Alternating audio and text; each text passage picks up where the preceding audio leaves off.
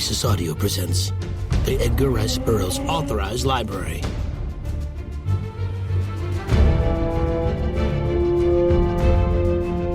Tarzan the Untamed by Edgar Rice Burroughs. Read for you by Ben Dooley.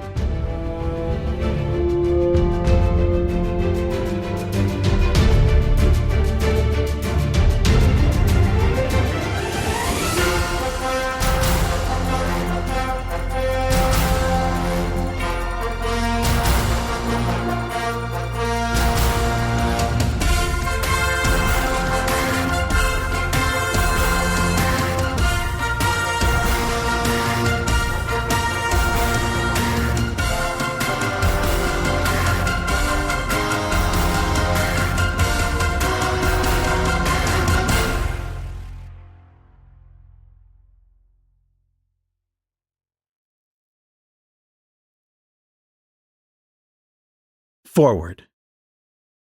Tarzan the Untamed is considered by many fans to be one of Edgar Rice Burroughs' most dramatic adventure stories, blending non-stop action, historical events from one corner of a world war, and unbridled patriotic fervor. The novel is aptly named, for the ape-man is at his most primeval as he seeks revenge on those who killed his wife, Jane. What was destined to become one of most renowned fictional couples in the world, Tarzan and Jane, Lord and Lady Greystoke, nearly ended with Tarzan the Untamed. Burroughs understood that Tarzan's jungle adventures were the reason the ape-man was so popular, but he had written himself and Tarzan into a corner. Following his wedding to Jane and their rearing a son, Tarzan had become too civilized, too encumbered as a landed English gentleman with London and African estates, too married. There was not enough ape left in the ape-man. The woman Tarzan loved so dearly, for whom he had surrendered his feral life, was now an impediment. So, how to rationalize the Lord of the Jungle's extended absences from home, adventuring while he left his adored wife behind? To resolve these problems, Burroughs decided to kill Jane at the beginning of Tarzan the Untamed. Now Tarzan could range free. As the author wrote in the novel, his was absolute freedom. The last tie that had bound him to civilization and custom had been severed. And the horrendous way his beloved was murdered loosed savage emotions and the desire for revenge, making for true primal conflict. There was another benefit to Tarzan's bachelor status. Burroughs was not just an adventure writer. He was a romance writer, too. In his stories, intertwined with and often driving the action, were a man and woman falling in love, despite wrongdoers, misfortunes, and misunderstandings. His readers were mainly adults, men and women, and he provided something for everyone. But his protagonists could only discover their love once. To bring a fresh love story to each Tarzan book, Burroughs had to introduce new couples, reducing the time he could devote to the ape-man. Once Tarzan was single again, he was available for a new romance. Understand that, at the time, Burroughs did not expect to pen more Tarzan sequels. Finally, the new novel gave Burroughs an outlet for his patriotic support of America during the Great War, his disdain for Germans as foes, and his frustrated desire to serve in uniform during wartime. What is now called World War I started on July 28, 1914, with the United States finally entering into battle on April 6, 1917. 19 months later, the global conflict ended with the armistice of November 11, 1918. Burroughs' early years as an author coincided in large part with the war, yet his attempts to don a military uniform during the war continued despite his burgeoning writing career. Burroughs was 38, with a wife and 3 children, when the Great War commenced in 1914. His age and family opposition kept him from enlisting in the regular army. Motivated by patriotism and eager to participate in some way, he asked his friend and professional advocate, Albert Payson Terhune, an editor of the New York Evening World, the first newspaper to serialize Tarzan of the Apes, for credentials to serve as a war correspondent. Finally, in July 1917, Burroughs received an appointment to captain in the Illinois Reserve Militia, commanding A Company of the 2nd Infantry. Promoted to major in September 1918, he then commanded 1st Battalion of the 2nd Infantry, Illinois Reserve Militia. His mission was to recruit and train soldiers in the state's defense force. Wartime anti-German propaganda, especially from England, had a profound impact on Burroughs, coloring his view of Germans and Germany.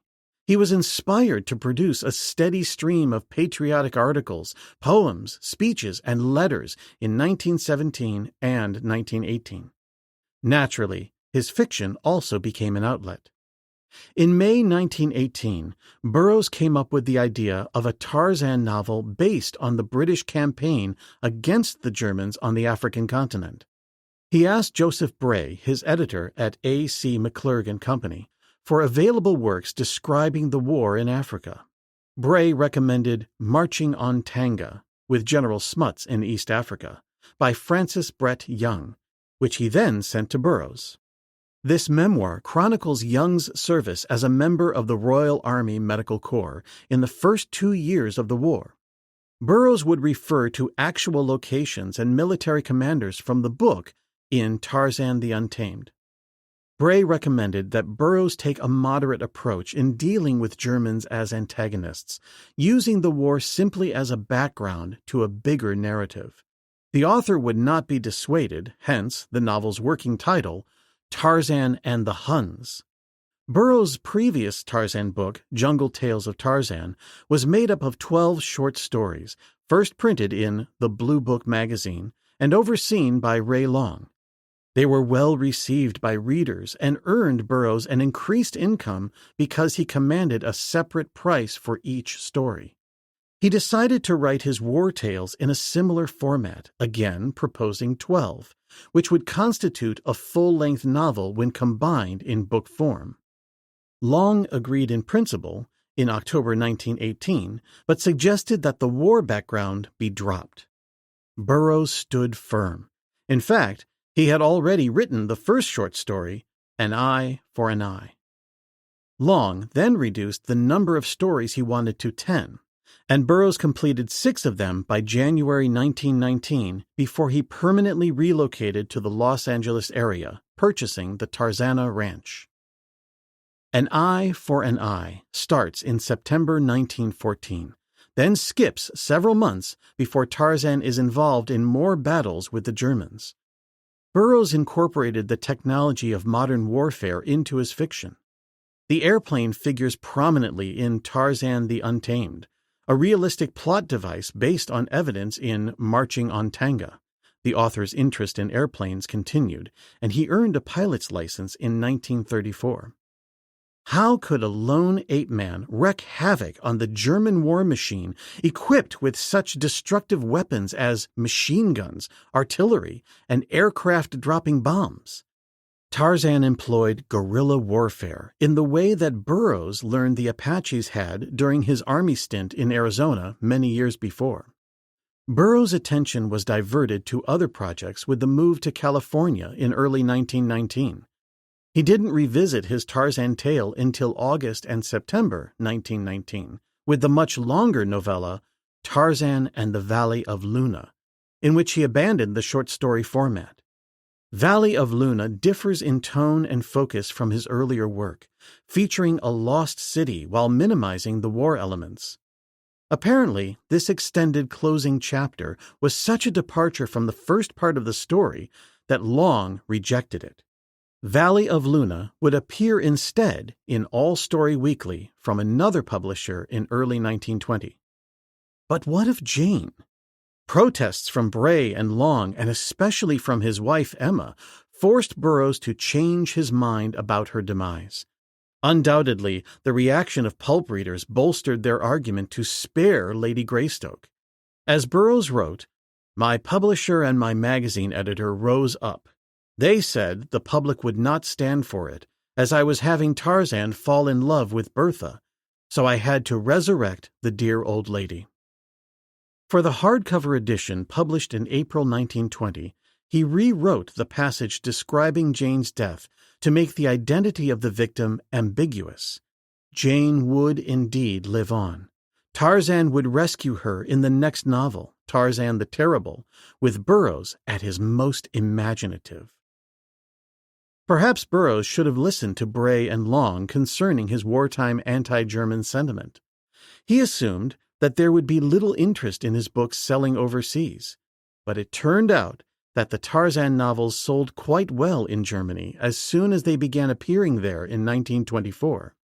Burroughs' growing apprehension about the impact on the German market of certain scenes and characters in his wartime stories led to his recommendation to rewrite them, or even remove them entirely from all overseas markets.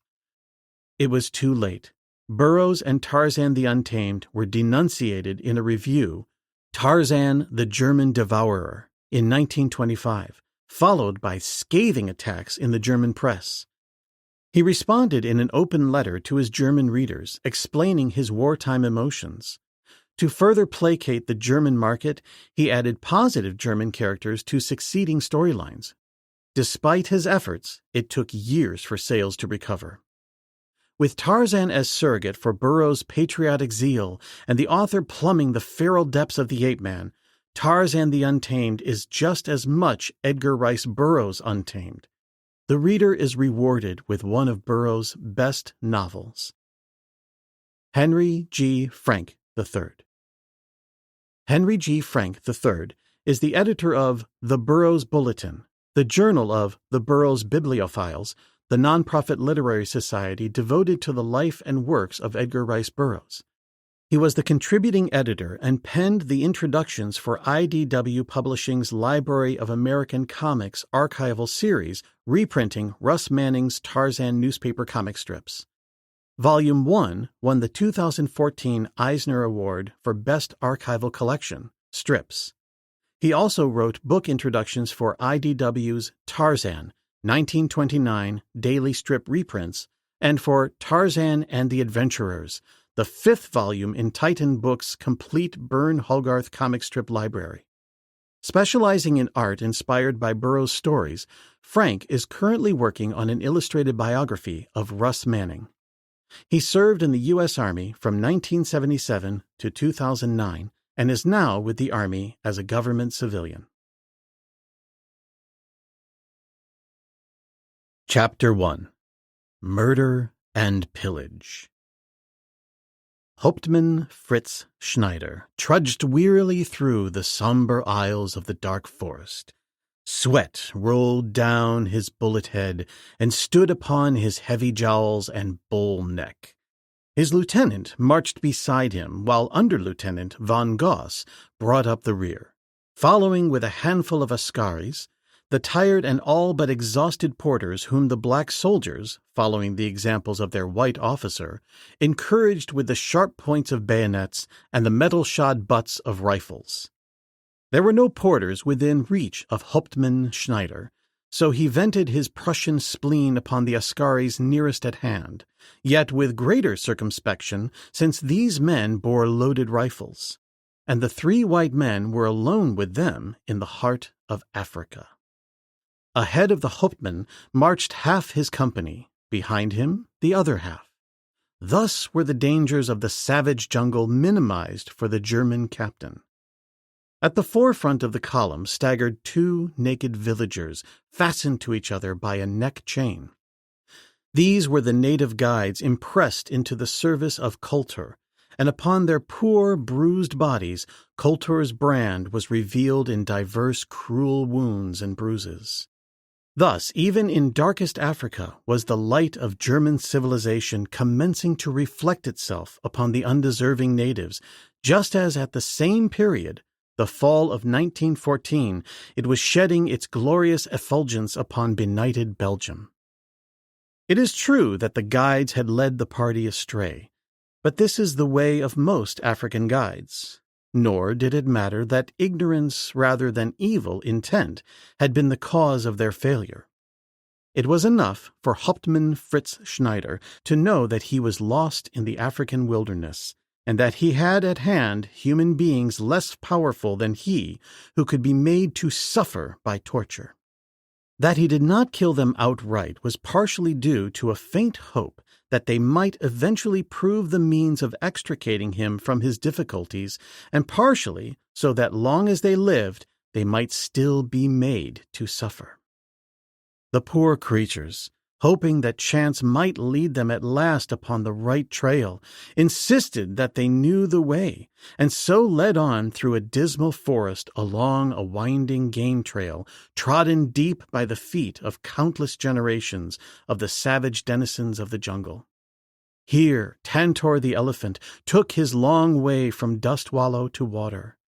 Here Buto, the rhinoceros, blundered blindly in his solitary majesty, while by night the great cats paced silently upon their padded feet beneath the dense canopy of overreaching trees toward the broad plain beyond, where they found their best hunting. It was at the edge of this plain, which came suddenly and unexpectedly before the eyes of the guides, that their sad hearts beat with renewed hope.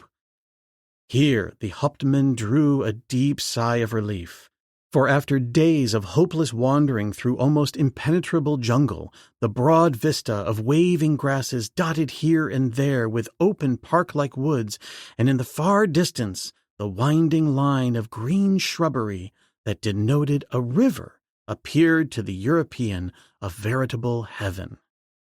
The Hun smiled in his relief, passed a cheery word with his lieutenant, and then scanned the broad plain with his field glasses. Back and forth they swept across the rolling land, until at last they came to rest upon a point near the center of the landscape and close to the green-fringed contours of the river. "They are in luck," said Schneider to his companions. "Do you see it?" The lieutenant, who was also gazing through his own glasses, finally brought them to rest upon the same spot that had held the attention of his superior. "Yes," he said, "an English farm. It must be Greystokes, for there is none other in this part of British East Africa. God is with us, Herr Captain. We have come upon the English swinehund long before he can have learned that his country is at war with ours," replied Schneider. "Let him be the first to feel the iron hand of Germany." "Let us hope that he is at home," said the lieutenant, "that we may take him with us when we report to Kraut at Nairobi. It will go well indeed with Herr Hauptmann Fritz Schneider if he brings in the famous Tarzan of the apes as a prisoner of war." Schneider smiled and puffed out his chest. "You are right, my friend," he said. "It will go well with both of us, but I shall have to travel far to catch General Kraut before he reaches Mombasa. These English pigs with their contemptible army will make good time to the Indian Ocean." It was in a better frame of mind that the small force set out across the open country toward the trim and well-kept farm buildings of John Clayton, Lord Greystoke. But disappointment was to be their lot, since neither Tarzan of the Apes nor his son was at home. Lady Jane, ignorant of the fact that a state of war existed between Great Britain and Germany, welcomed the officers most hospitably and gave orders through her trusted Waziri to prepare a feast for the black soldiers of the enemy. Far to the east, Tarzan of the Apes was traveling rapidly from Nairobi toward the farm. At Nairobi, he had received news of the World War that had already started, and, anticipating an immediate invasion of British East Africa by the Germans, was hurrying homeward to fetch his wife to a place of greater security. With him were a score of his Iban warriors, but far too slow for the ape-man was the progress of these trained and hardened woodsmen. When necessity demanded, Tarzan of the Apes sloughed the thin veneer of his civilization, and with it the hampering apparel that was its badge. In a moment, the polished English gentleman reverted to the naked ape-man. His mate was in danger. For a time, that single thought dominated. He did not think of her as Lady Jane Greystoke, but rather as the she he had won by the might of his steel thews, that he must hold and protect by virtue of the same offensive armament. It was no member of the House of Lords who swung swiftly and grimly through the tangled forest, or trod with untiring muscles the wide stretches of open plain. It was a great he-ape, filled with a single purpose that excluded all thoughts of fatigue or danger. Little Manu, the monkey, scolding and chattering in the upper terraces of the forest, saw him pass. Long had it been since he had thus beheld the grey Tarmangani, naked and alone, hurtling through the jungle. Bearded and grey was Manu, the monkey, and to his dim old eyes came the fire of recollection of those days when Tarzan of the Apes had ruled supreme, lord of the jungle, over all the myriad life that trod the matted vegetation between the boles of the great trees, or flew or swung or climbed in the leafy fastness upward to the very apex of the loftiest terraces. And Numa, the lion, lying up for the day close beside last night's successful kill, blinked his yellow-green eyes and twitched his tawny tail as he caught the scent spoor of his ancient enemy. Nor was Tarzan senseless to the presence of Numa or Manu or any of the many jungle beasts he passed in his rapid flight toward the west. No particle had his shallow probing of English society dulled his marvelous sense faculties. His nose had picked out the presence of Numa the lion even before the majestic king of beasts was aware of his passing. He had heard noisy little Manu, and even the soft rustling of the parting shrubbery where Sheeta passed before either of those alert animals sensed his presence. But however keen the senses of the ape-man, however swift his progress through the wild country of his adoption, however mighty the muscles that bore him, he was still mortal. Time and space placed their inexorable limits upon him, nor was there another who realized this truth more keenly than Tarzan. He chafed and fretted that he could not travel with the swiftness of thought, and that the long, tedious miles stretching far ahead of him must require hours and hours of tireless effort upon his part before he would swing at last from the final bough of the fringing forest into the open plain and in sight of his goal. Days it took, even though he lay up at night for but a few hours and left to chance the finding of meat directly on his trail. If Wapi, the antelope, or Horta, the boar, chanced in his way when he was hungry, he ate, pausing but long enough to make the kill and cut himself a steak. Then, at last, the long journey drew to its close, and he was passing through the last stretch of heavy forest that bounded his estate upon the east, and then this was traversed, and he stood upon the plain's edge, looking out across his broad lands toward his home. At the first glance, his eyes narrowed and his muscles tensed. Even at that distance, he could see that something was amiss. A thin spiral of smoke arose at the right of the bungalow where the barns had stood, but there were no barns there now, and from the bungalow chimney from which smoke should have arisen, there arose nothing. Once again, Tarzan of the Apes was speeding onward, this time even more swiftly than before, for he was goaded now by a nameless fear, more product of intuition than of reason. Even as the beasts, Tarzan of the Apes seemed to possess a sixth sense. Long before he reached the bungalow, he had almost pictured the scene that finally broke upon his view. Silent and deserted was the vine-covered cottage. Smoldering embers marked the site of his great barns. Gone were the thatched huts of his sturdy retainers, empty the fields, the pastures, and corrals. Here and there vultures rose and circled above the carcasses of men and beasts. It was with a feeling as nearly akin to terror as he ever had experienced that the ape-man finally forced himself to enter his home. The first sight that met his eyes set the red haze of hate and bloodlust across his vision. For there, crucified against the wall of the living room, was Wazimbu, giant son of the faithful Muviro, and for over a year the personal bodyguard of Lady Jane. The overturned and shattered furniture of the room, the brown pools of dried blood upon the floor, and prints of bloody hands on walls and woodwork evidenced something of the frightfulness of the battle that had been waged within the narrow confines of the apartment. Across the baby grand piano lay the corpse of another black warrior, while before the door of Lady Jane's boudoir were the dead bodies of 3 more of the faithful Greystokes servants. The door of this room was closed. With drooping shoulders and dull eyes, Tarzan stood gazing dumbly at the insensate panel, which hid from him what horrid secret he dared not even guess. Slowly, with leaden feet, he moved toward the door. Gropingly, his hand reached for the knob. Thus he stood for another long minute, and then, with a sudden gesture, he straightened his giant frame, threw back his mighty shoulders, and, with fearless head held high, swung back the door and stepped across the threshold into the room which held for him the dearest memories and associations of his life.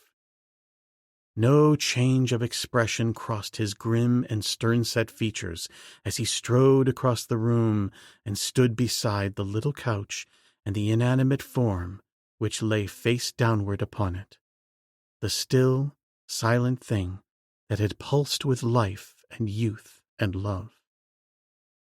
No tear dimmed the eye of the ape-man, but the God who made him alone could know the thoughts that passed through that still, half-savage brain. For a long time he stood there, just looking down upon the dead body, charred beyond recognition, and then he stooped and lifted it in his arms. As he turned the body over and saw how horribly death had been meted, he plumbed, in that instant, the uttermost depths of grief and horror and hatred.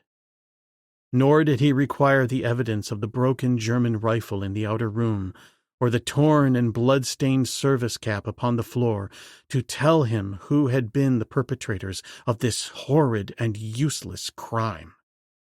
For a moment he had hoped against hope that the blackened corpse was not that of his mate, but when his eyes discovered and recognized the rings upon her fingers, the last faint ray of hope forsook him.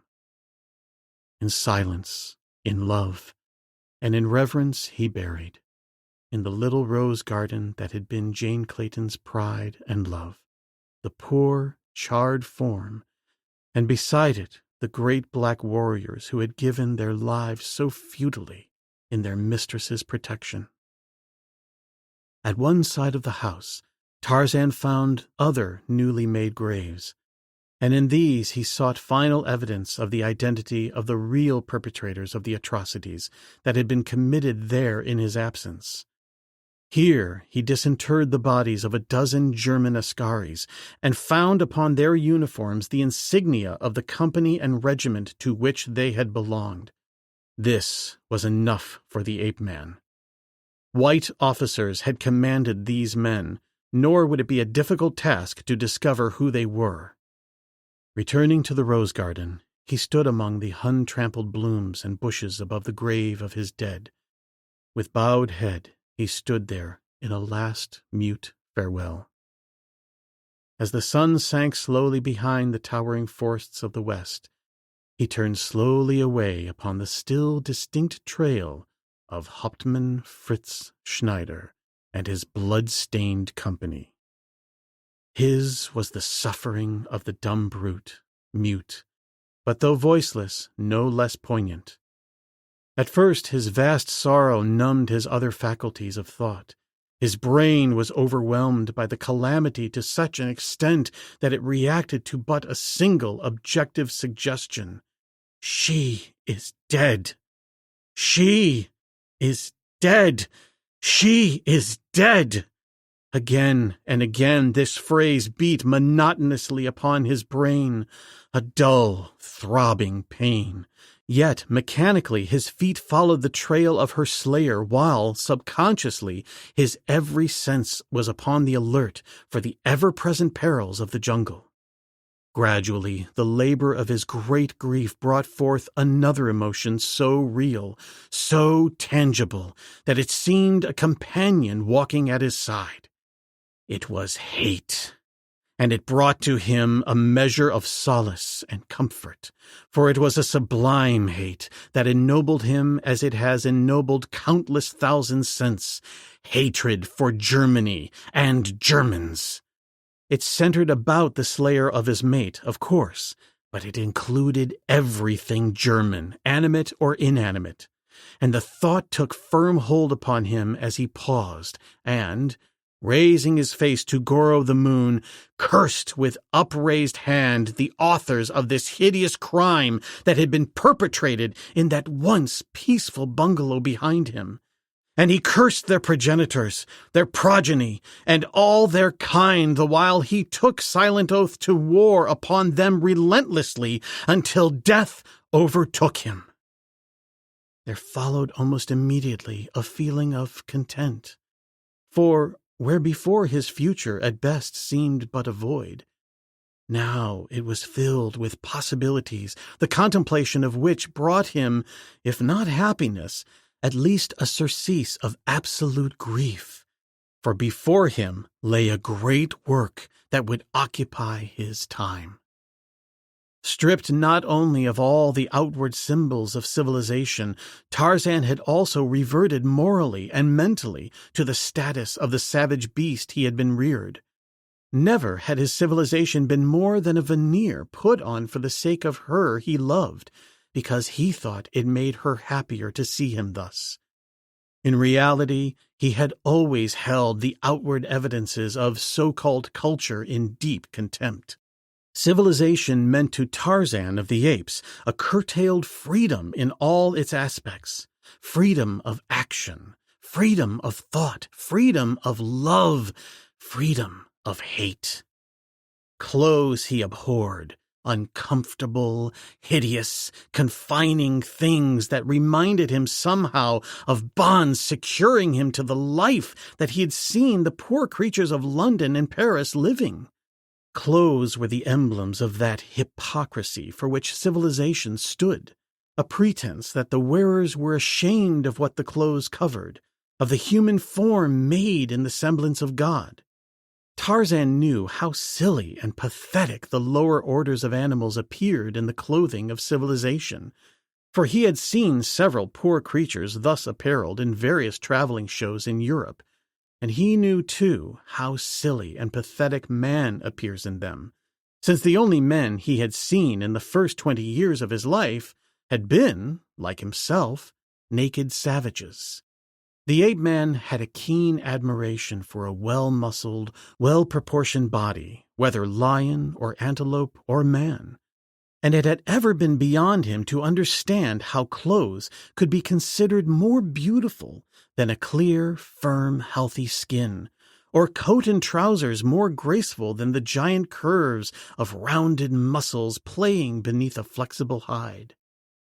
In civilization, Tarzan had found greed and selfishness and cruelty far beyond that which he had known in his familiar, savage jungle.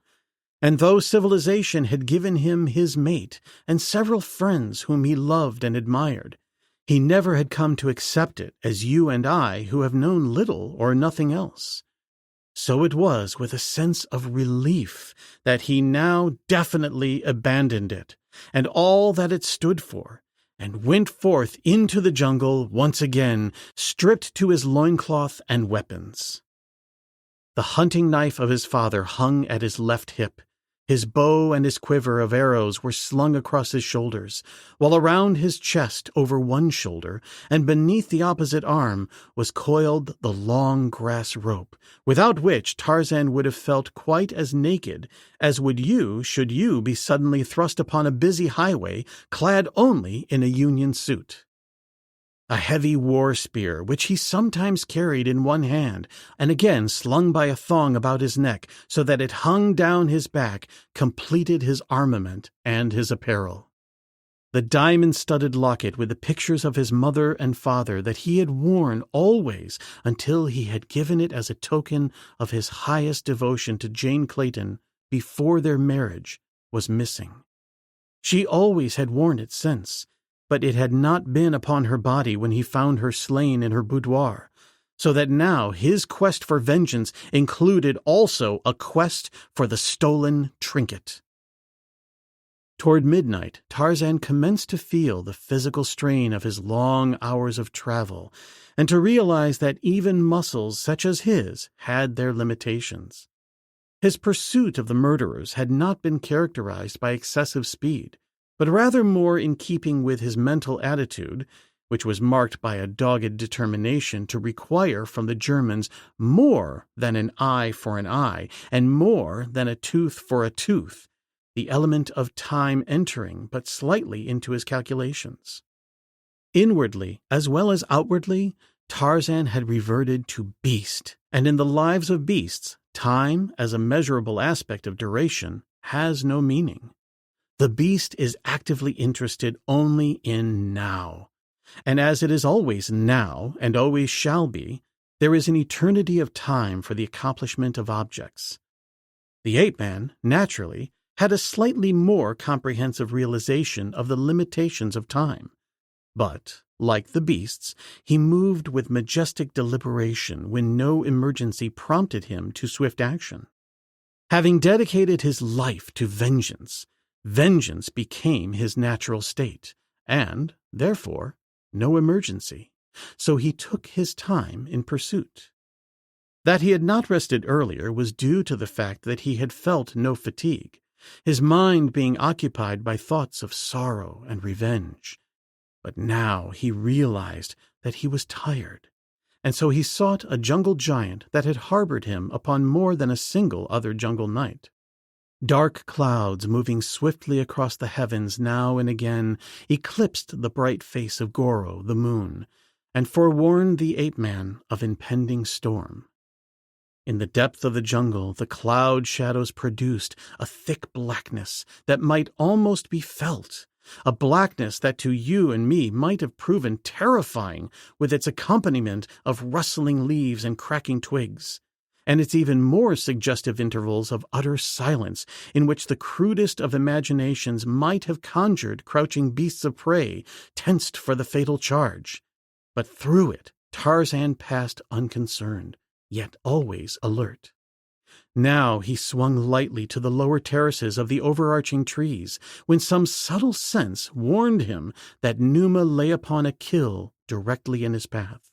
Or again he sprang lightly to one side as Buto the rhinoceros lumbered toward him along the narrow, deep-worn trail. For the ape-man, ready to fight upon necessity's slightest pretext, avoided unnecessary quarrels.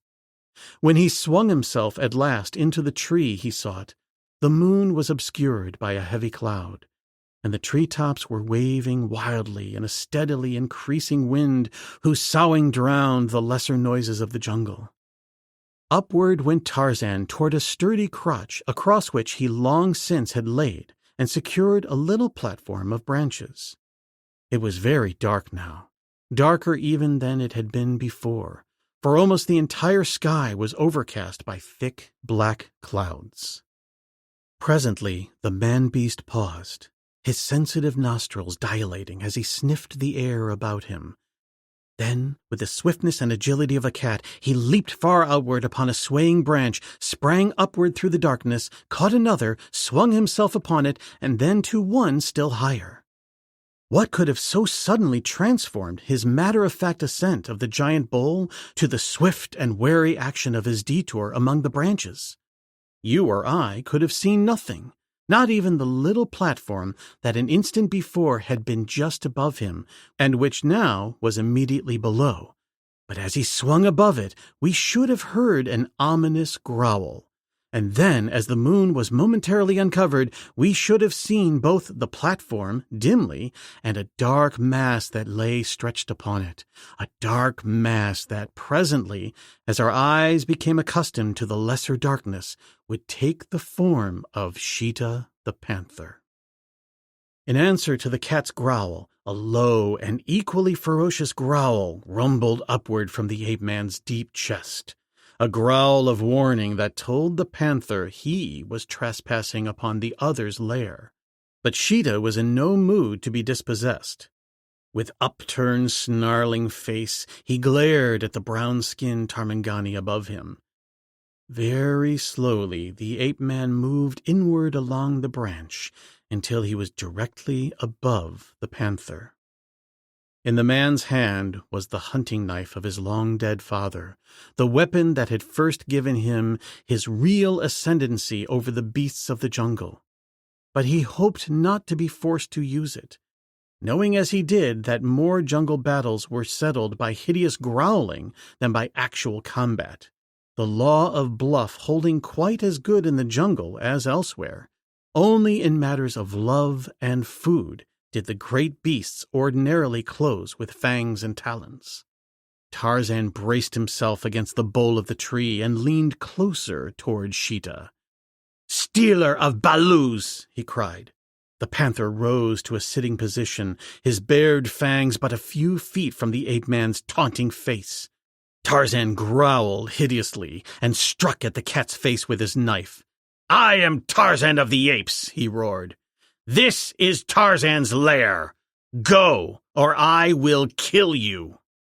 Though he spoke in the language of the great apes of the jungle, it is doubtful that Sheeta understood the words, though he knew well enough that the hairless ape wished to frighten him from his well-chosen station, past which edible creatures might be expected to wander sometime during the watches of the night. Like lightning, the cat reared and struck a vicious blow at his tormentor with great bared talons that might well have torn away the ape-man's face had a blow landed. But it did not land. Tarzan was even quicker than Sheeta. As the panther came to all fours again upon the little platform, Tarzan unslung his heavy spear and prodded at the snarling face. And as Sheeta warded off the blows, the two continued their horrid duet of blood-curdling roars and growls. Goaded to frenzy, the cat presently determined to come up after this disturber of peace. But when he essayed to leap to the branch that held Tarzan, he found the sharp spear point always in his face. And each time as he dropped back, he was prodded viciously in some tender part. But at length, rage having conquered his better judgment, he leaped up the rough bole to the very branch upon which Tarzan stood. Now the two faced each other upon even footing, and Sheeta saw a quick revenge and a supper all in one. The hairless ape thing with the tiny fangs and the puny talons would be helpless before him. The heavy limb bent beneath the weight of the two beasts as Sheeta crept cautiously out upon it, and Tarzan backed slowly away, growling. The wind had risen to the proportions of a gale, so that even the greatest giants of the forest swayed, groaning to its force, and the branch upon which the two faced each other rose and fell like the deck of a storm-tossed ship. Goro was now entirely obscured, but vivid flashes of lightning lit up the jungle at brief intervals, revealing the grim tableau of a primitive passion upon the swaying limb. Tarzan backed away, drawing Sheeta farther from the stem of the tree and out upon the tapering branch, where his footing became even more precarious. The cat, infuriated by the pain of spear wounds, was overstepping the bounds of caution. Already he had reached a point where he could do little more than maintain a secure footing, and it was this moment that Tarzan chose to charge. With a roar that mingled with the booming thunder from above, he leaped toward the panther, who could only claw futilely with one huge paw while he clung to the branch with the other. But the ape-man did not come within that parabola of destruction. Instead, he leaped above the menacing claws and snapping fangs, turning in midair and alighting upon Sheeta's back. And at the instant of impact, his knife struck deep into the tawny side. Then Sheeta, impelled by pain and hate and rage and the first law of nature, went mad. Screaming and clawing, he attempted to turn upon the ape thing clinging to his back. For an instant, he toppled upon the now widely gyrating limb, clutching frantically to save himself, and then plunged downward into the darkness, with Tarzan still clinging to him. Crashing through splintering branches, the two fell. Not for an instant did the ape-man consider relinquishing his death hold upon his adversary. He had entered the lists in mortal combat, and true to the primitive instincts of the wild, the unwritten law of the jungle, one or both must die before the battle ended. Sheeta, cat-like, alighted upon 4 outsprawled feet, the weight of the ape-man crushing him to the earth, the long knife again embedded in his side. Once the panther struggled to rise, but only to sink to the earth again. Tarzan felt the giant muscles relax beneath him. Sheeta was dead. Rising, the ape-man placed a foot upon the body of his vanquished foe, raised his face toward the thundering heavens, and as the lightning flashed and the torrential rain broke upon him, screamed forth the wild victory cry of the bull ape. Having accomplished his aim and driven the enemy from his lair, Tarzan gathered an armful of large fronds and climbed to his dripping couch. Laying a few of the fronds upon the poles, he lay down and covered himself against the rain with the others, and despite the wailing of the wind and the crashing of the thunder, immediately fell asleep. Chapter 2. The Lion's Cave. The rain lasted for 24 hours, and much of the time it fell in torrents, so that when it ceased, the trail he had been following was entirely obliterated. Cold and uncomfortable, it was a savage Tarzan who threaded the mazes of the soggy jungle. Manu, the monkey, shivering and chattering in the dank trees, scolded and fled at his approach. Even the panthers and the lions let the growling Tarmangani pass unmolested. When the sun shone again upon the second day, and a wide, open plain let the full heat of kudu flood the chilled brown body, Tarzan's spirits rose. But it was still a sullen, surly brute that moved steadily onward into the south, where he hoped again to pick up the trail of the Germans. He was now in German East Africa, and it was his intention to skirt the mountains west of Kilimanjaro, whose rugged peaks he was quite willing to give a wide berth, and then swing eastward along the south side of the range to the railway that led to Tanga, for his experience among men suggested that it was toward this railroad that German troops would be likely to converge. 2 days later, from the southern slopes of Kilimanjaro, he heard the boom of cannon far away to the east. The afternoon had been dull and cloudy, and now, as he was passing through a narrow gorge, a few great drops of rain began to splatter upon his naked shoulders. Tarzan shook his head and growled his disapproval. Then he cast his eyes about for shelter, for he had had quite enough of the cold and drenching. He wanted to hasten on in the direction of the booming noise, for he knew that there would be Germans fighting against the English. For an instant, his bosom swelled with pride at the thought that he was English, and then he shook his head again viciously.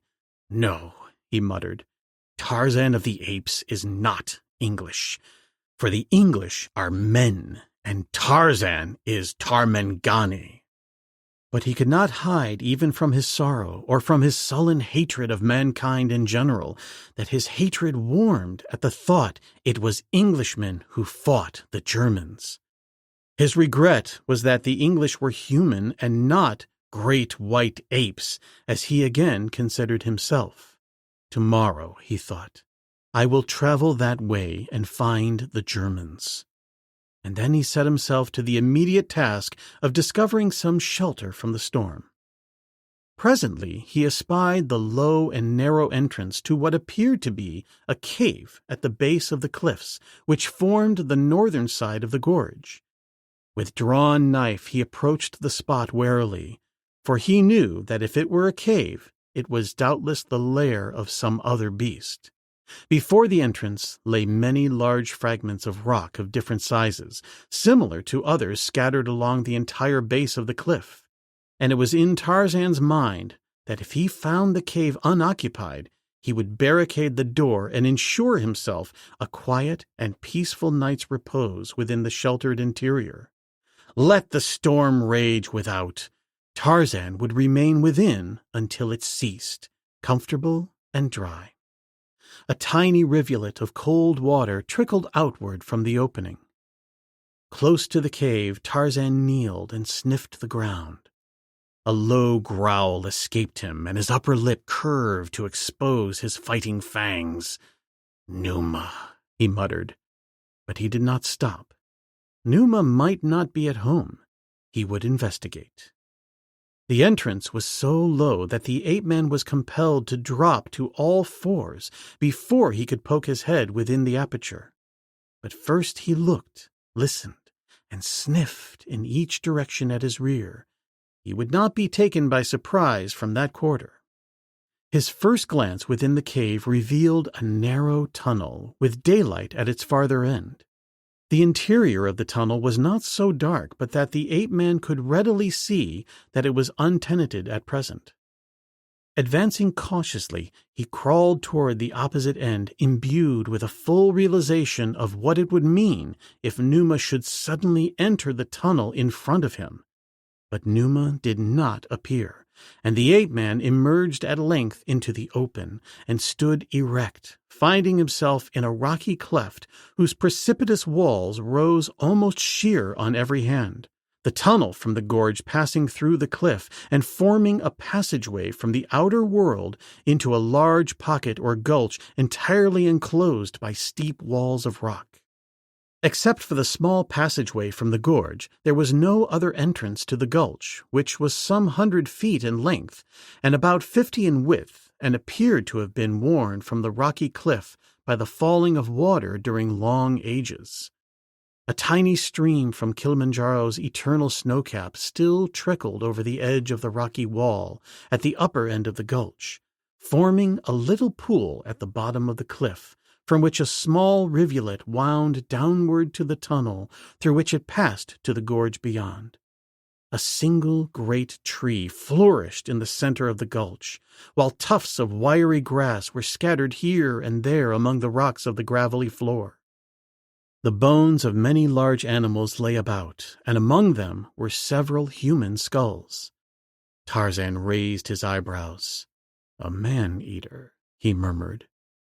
"And from appearances he has held sway here for a long time. Tonight Tarzan will take the lair of the man-eater, and Numa may roar and grumble upon the outside." The ape-man had advanced well into the gulch as he investigated his surroundings, and now, as he stood near the tree, satisfied that the tunnel would prove a dry and quiet retreat for the night, he turned to retrace his way to the outer end of the entrance, that he might block it with boulders against Numa's return. But even with the thought there came something to his sensitive ears that froze him into statuesque immobility, with eyes glued upon the tunnel's mouth. A moment later, the head of a huge lion, framed in a great black mane, appeared in the opening. The yellow-green eyes glared, round and unblinking, straight at the trespassing Tarmangani. A low growl grumbled from the deep chest, and lips curled back to expose the mighty fangs. "Brother of Dango!" shouted Tarzan, angered that Numa's return should have been so timed as to frustrate his plans for a comfortable night's repose.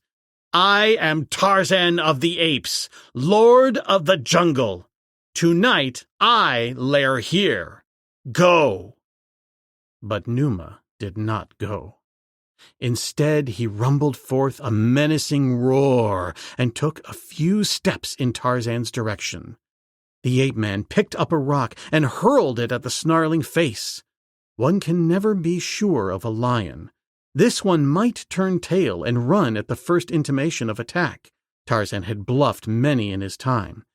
But not now. The missile struck Numa full upon the snout, a tender part of a cat's anatomy, and instead of causing him to flee, it transformed him into an infuriated engine of wrath and destruction. Up went his tail, stiff and erect, and with a series of frightful roars, he bore down upon the Tarmangani at the speed of an express train. Not an instant too soon did Tarzan reach the tree and swing himself into the branches, and there he squatted, hurling insults at the king of beasts while Numa paced a circle beneath him, growling and roaring in rage. It was raining now in earnest, adding to the ape-man's discomfort and disappointment.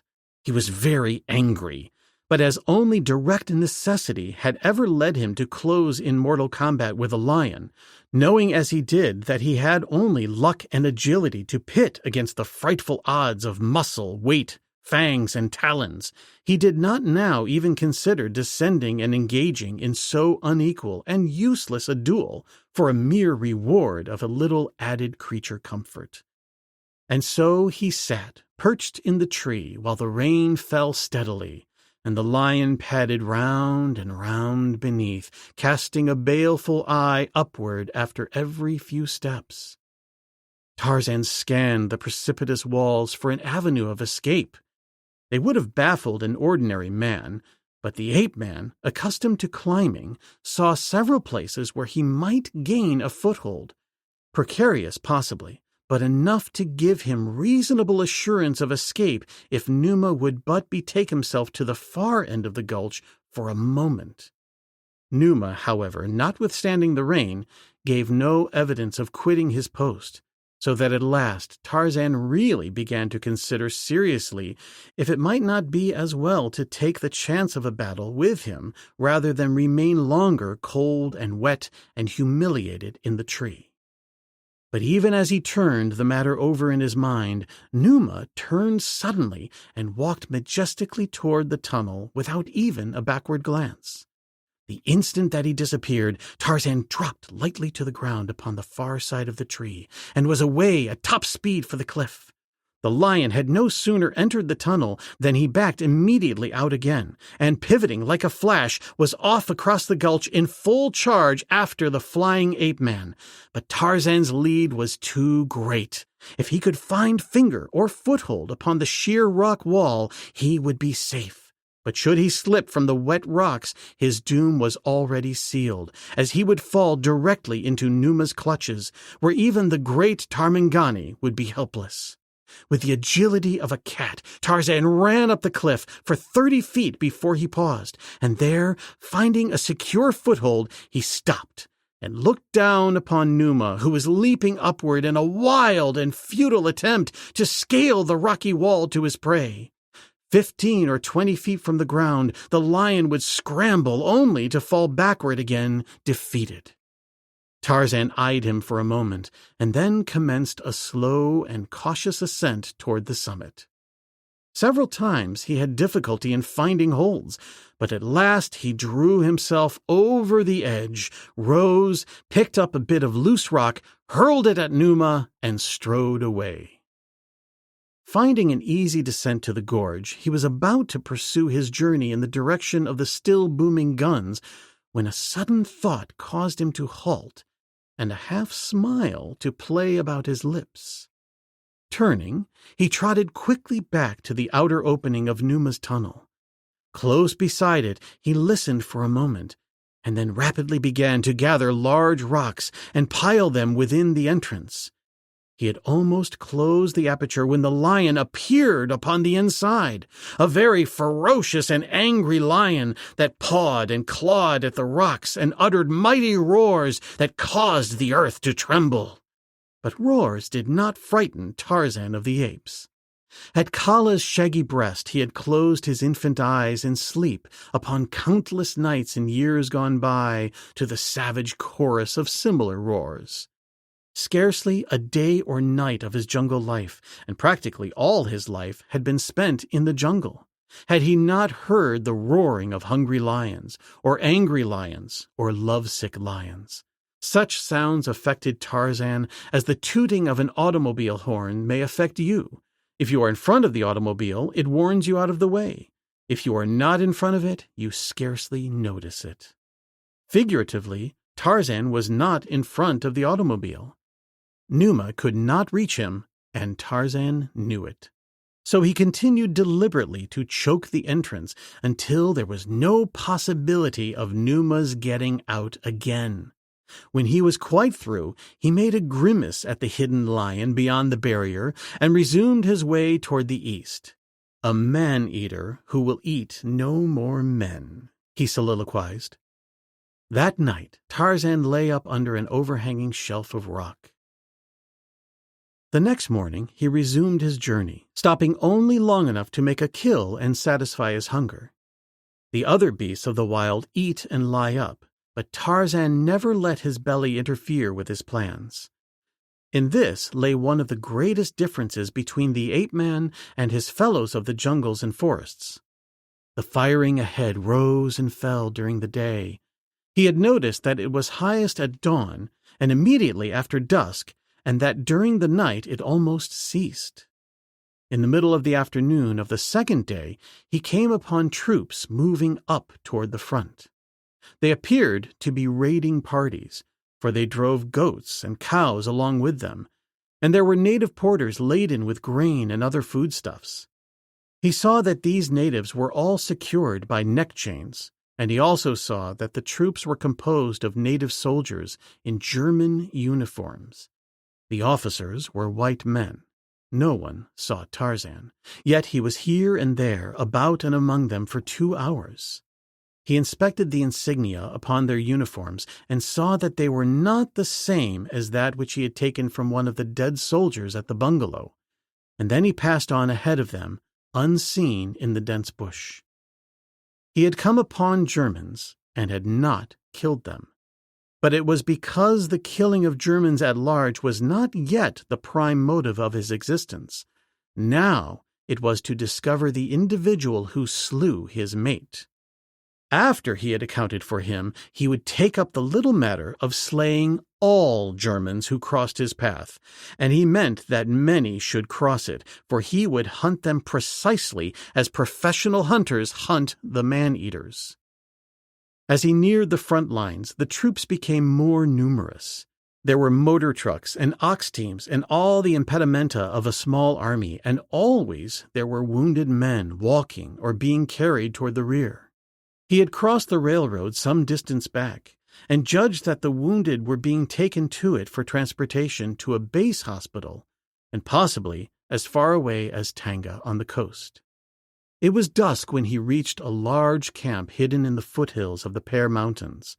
As he was approaching from the rear, he found it but lightly guarded, and what sentinels there were not upon the alert, and so it was an easy thing for him to enter after darkness had fallen, and prowl about listening at the backs of tents, searching for some clue to the slayer of his mate.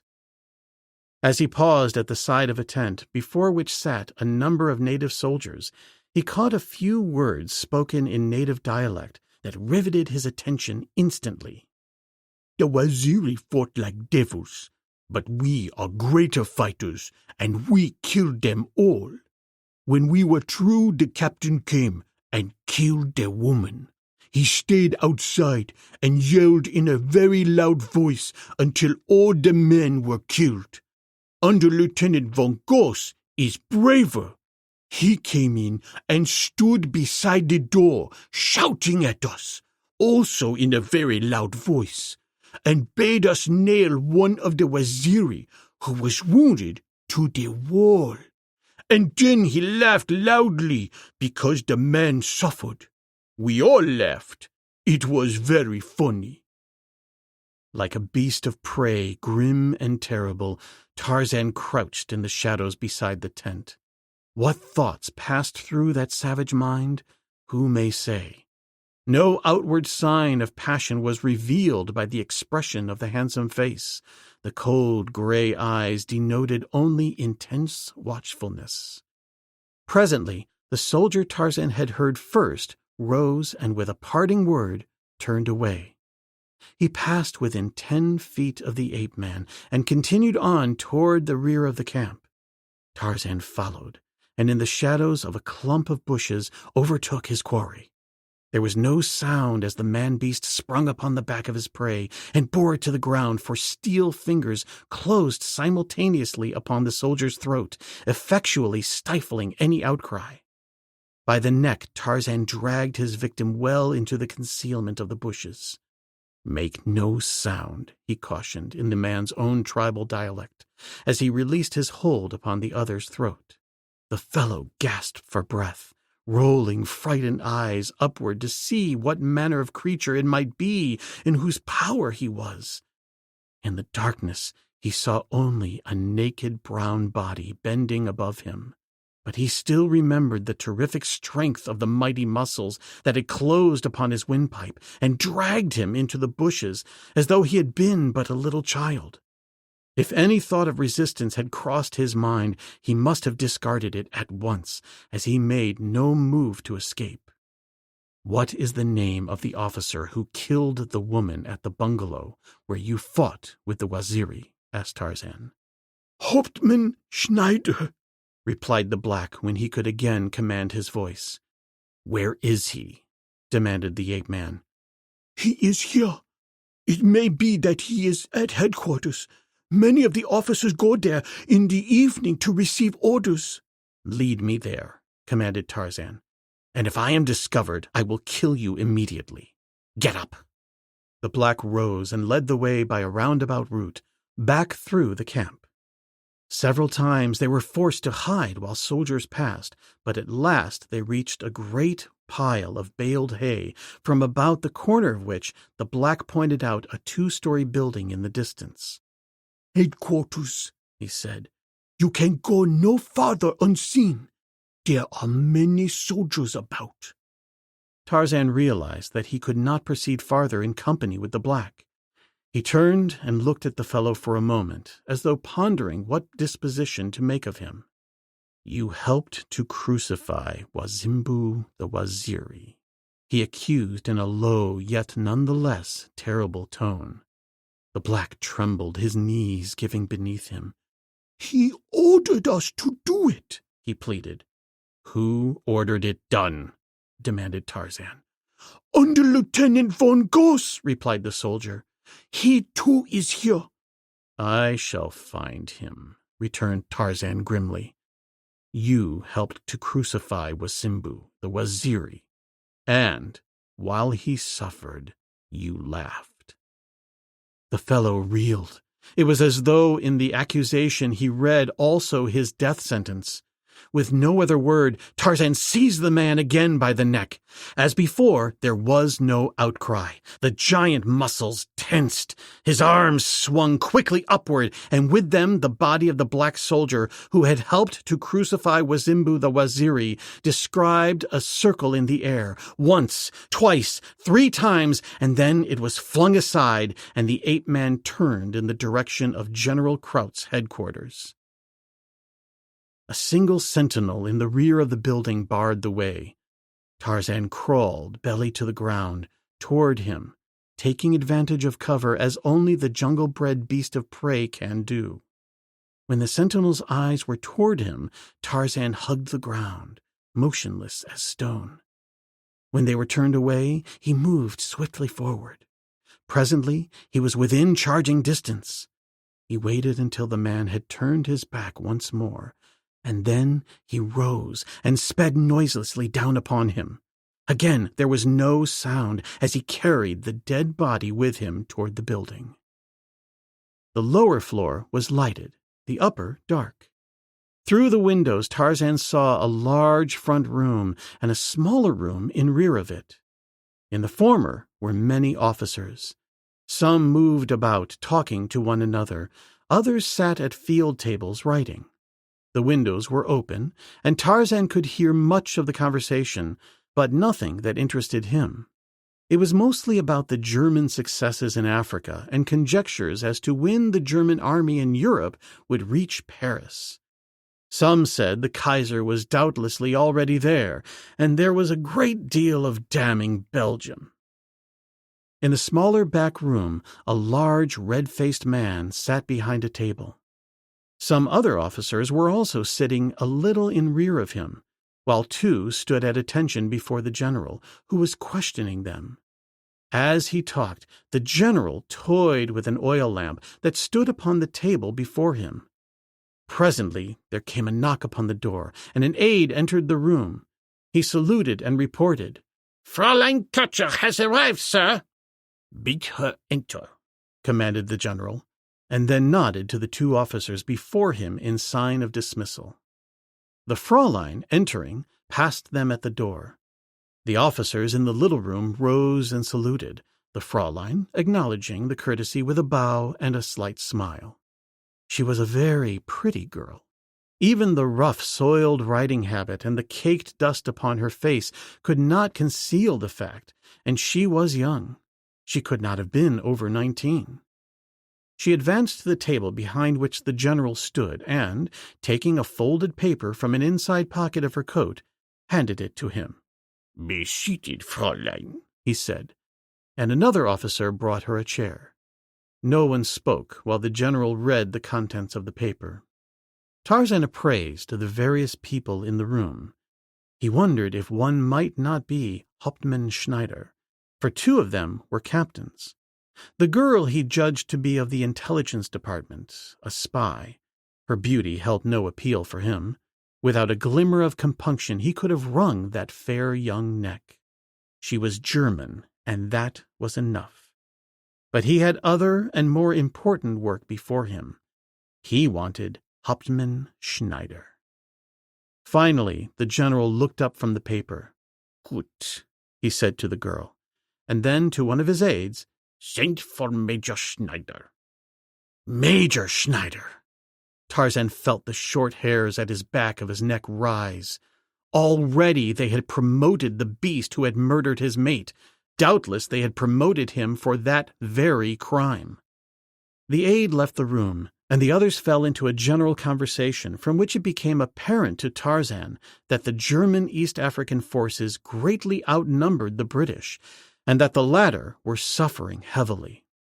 The ape-man stood so concealed in a clump of bushes that he could watch the interior of the room without being seen from within, while he was, at the same time, hidden from the view of anyone who might chance to pass along the post of the sentinel he had slain. Momentarily, he was expecting a patrol or a relief to appear and discover that the sentinel was missing, when he knew an immediate and thorough search would be made. Impatiently, he awaited the coming of the man he sought, and at last he was rewarded by the reappearance of the aide who had been dispatched to fetch him, accompanied by an officer of medium size with fierce, upstanding mustaches. The newcomer strode to the table, halted and saluted, reporting. The general acknowledged the salute and turned toward the girl. "Fräulein Xuja," he said, "allow me to present Major Schneider." Tarzan waited to hear no more. Placing a palm upon the sill of the window, he vaulted into the room into the midst of an astounded company of the Kaiser's officers. With a stride, he was at the table, and with a sweep of his hand sent the lamp crashing into the fat belly of the general, who, in his mad effort to escape cremation, fell over backward, chair and all, upon the floor.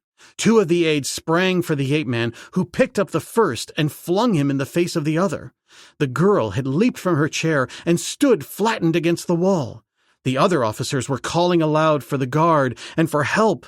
Tarzan's purpose centered upon but a single individual, and him he never lost sight of. Freed from attack for an instant, he seized Major Schneider, threw him over his shoulder, and was out of the window so quickly that the astonished assemblage could scarce realize what had occurred. A single glance showed him that the sentinel's post was still vacant, and a moment later he and his burden were in the shadows of the hay dump.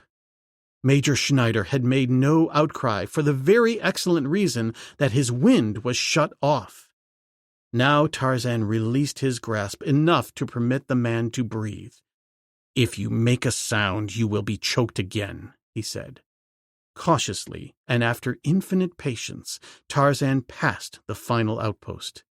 Forcing his captive to walk before him, he pushed on toward the west until, late into the night, he recrossed the railway, where he felt reasonably safe from discovery.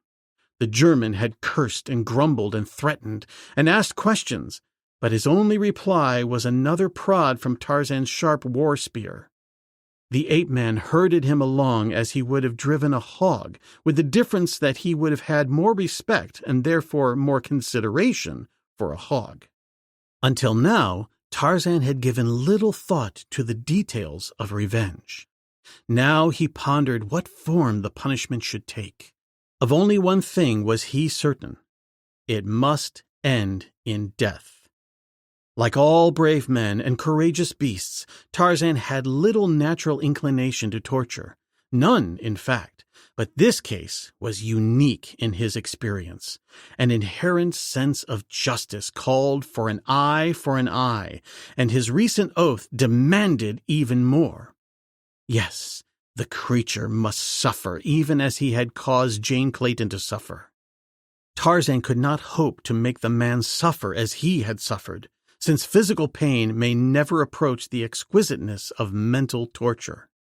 All through the long night, the ape-man goaded on the exhausted and now terrified Hun. The awful silence of his captor wrought upon the German's nerves. If he would only speak! Again and again Schneider tried to force or coax a word from him, but always the result was the same. Continued silence, and a vicious and painful prod from the spear point. Schneider was bleeding and sore. He was so exhausted that he staggered at every step, and often he fell, only to be prodded to his feet again by that terrifying and remorseless spear. It was not until morning that Tarzan reached a decision, and it came to him like an inspiration from above. A slow smile touched his lips, and he immediately sought a place to lie up and rest. He wished his prisoner to be fit now for what lay in store for him. Ahead was a stream which Tarzan had crossed the day before. He knew the ford for a drinking place and a likely spot to make an easy kill. Cautioning the German to utter silence with a gesture, the two approached the stream quietly. Down the game trail, Tarzan saw some deer about to leave the water.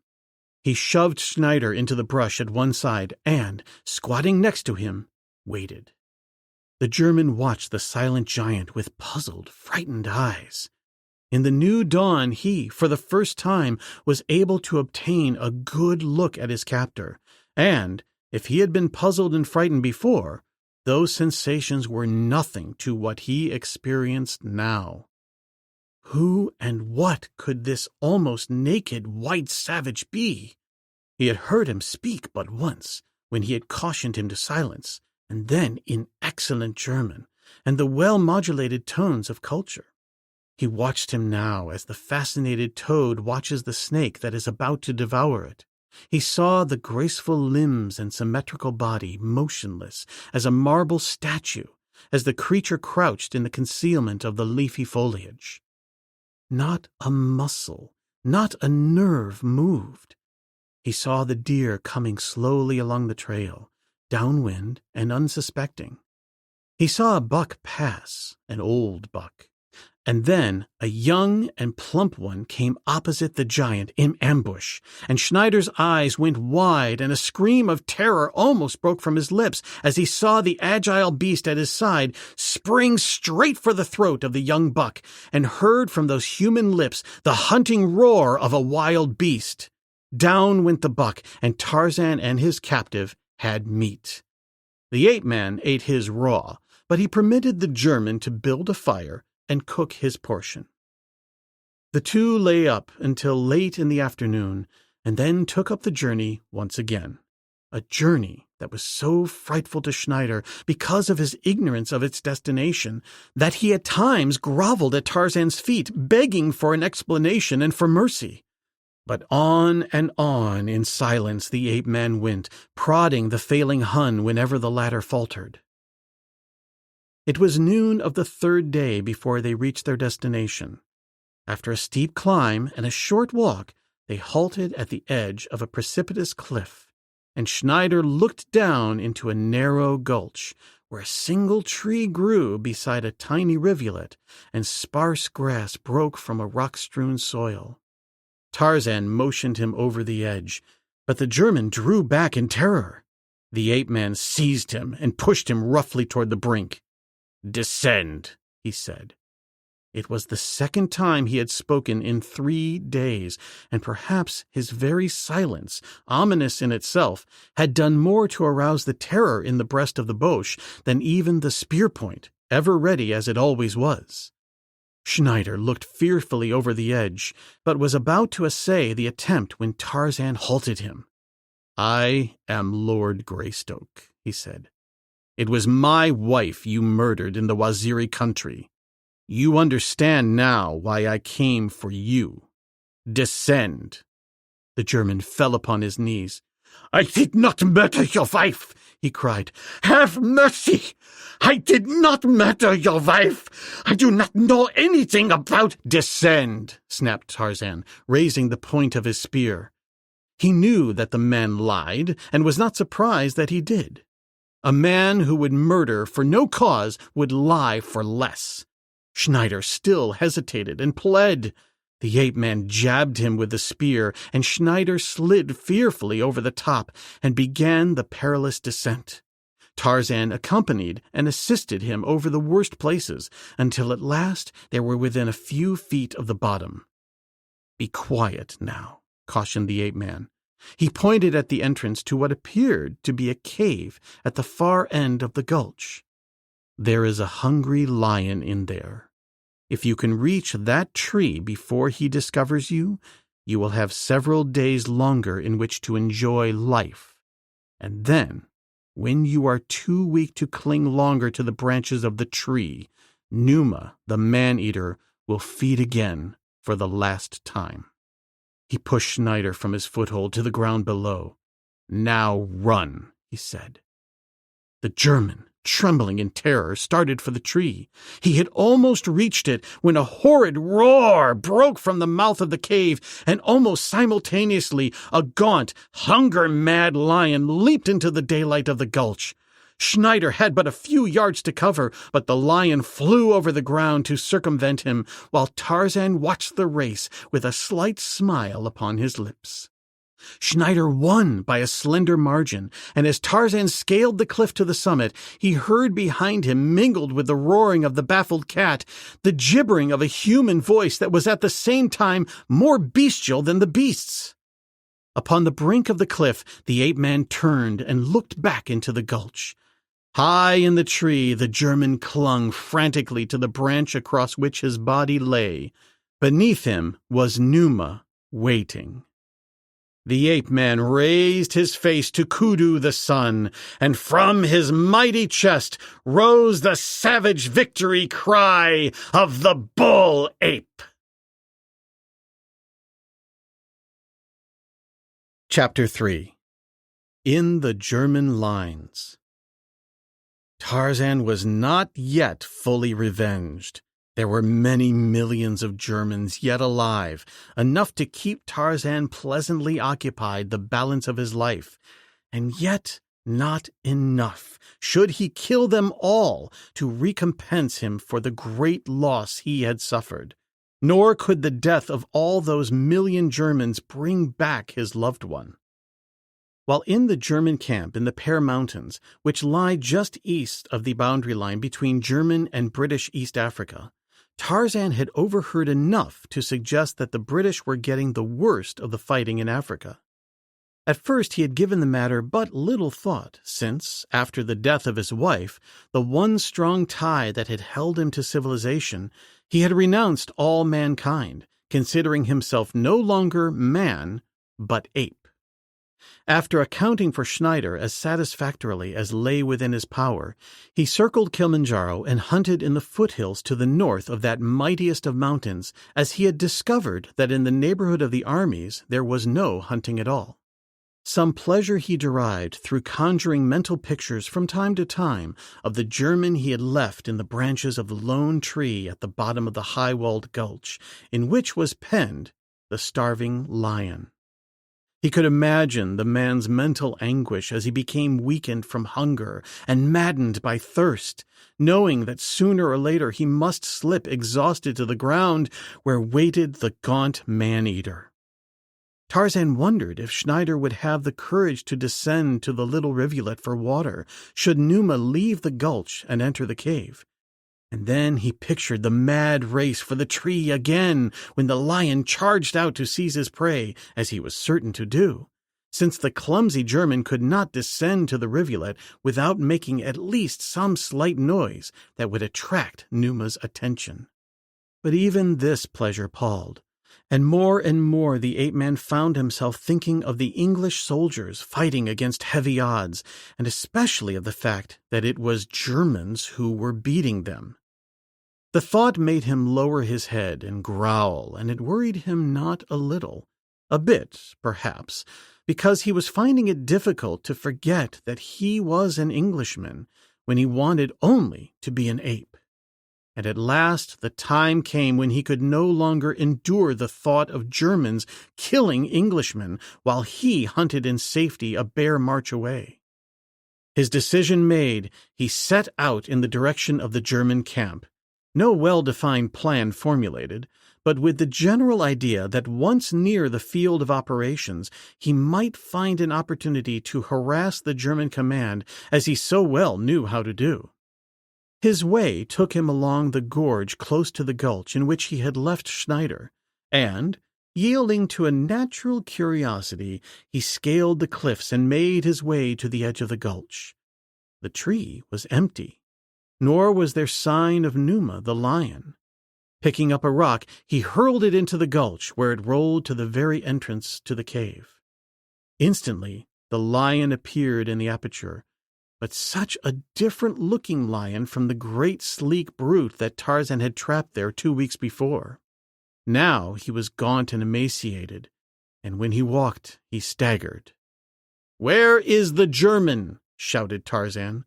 "Was he good eating, or only a bag of bones when he slipped and fell from the tree?" Numa growled. "You look hungry, Numa," continued the ape-man. "You must have been very hungry to eat all the grass from your lair, and even the bark from the tree as far up as you can reach. Would you like another German?" And smiling, he turned away. A few minutes later, he came suddenly upon Bara, the deer, asleep beneath a tree. And as Tarzan was hungry, he made a quick kill, and squatting beside his prey, proceeded to eat his fill.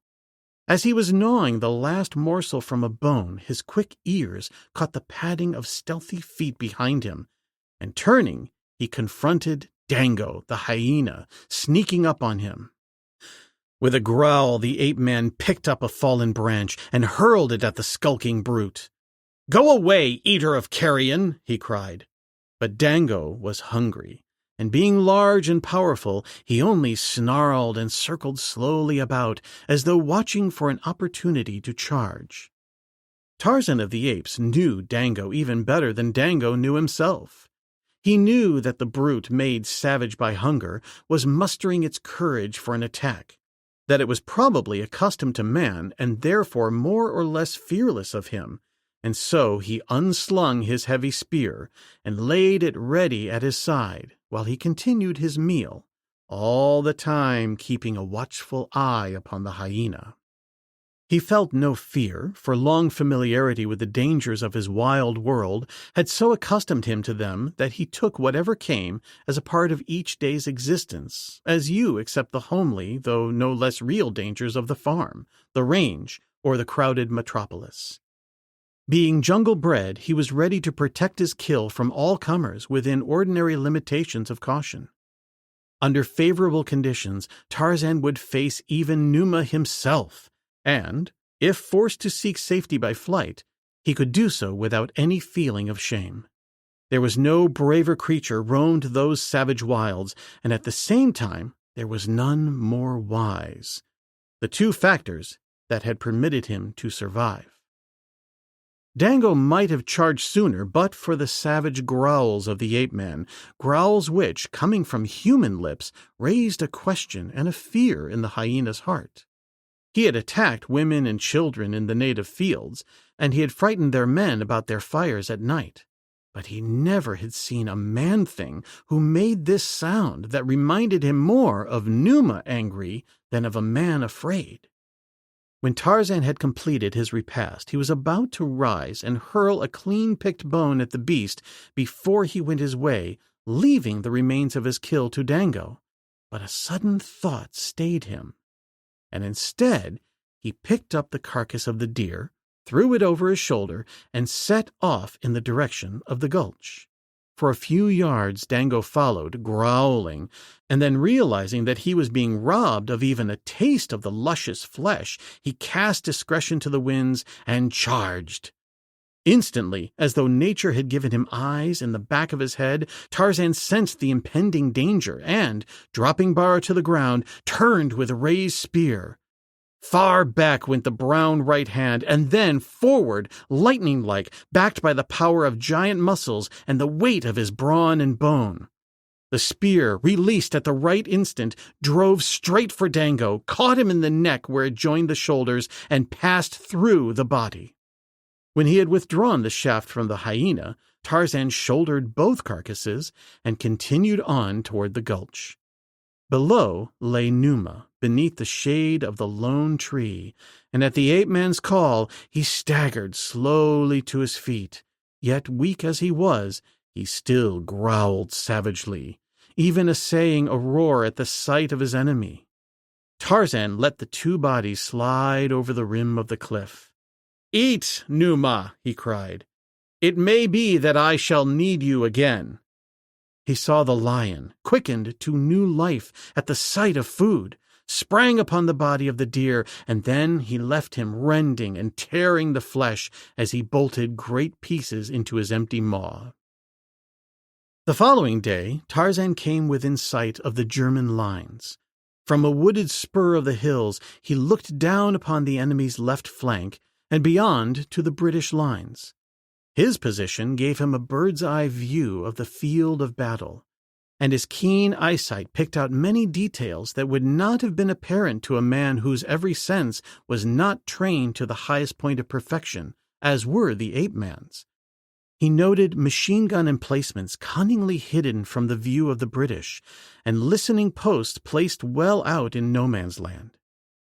As his interested gaze moved hither and thither from one point of interest to another, he heard from a point upon the hillside below him, above the roar of cannon and the crack of rifle fire, a single rifle spit. Immediately his attention was centered upon the spot where he knew a sniper must be hid. Patiently he awaited the next shot that would tell him more surely the exact location of the rifleman. And when it came, he moved down the steep hillside with the stealth and quietness of a panther.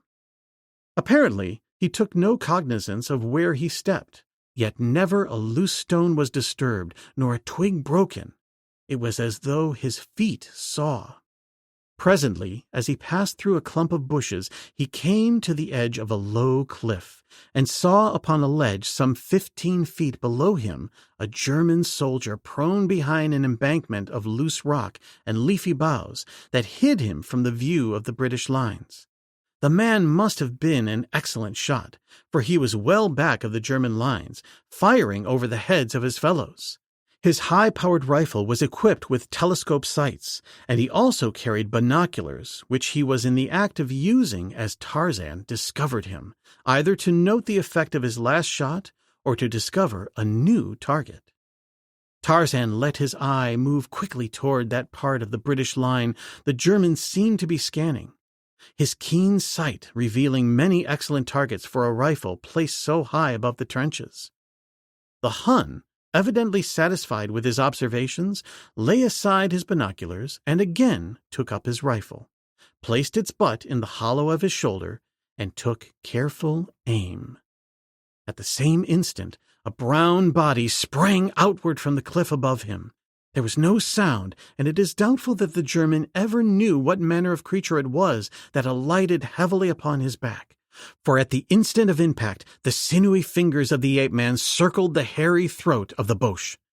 There was a moment of futile struggling, followed by the sudden realization of dissolution. The sniper was dead.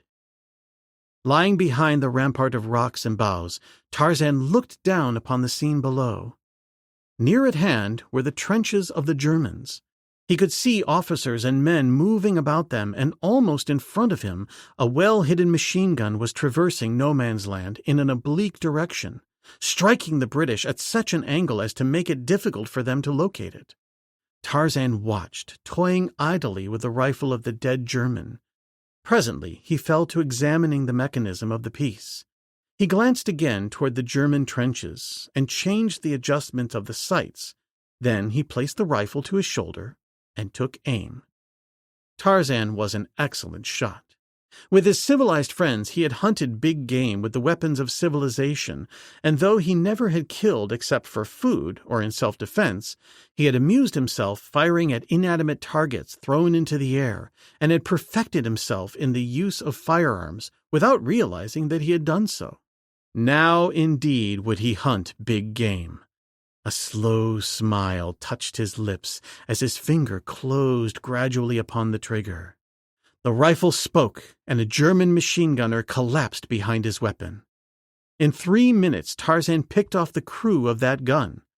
Then he spotted a German officer emerging from a dugout, and the 3 men in the bay with him. Tarzan was careful to leave no one in the immediate vicinity to question how Germans could be shot in German trenches when they were entirely concealed from enemy view. Again, adjusting his sights, he took a long-range shot at a distant machine gun crew to his right. With calm deliberation, he wiped them out to a man. 2 guns were silenced. He saw men running through the trenches as he picked off several of them. By this time, the Germans were aware that something was amiss, that an uncanny sniper had discovered a point of vantage from which this sector of the trenches was plainly visible to him. At first, they sought to discover his location in no man's land, but when an officer looking over the parapet through a periscope was struck full in the back of the head with a rifle bullet which passed through his skull and fell to the bottom of the trench, they realized that it was beyond the parados rather than the parapet that they should search. One of the soldiers picked up the bullet that had killed his officer, and then it was that real excitement prevailed in that particular bay, for the bullet was obviously of German make. Hugging the parados, messengers carried the word in both directions, and presently periscopes were leveled above the parados and keen eyes were searching out the traitor. It did not take them long to locate the position of the hidden sniper, and then Tarzan saw a machine gun being trained upon him. Before it had gotten into action, its crew lay dead about it. But there were other men to take their places, reluctantly perhaps. But driven on by their officers, they were forced to it, and at the same time 2 other machine guns were swung around toward the ape-man and put into operation. Realizing that the game was about up, Tarzan, with a farewell shot, laid aside the rifle and melted into the hills behind him. For many minutes he could hear the sputter of machine gun fire concentrated upon the spot he had just quit, and smiled as he contemplated the waste of German ammunition. They have paid heavily for Wazimbu the Waziri, whom they crucified, and for his slain fellows, he mused. But for Jane, they can never pay. No, not if I killed them all. After dark that night, he circled the flanks of both armies and passed through the British outguards and into the British lines. No man saw him come. No man knew that he was there. Headquarters of the 2nd Rhodesians occupied a sheltered position far enough back of the lines to be comparatively safe from enemy observation. Even lights were permitted, and Colonel Capel sat before a field table on which was spread a military map, talking with several of his officers. A large tree spread above them. A lantern sputtered dimly upon the table, while a small fire burned upon the ground close at hand. The enemy had no planes, and no other observers could have seen the lights from the German lines. The officers were discussing the advantage in numbers possessed by the enemy and the inability of the British to more than hold their present position. They could not advance. Already they had sustained severe losses in every attack, and had always been driven back by overwhelming numbers. There were hidden machine guns, too, that bothered the colonel considerably. It was evidenced by the fact that he often reverted to them during the conversation. "Something silenced them for a while this afternoon," said one of the younger officers. "I was observing at the time, and I couldn't make out what the fuss was about. But they seemed to be having a devil of a time in the section of trench on their left. At one time, I could have sworn they were attacked in the rear. I reported it to you at the time, sir, you'll recall. For the blighters were peppering away at the side of that bluff behind them. I could see the dirt fly. I don't know what it could have been." There was a slight rustling among the branches of the tree above them, and simultaneously a lithe brown body dropped in their midst. Hands moved quickly to the butts of pistols, but otherwise there was no movement among the officers. First, they looked wonderingly at the almost naked white man standing there with the firelight playing upon rounded muscles, took in the primitive attire and the equally primitive armament, and then all eyes turned toward the colonel. "Who the devil are you, sir?" snapped that officer. "Tarzan of the Apes," replied the newcomer. "Oh, Greystoke!" cried a major, and stepped forward with outstretched hand. "Presswick," acknowledged Tarzan as he took the proffered hand. "I didn't recognize you at first," apologized the major. "Last time I saw you, you were in London in evening dress. Quite a difference. Upon my word, man, you'll have to admit it." Tarzan smiled and turned toward the colonel. "I overheard your conversation," he said. "I have just come from behind the German lines. Possibly I can help you." The colonel looked questioningly toward Major Presswick, who quickly rose to the occasion and presented the ape-man to his commanding officer and fellows. Briefly, Tarzan told them what it was that brought him out alone in pursuit of the Germans. "And now you have come to join us?" asked the colonel. Tarzan shook his head. "Not regularly," he replied. "I must fight in my own way, but I can help you. Whenever I wish, I can enter the German lines." Capel smiled and shook his head. "It's not so easy as you think," he said. "I've lost 2 good officers in the last week trying it, and they were experienced men, none better in the intelligence department." "Is it more difficult than entering the British lines?" asked Tarzan. The colonel was about to reply when a new thought appeared to occur to him, and he looked quizzically at the ape-man. "Who brought you here?" he asked. "Who passed you through our outguards?" "I have just come through the German lines and yours, and passed through your camp," he replied. "Send word to ascertain if anyone saw me." "But who accompanied you?" insisted Capel. "I came alone," replied Tarzan, drawing himself to his full height. "You men of civilization, when you come into the jungle, are as dead among the quick. Manu the monkey is a sage by comparison. I marvel that you exist at all. Only your numbers, your weapons, and your power of reasoning save you. Had I a few hundred great apes with your reasoning power, I could drive the Germans into the ocean as quickly as the remnant of them could reach the coast. Fortunate it is for you that the dumb brutes cannot combine. Could they, Africa would remain forever free of men. But come, can I help you? Would you like to know where several machine gun emplacements are hidden?" The colonel assured him that they would, and a moment later Tarzan had traced upon the map the location of 3 that had been bothering the English. "There is a weak spot here," he said, placing a finger upon the map. "It is held by blacks, but the machine guns out in front are manned by whites. Wait, I have a plan. You can fill that trench with your own men and enfilade the trenches to its right with their own machine guns." Colonel Capel smiled and shook his head. "It sounds very easy," He said, "It is easy, for me," replied the ape-man. "I can empty that section of trench without a shot.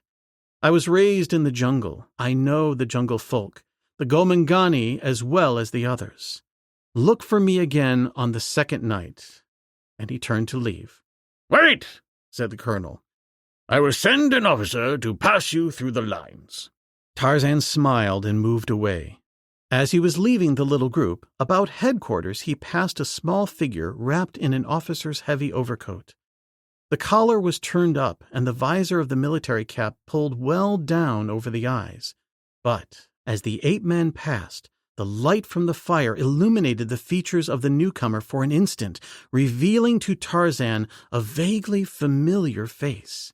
Some officer he had known in London, doubtless, he surmised, and went his way through the British camp and the British lines, all unknown to the watchful sentinels of the outguard. Nearly all night he moved across Kilimanjaro's foothills, tracking by instinct an unknown way, for he guessed that what he sought would be found on some wooded slope higher up than he had come upon his other recent journeys in this, to him, little-known country. 3 hours before dawn, his keen nostrils apprised him that somewhere in the vicinity he would find what he wanted, and so he climbed into a tall tree and settled himself for a few hours' sleep. Chapter 4. When the Lion Fed. Kudu, the sun, was well up in the heavens when Tarzan awoke. The ape-man stretched his giant limbs, ran his fingers through his thick hair, and swung lightly down to earth. Immediately he took up the trail he had come in search of, following it by scent down into a deep ravine. Cautiously he went now, for his nose told him that the quarry was close at hand, and presently from an overhanging bough he looked down upon Horta the boar and many of his kinsmen. Unslinging his bow and selecting an arrow, Tarzan fitted the shaft and, drawing it far back, took careful aim at the largest of the great pigs. In the ape-man's teeth were other arrows, and no sooner had the first one sped than he had fitted and shot another bolt. Instantly the pigs were in turmoil, not knowing from whence the danger threatened. They stood stupidly at first, and then commenced milling around until 6 of their number lay dead or dying about them. Then, with a chorus of grunts and squeals, they started off at a wild run, disappearing quickly in the dense underbrush. Tarzan then descended from the tree, dispatched those that were not already dead, and proceeded to skin the carcasses. As he worked, rapidly and with great skill, he neither hummed nor whistled as does the average man of civilization. It was in numerous little ways such as these that he differed from other men, due, probably, to his early jungle training. The beasts of the jungle that he had been reared among were playful to maturity, but seldom thereafter. His fellow apes, especially the bulls, became fierce and surly as they grew older. Life was a serious matter during lean seasons. One had to fight to secure one's share of food then, and the habit once formed became lifelong. Hunting for food was the life labor of the jungle bred, and a life labor is a thing not to be approached with levity nor prosecuted lightly. So all work found Tarzan serious, though he still retained what the other beasts lost as they grew older, a sense of humor, which he gave play to when the mood suited him. It was a grim humor and sometimes ghastly, but it satisfied Tarzan. Then, too, were one to sing and whistle while working on the ground, concentration would be impossible. Tarzan possessed the ability to concentrate each of his 5 senses upon its particular business. Now he worked at skinning the 6 pigs, and his eyes and fingers worked as though there was naught else in all the world than these 6 carcasses. But his ears and his nose were as busily engaged elsewhere, the former ranging the forest all about, and the latter assaying each passing zephyr. It was his nose that first discovered the approach of Sabor, the lioness, when the wind shifted for a moment. As clearly as though he had seen her with his eyes, Tarzan knew that the lioness had caught the scent of the freshly killed pigs and immediately had moved downwind in their direction. He knew from the strength of the scent spoor and the rate of the wind about how far away she was, and that she was approaching from behind him. He was finishing the last pig, and he did not hurry. The 5 pelts lay close at hand. He had been careful to keep them thus together, and near him an ample tree waved its low branches above him. He did not even turn his head, for he knew she was not yet in sight, but he bent his ears just a bit more sharply for the first sound of her nearer approach. When the final skin had been removed, he rose. Now he heard Sabor in the bushes to his rear, but not yet too close. Leisurely, he gathered up the 6 pelts and one of the carcasses, and as the lioness appeared between the boles of the 2 trees, he swung upward into the branches above him. Here he hung the hides over a limb, seated himself comfortably upon another with his back against the bole of the tree, cut a hind quarter from the carcass he had carried with him, and proceeded to satisfy his hunger.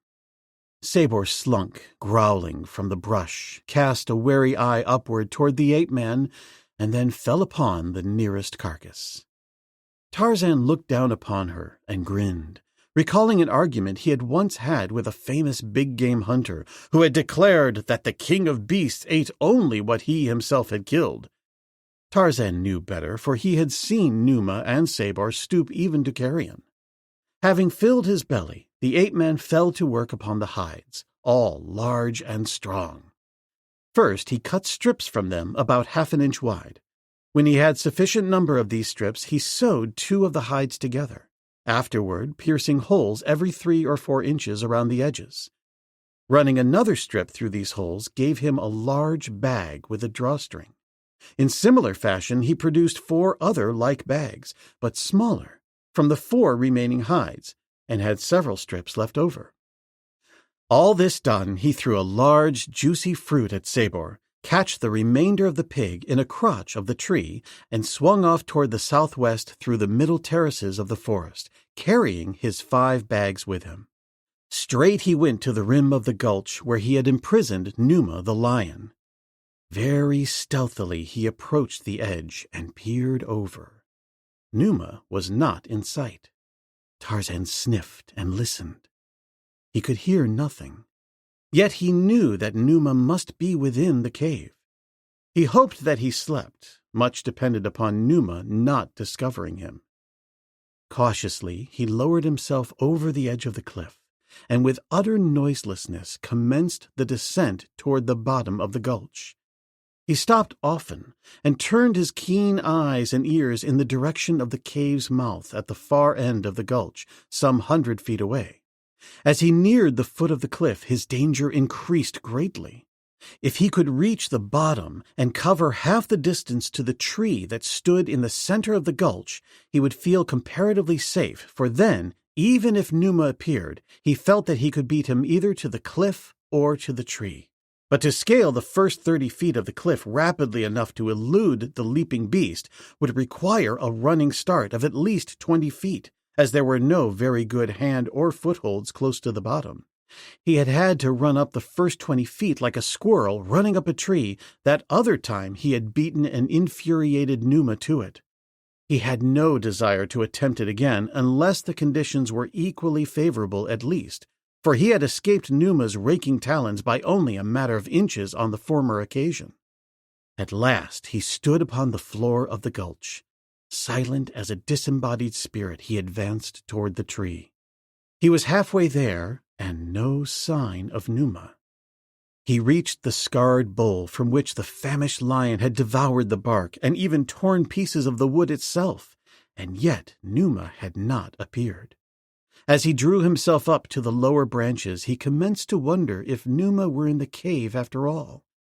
Could it be possible that he had forced the barrier of rocks with which Tarzan had plugged the other end of the passage, where it opened into the outer world of freedom? Or was Numa dead? The ape-man doubted the verity of the latter suggestion, as he had fed the lion the entire carcasses of a deer and a hyena only a few days since. He could not have starved in so short a time, while the little rivulet running across the gulch furnished him with water aplenty. Tarzan started to descend and investigate the cavern when it occurred to him that it would save effort were he to lure Numa out instead. Acting upon the thought, he uttered a low growl. Immediately he was rewarded by the sound of a movement within the cave, and an instant later a wild-eyed, haggard lion rushed forth, ready to face the devil himself were he edible. When Numa saw Tarzan, fat and sleek, perched in the tree, he became suddenly the embodiment of frightful rage. His eyes and his nose told him that this was the creature responsible for his predicament, and also that this creature was good to eat. Frantically, the lion sought to scramble up the bole of the tree. Twice he leaped high enough to catch the lowest branches with his paws, but both times he fell backward to the earth. Each time he became more furious. His growls and roars were incessant and horrible, and all the time Tarzan sat grinning down upon him, taunting him in Jungle Billingsgate for his inability to reach him, and mentally exulting that always Numa was wasting his already waning strength. Finally, the ape-man rose and unslung his rope. He arranged the coils carefully in his left hand and the noose in his right. Then he took a position with each foot on one of two branches that lay in about the same horizontal plane, and with his back pressed firmly against the stem of the tree.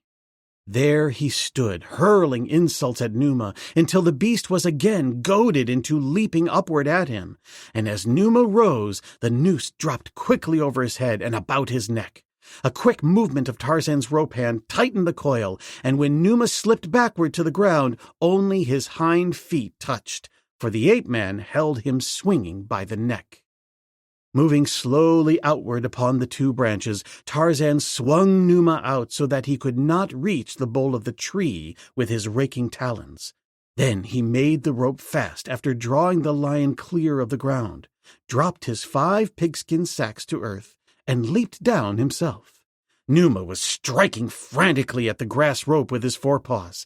At any moment he might sever it, and Tarzan must, therefore, work rapidly. First he drew the larger bag over Numa's head and secured it about his neck with the drawstring. Then he managed, after considerable effort, during which he barely escaped being torn to ribbons by the mighty talons, to hog-tie Numa, drawing his 4 legs together and securing them in that position with the strips trimmed from the pigskins. By this time the lion's efforts had almost ceased. It was evident that he was being rapidly strangled, and as that did not at all suit the purpose of the Tarmangani, the latter swung again into the tree, unfastened the rope from above, and lowered the lion to the ground, where he immediately followed it and loosed the noose about Numa's neck. Then he drew his hunting knife and cut 2 round holes in the front of the head bag opposite the lion's eyes, for the double purpose of permitting him to see and giving him sufficient air to breathe.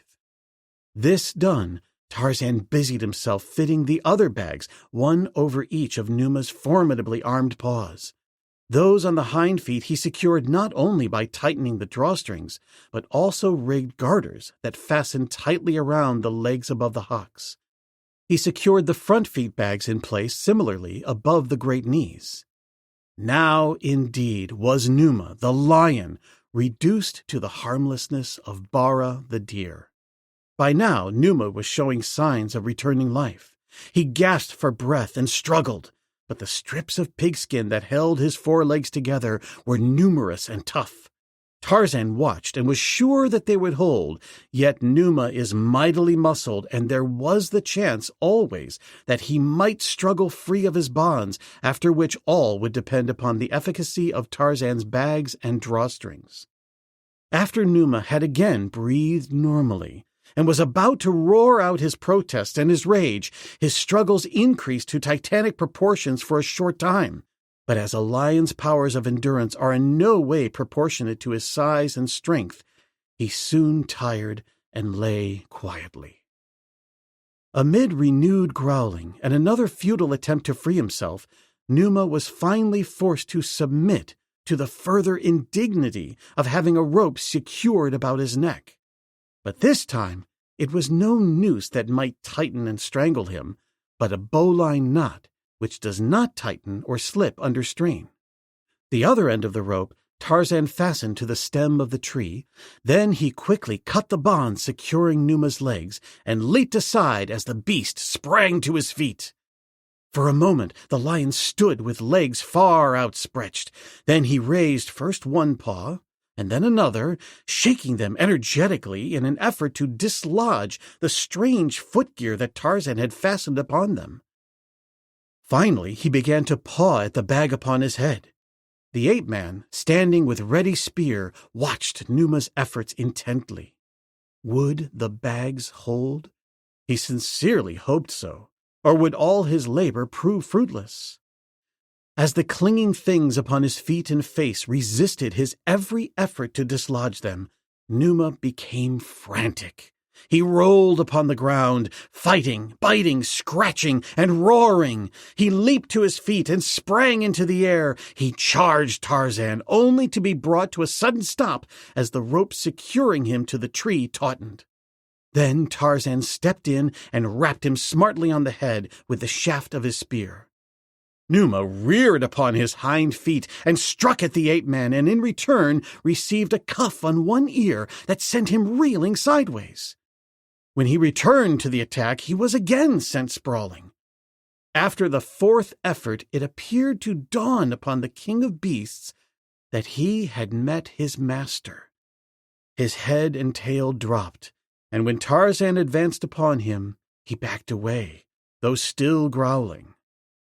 Leaving Numa tied to the tree, Tarzan entered the tunnel and removed the barricade from the opposite end, after which he returned to the gulch and strode straight for the tree. Numa lay in his path, and as Tarzan approached, growled menacingly.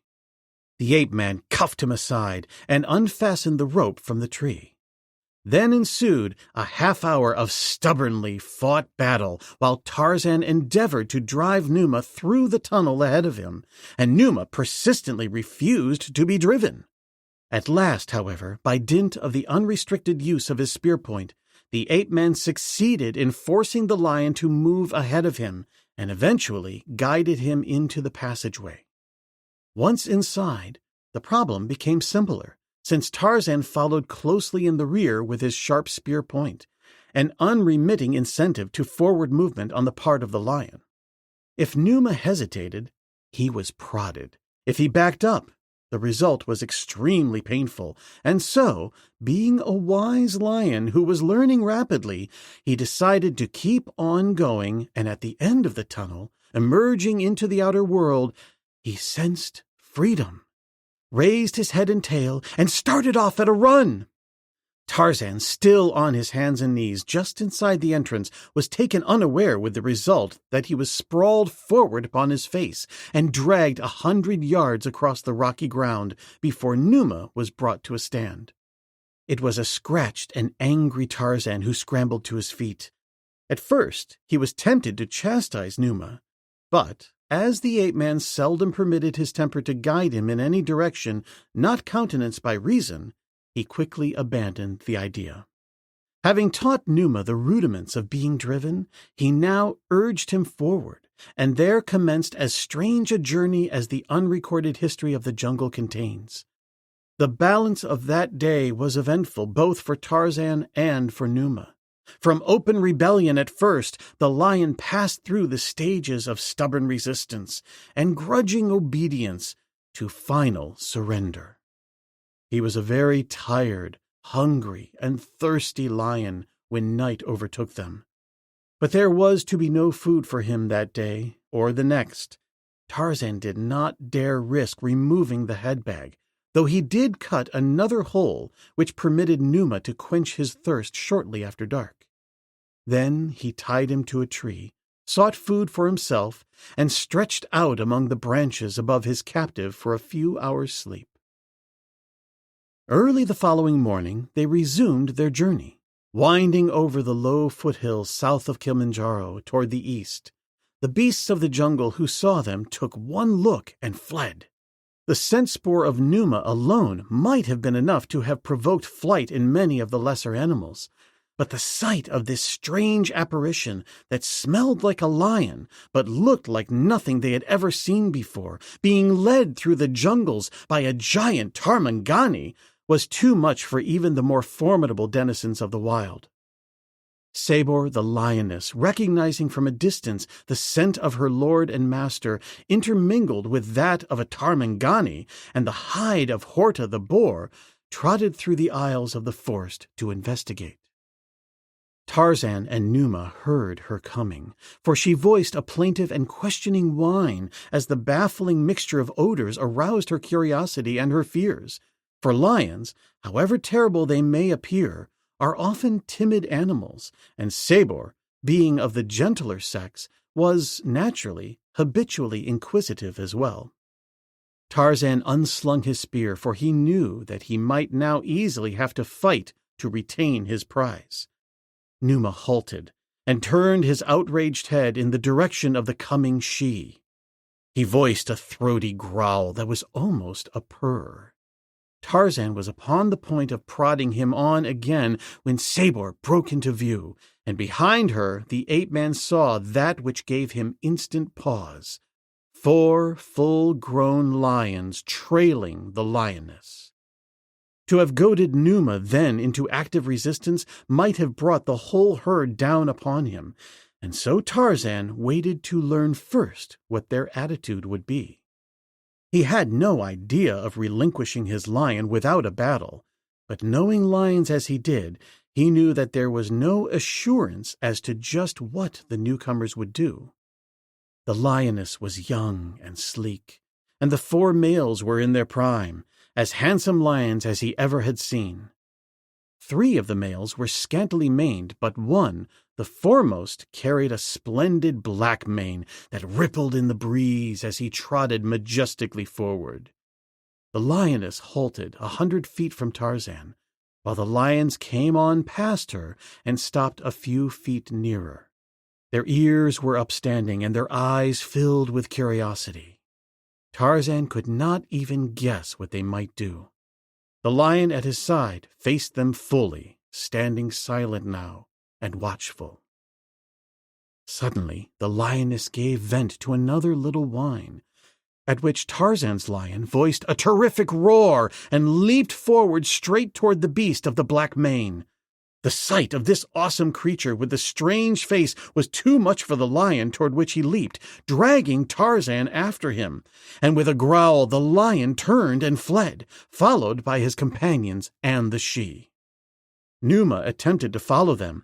Tarzan held him in the leash, and when he turned upon him in rage, beat him unmercifully across the head with his spear.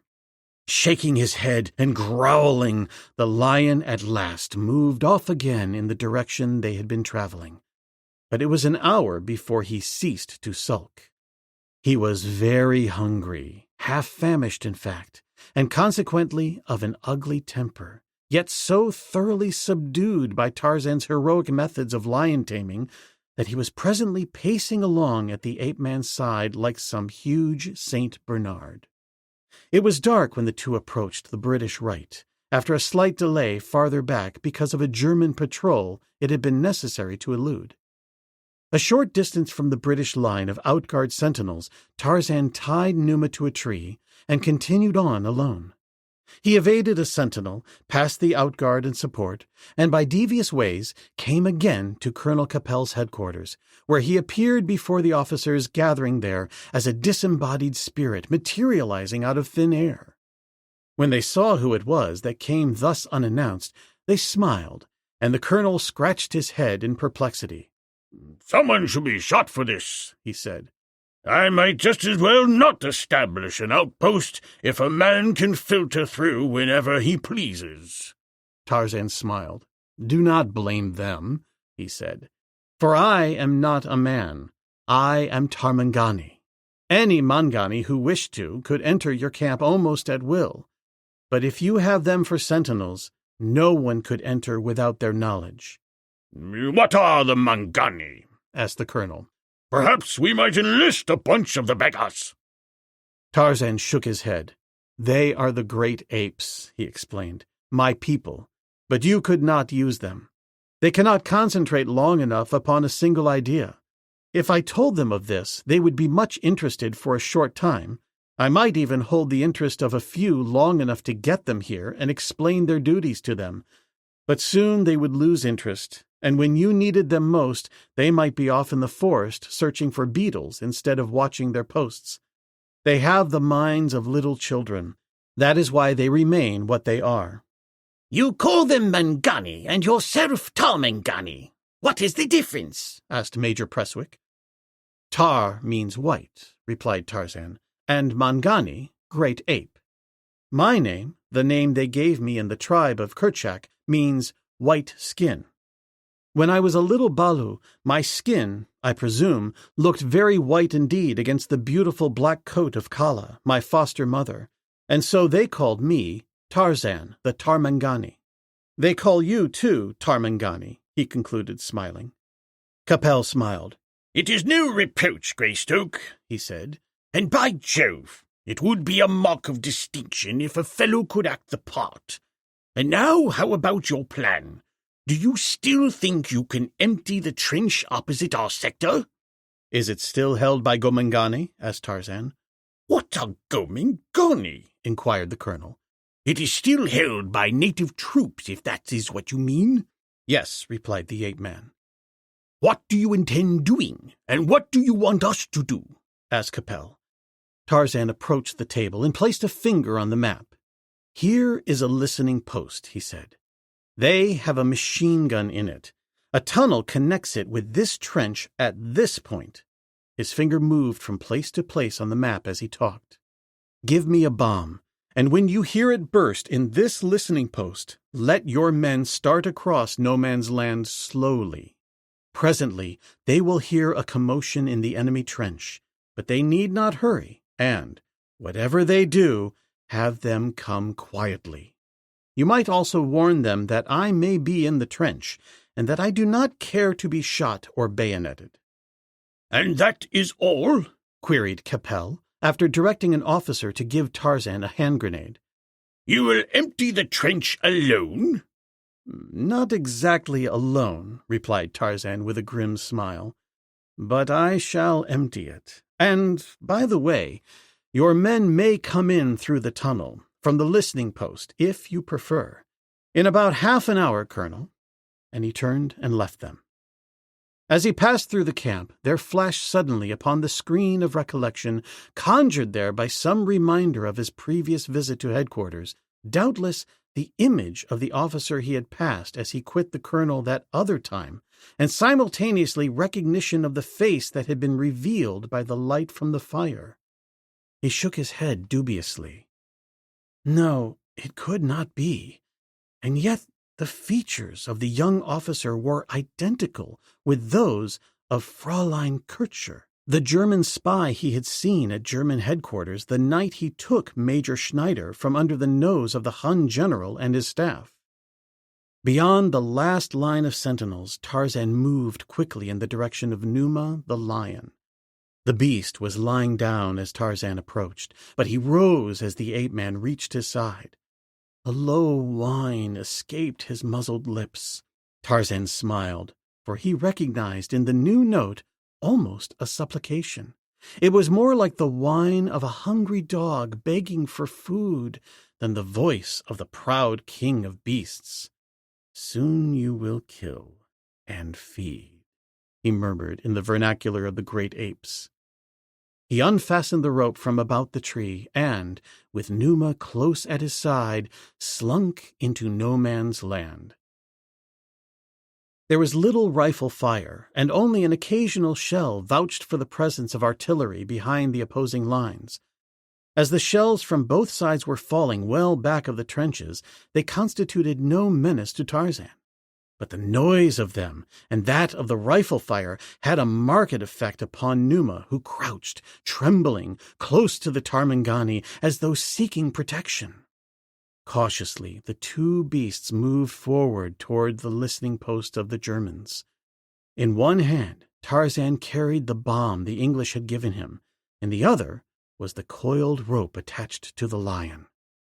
At last, Tarzan could see the position a few yards ahead. His keen eyes picked out the head and shoulders of the sentinel on watch. The ape-man grasped the bomb firmly in his right hand. He measured the distance with his eye and gathered his feet beneath him. Then, in a single motion, he rose and threw the missile, immediately flattening himself prone upon the ground. 5 seconds later, there was a terrific explosion in the center of the listening post. Numa gave a nervous start and attempted to break away, but Tarzan held him and, leaping to his feet, ran forward, dragging Numa after him. At the edge of the post, he saw below him but slight evidence that the position had been occupied at all, for only a few shreds of torn flesh remained. About the only thing that had not been demolished was a machine gun which had been protected by sandbags. There was not an instant to lose. Already a relief might be crawling through the communication tunnel, for it must have been evident to the sentinels in the Hun trenches that the listening post had been demolished. Numa hesitated to follow Tarzan into the excavation, but the ape-man, who was in no mood to temporize, jerked him roughly to the bottom. Before them lay the mouth of the tunnel that led back from no man's land to the German trenches. Tarzan pushed Numa forward until his head was almost in the aperture. Then, as though it were an afterthought, he turned quickly and, taking the machine gun from the parapet, placed it in the bottom of the hole close at hand, after which he turned again to Numa and with his knife quickly cut the garters that held the bags upon his front paws. Before the lion could know that a part of his formidable armament was again released for action, Tarzan had cut the rope from his neck and the head bag from his face, and grabbing the lion from the rear, had thrust him partially into the mouth of the tunnel. Then Numa balked, only to feel the sharp prick of Tarzan's knife point in his hindquarters. Goading him on, the ape-man finally succeeded in getting the lion sufficiently far into the tunnel so that there was no chance of his escaping other than by going forward or deliberately backing into the sharp blade at his rear. Then Tarzan cut the bags from the great hind feet, placed his shoulder and his knife point against Numa's seat, dug his toes into the loose earth that had been broken up by the explosion of the bomb, and shoved. Inch by inch at first Numa advanced. He was growling now, and presently he commenced to roar. Suddenly he leaped forward, and Tarzan knew that he had caught the scent of meat ahead. Dragging the machine gun beside him, the ape-man followed quickly after the lion, whose roars he could plainly hear ahead, mingled with the unmistakable screams of frightened men. Once again, a grim smile touched the lips of this man-beast. "They murdered my Waziri," he muttered. "They crucified Wazimbu, son of Muviro." When Tarzan reached the trench and emerged into it, there was no one in sight in that particular bay, nor in the next, as he hurried forward in the direction of the German center. But in the fourth bay he saw a dozen men jammed in the angle of the traverse at the end, while leaping upon them and rending with talons and fangs was Numa, a terrific incarnation of ferocity and ravenous hunger. Whatever held the men at last gave way as they fought madly with one another in their efforts to escape this dread creature that from their infancy had filled them with terror, and again they were retreating. Some clambered over the parados, and some even over the parapet, preferring the dangers of no man's land to this other soul-searing menace. As the British advanced slowly toward the German trenches, they first met terrified blacks who ran into their arms only too willing to surrender. That pandemonium had broken loose in the Hun trench was apparent to the Rhodesians, not only from the appearance of the deserters, but from the sounds of screaming, cursing men which came clearly to their ears. But there was one that baffled them, for it resembled nothing more closely than the infuriated growling of an angry lion. And when at last they reached the trench, those farthest on the left of the advancing Britishers heard a machine gun sputter suddenly before them and saw a huge lion leap over the German parados with the body of a screaming Hun soldier between his jaws and vanish into the shadows of the night. while squatting upon a traverse to their left was Tarzan of the Apes, with a machine gun before him with which he was raking the length of the German trenches. The foremost Rhodesians saw something else. They saw a huge German officer emerge from a dugout just in rear of the ape-man. They saw him snatch up a discarded rifle with bayonet fixed and creep up on the apparently unconscious Tarzan. They ran forward, shouting warnings, but above the pandemonium of the trenches and the machine gun, their voices could not reach him. The German leaped upon the parapet behind him. The fat hands raised the rifle butt aloft for the cowardly downward thrust into the naked back, and then, as moves Ara the lightning, moved Tarzan of the Apes. It was no man who leaped forward upon that Boche officer, striking aside the sharp bayonet as one might strike aside a straw in a baby's hand. It was a wild beast, and the roar of a wild beast was upon those savage lips. For as that strange sense that Tarzan owned in common with the other jungle-bred creatures of his wild domain warned him of the presence behind him, and he had whirled to meet the attack, his eyes had seen the corps and regimental insignia upon the other's blouse. It was the same as that worn by the murderers of his wife and his people, by the despoilers of his home and his happiness. It was a wild beast whose teeth fastened upon the shoulder of the Hun. It was a wild beast whose talons sought that fat neck. And then the boys of the 2nd Rhodesian Regiment saw that which will live forever in their memories. They saw the giant ape-man pick the heavy German from the ground and shake him as a terrier might shake a rat, as Sabor the lioness sometimes shakes her prey. They saw the eyes of the Hun bulge in horror as he vainly struck with his futile hands against the massive chest and head of his assailant. They saw Tarzan suddenly spin the man about, and placing a knee in the middle of his back and an arm about his neck, bend his shoulders slowly backward. The German's knees gave, and he sank upon them, but still that irresistible force bent him further and further. He screamed in agony for a moment, then something snapped, and Tarzan cast him aside, a limp and lifeless thing. The Rhodesians started forward, a cheer upon their lips, a cheer that was never uttered, a cheer that froze in their throats, for at that moment Tarzan placed a foot upon the carcass of his kill, and raising his face to the heavens, gave voice to the weird and terrifying victory cry of the bull ape. Under Lieutenant von Goss was dead. Without a backward glance at the awestruck soldiers, Tarzan leaped the trench and was gone. Chapter 5. The Golden Locket. The little British army in East Africa, after suffering severe reverses at the hands of a numerically much superior force, was at last coming into its own. The German offensive had been broken, and the Huns were now slowly and doggedly retreating along the railway to Tanga. The break in the German lines had followed the clearing of a section of their left flank trenches of native soldiers by Tarzan and Numa, the lion, upon that memorable night that the ape-man had loosed a famishing man-eater among the superstitious and terror-stricken blacks. The 2nd Rhodesian Regiment had immediately taken possession of the abandoned trench, and from this position their flanking fire had raked contiguous sections of the German line, the diversion rendering possible a successful night attack on the part of the balance of the British forces. Weeks had elapsed. The Germans were contesting stubbornly every mile of waterless, thorn-covered ground, and clinging desperately to their positions along the railway.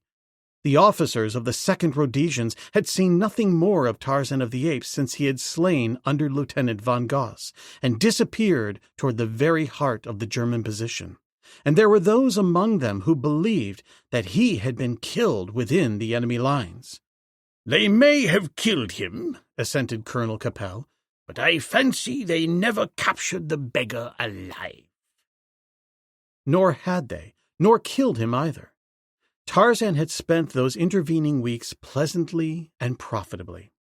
He had amassed a considerable fund of knowledge concerning the disposition and strength of German troops, their methods of warfare, and the various ways in which a lone Tarmangani might annoy an army and lower its morale. At present, he was prompted by a specific desire. There was a certain German spy whom he wished to capture alive and take back to the British. When he had made his first visit to German headquarters, he had seen a young woman deliver a paper to the German general, and later he had seen that same young woman within the British lines in the uniform of a British officer. The conclusions were obvious. She was a spy. And so Tarzan haunted German headquarters upon many nights, hoping to see her again or to pick up some clue as to her whereabouts. And at the same time he utilized many an artifice whereby he might bring terror to the hearts of the Germans. That he was successful was often demonstrated by the snatches of conversation he overheard as he prowled through the German camps. One night, as he lay concealed in the bushes close beside a regimental headquarters, he listened to the conversation of several Boche officers. One of the men reverted to the stories told by the native troops in connection with their rout by a lion several weeks before, and the simultaneous appearance in their trenches of a naked white giant whom they were perfectly assured was some demon of the jungle. "The fellow must have been the same as he who leaped into the general's headquarters and carried off Schneider," asserted one. "I wonder how he happened to single out the poor major. They say the creature seemed interested in no one but Schneider. He had von Kelter in his grasp, and he might easily have taken the general himself, but he ignored them all except Schneider. Him he pursued about the room, seized and carried off into the night. God knows what his fate was."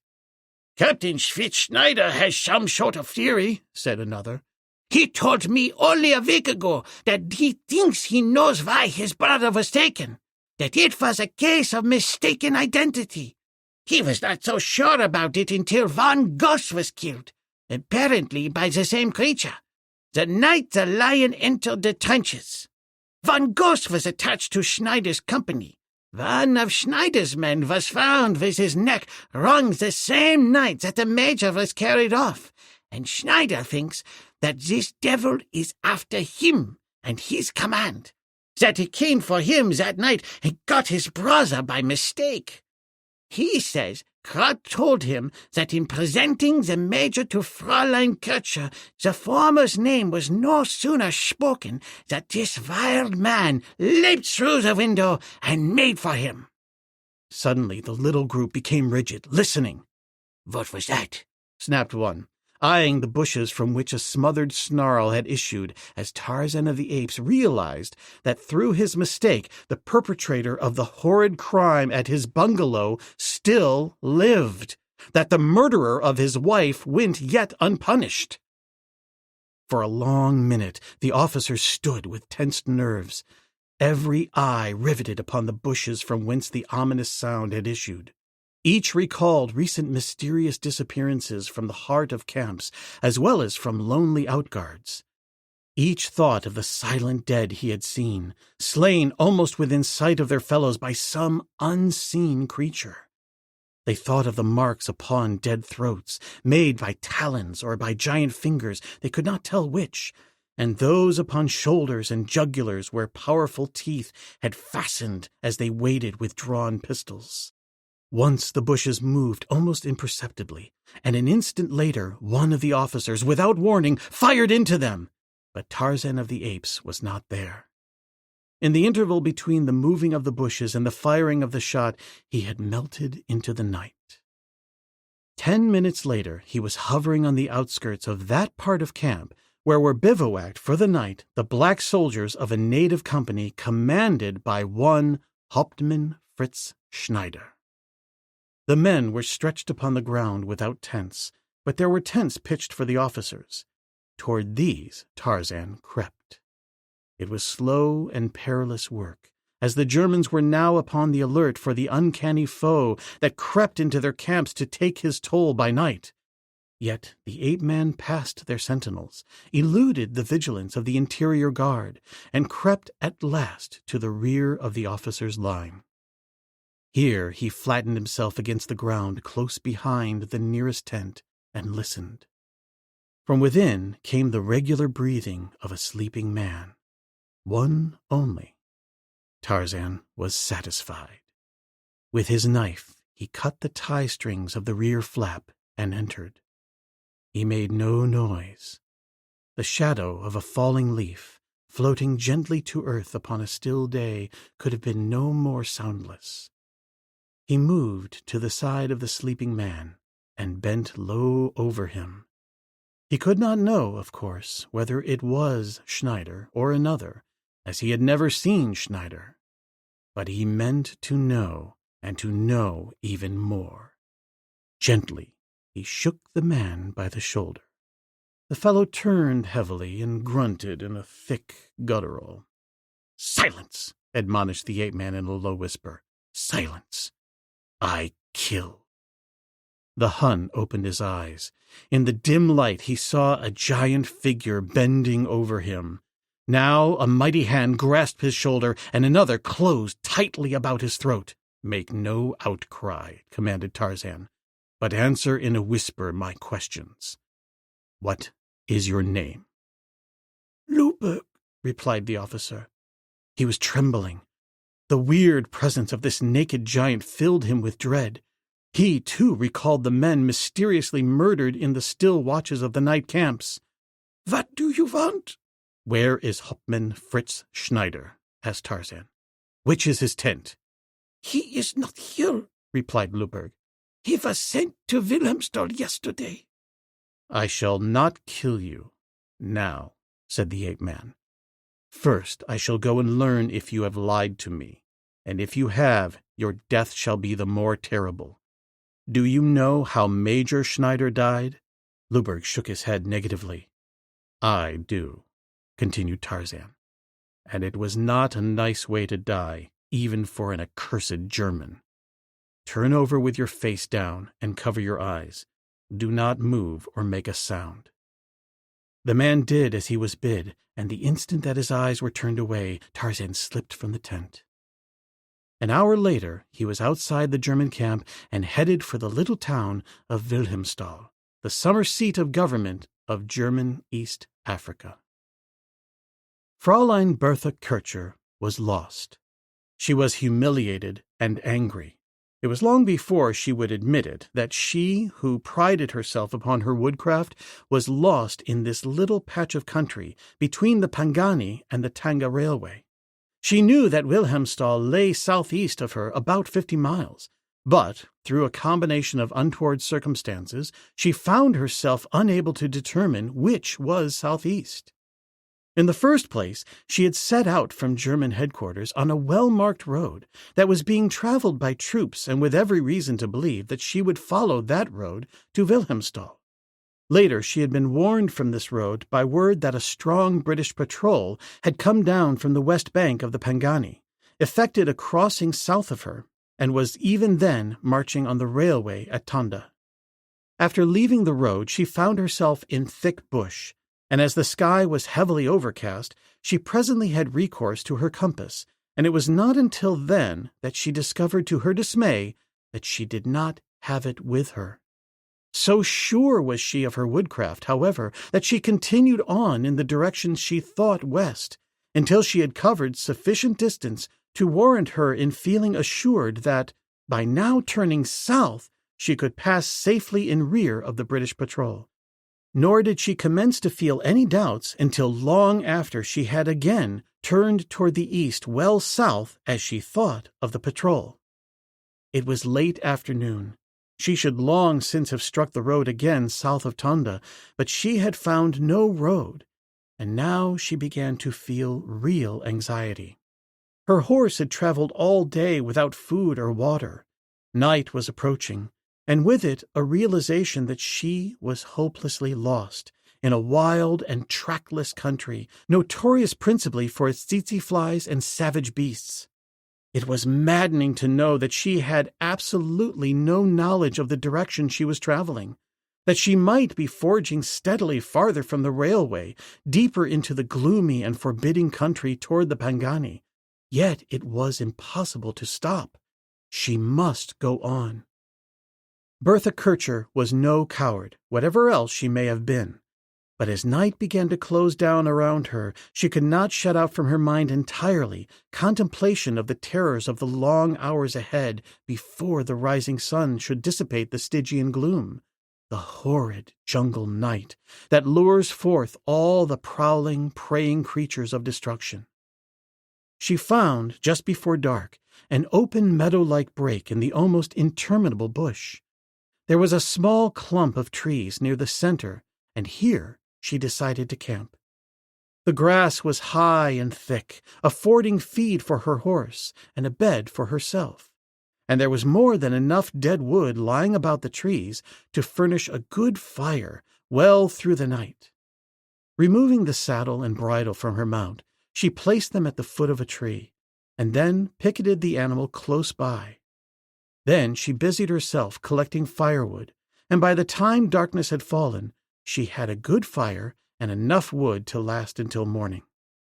From her saddlebags she took cold food, and from her canteen a swallow of water. She could not afford more than a small swallow, for she could not know how long a time it might be before she could find more. It filled her with sorrow that her poor horse must go waterless, for even German spies may have hearts, and this one was very young and very feminine. It was now dark. There was neither moon nor stars, and the light from her fire only accentuated the blackness beyond. She could see the grass about her and the boles of the tree which stood out in brilliant relief against the solid background of impenetrable night, and beyond the firelight there was nothing. The jungle seemed ominously quiet. Far away in the distance she heard faintly the boom of big guns, but she could not locate their direction. She strained her ears until her nerves were on the point of breaking, but she could not tell from whence the sound came. And it meant so much to her to know, for the battle lines were north of her, and if she could but locate the direction of the firing, she would know which way to go in the morning. In the morning. Would she live to see another morning? She squared her shoulders and shook herself together. Such thoughts must be banished. They would never do. Bravely she hummed an air as she arranged her saddle near the fire and pulled a quantity of long grass to make a comfortable seat over which she spread her saddle blanket. Then she unstrapped a heavy military coat from the cantle of her saddle and donned it, for the air was already chill. Seating herself where she could lean against the saddle, she prepared to maintain a sleepless vigil throughout the night. For an hour the silence was broken only by the distant booming of the guns and the low noises of the feeding horse, and then, from possibly a mile away, came the rumbling thunder of a lion's roar. A little shudder ran through her slight frame, and she could feel the goose-flesh rise upon her body. Again and again was the awful sound repeated, and each time she was certain that it came nearer. She could locate the direction of this sound, although she could not that of the guns, for the origin of the former was much closer. The lion was upwind, and so could not have caught her scent as yet, though he might be approaching to investigate the light of the fire, which could doubtless be seen for a considerable distance. For another fear-filled hour, the girl sat straining her eyes and ears out into the black void beyond her little island of light. During all that time, the lion did not roar again, but there was constantly the sensation that it was creeping up on her. Again and again she would start and turn to peer into the blackness beyond the trees behind her, as her overwrought nerves conjured the stealthy fall of padded feet. She held the rifle across her knees at the ready now, and she was trembling from head to foot. Suddenly her horse raised his head and snorted, and with a little cry of terror the girl sprang to her feet. The animal turned and trotted back toward her until the picket rope brought him to a stand. And then he wheeled about and with ears up-pricked gazed out into the night. But the girl could neither see nor hear aught. Still another hour of terror passed, during which the horse often raised his head to peer long and searchingly into the dark. The girl replenished the fire from time to time. She found herself becoming very sleepy. Her heavy lids persisted in drooping, but she dared not sleep. Fearful lest she might be overcome by the drowsiness that was stealing through her, she rose and walked briskly to and fro. Then she threw some more wood on the fire, walked over and stroked her horse's muzzle, and returned to her seat. Leaning against the saddle, she tried to occupy her mind with plans for the morrow, but she must have dozed. With a start she awoke. It was broad daylight. The hideous night, with its indescribable terrors, was gone. She could scarce believe the testimony of her senses. She had slept for hours. The fire was out, and yet she and the horse were safe and alive, nor was there sign of savage beast about. And, best of all, the sun was shining, pointing the straight road to the east. Hastily she ate a few mouthfuls of her precious rations, with which a swallow of water constituted her breakfast. Then she saddled her horse and mounted. Already she felt that she was as good as safe in Wilhelmstal. Possibly, however, she might have revised her conclusions could she have seen the two pairs of eyes watching her every move intently from different points in the bush. Light-hearted and unsuspecting, the girl rode across the clearing toward the bush, while directly before her 2 yellow-green eyes glared round and terrible. A tawny tail twitched nervously and great. Padded paws gathered beneath a sleek barrel for a mighty spring. The horse was almost at the edge of the bush when Numa, the lion, launched himself through the air. He struck the animal's right shoulder at the instant that it reared, terrified to wheel in flight. The force of the impact hurled the horse backward to the ground, and so quickly that the girl had no opportunity to extricate herself, but fell to the earth with her mount, her left leg pinned beneath its body. Horror-stricken, she saw the king of beasts open his mighty jaws and seize the screaming creature by the back of its neck. The great jaws closed. There was an instant struggle as Numa shook its prey. She could hear the vertebrae crack as the mighty fangs crunched through them, and then the muscles of her faithful friend relaxed in death. Numa crouched upon his kill. His terrifying eyes riveted themselves upon the girl's face. She could feel his hot breath upon her cheek, and the odor of the fetid vapor nauseated her. For what seemed an eternity to the girl, the two lay staring at each other. And then the lion uttered a menacing growl. Never before had Bertha Kircher been so terrified. Never before had she had such cause for terror. At her hip was a pistol, a formidable weapon with which to face a man, but a puny thing indeed with which to menace the great beast before her. She knew that at best it could but enrage him, and yet she meant to sell her life dearly, for she felt that she must die. No human succor could have availed her, even had it been there to offer itself. For a moment she tore her gaze from the hypnotic fascination of that awful face and breathed a last prayer to her God. She did not ask for aid, for she felt that she was beyond even divine succor. She only asked that the end might come quickly and with as little pain as possible. No one can prophesy what a lion will do in any given emergency. This one glared and growled at the girl for a moment, and then fell to feeding upon the dead horse. Fraulein Kircher wondered for an instant, and then attempted to draw her leg cautiously from beneath the body of her mount, but she could not budge it. She increased the force of her efforts, and Numa looked up from his feeding to growl again. The girl desisted.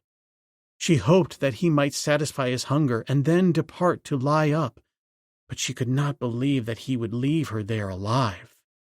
Doubtless he would drag the remains of his kill into the bush for hiding, and, as there could be no doubt that he considered her part of his prey, he would certainly come back for her, or possibly drag her in first and kill her. Again, Numa fell to feeding. The girl's nerves were at the breaking point. She wondered that she had not fainted under the strain of terror and shock. She recalled that she often had wished she might see a lion close to, make a kill, and feed upon it. God, how realistically her wish had been granted! Again she bethought herself of her pistol. As she had fallen, the holster had slipped around so that the weapon now lay beneath her. Very slowly she reached for it, but in so doing she was forced to raise her body from the ground. Instantly the lion was aroused. With the swiftness of a cat, he reached across the carcass of the horse and placed a heavy taloned paw upon her breast, crushing her back to earth. And all the time he growled and snarled horribly. His face was a picture of frightful rage incarnate. For a moment neither moved, and then from behind her the girl heard a human voice uttering bestial sounds. Numa suddenly looked up from the girl's face at the thing beyond her. His growls increased to roars as he drew back, ripping the front of the girl's waist almost from her body with his long talons, exposing her white bosom, which, through some miracle of chance, the great claws did not touch. Tarzan of the Apes had witnessed the entire encounter from the moment that Numa had leaped upon his prey. For some time before, he had been watching the girl, and after the lion attacked her, he had at first been minded to let Numa have his way with her. What was she but a hated German, and a spy besides? He had seen her at General Kraut's headquarters in conference with the German staff, and again he had seen her within the British lines, masquerading as a British officer. It was the latter thought that prompted him to interfere. Doubtless General Jan Smuts would be glad to meet and question her. She might be forced to divulge information of value to the British commander before Smuts had her shot. Tarzan had recognized not only the girl, but the lion as well. All lions may look alike to you and me, but not so to their intimates of the jungle. Each has his individual characteristics of face and form and gait, as well defined as those that differentiate members of the human family. And besides these, the creatures of the jungle have a still more positive test, that of scent. Each of us, man or beast, has his own peculiar odor, and it is mostly by this that the beasts of the jungle, endowed with miraculous powers of scent, recognize individuals.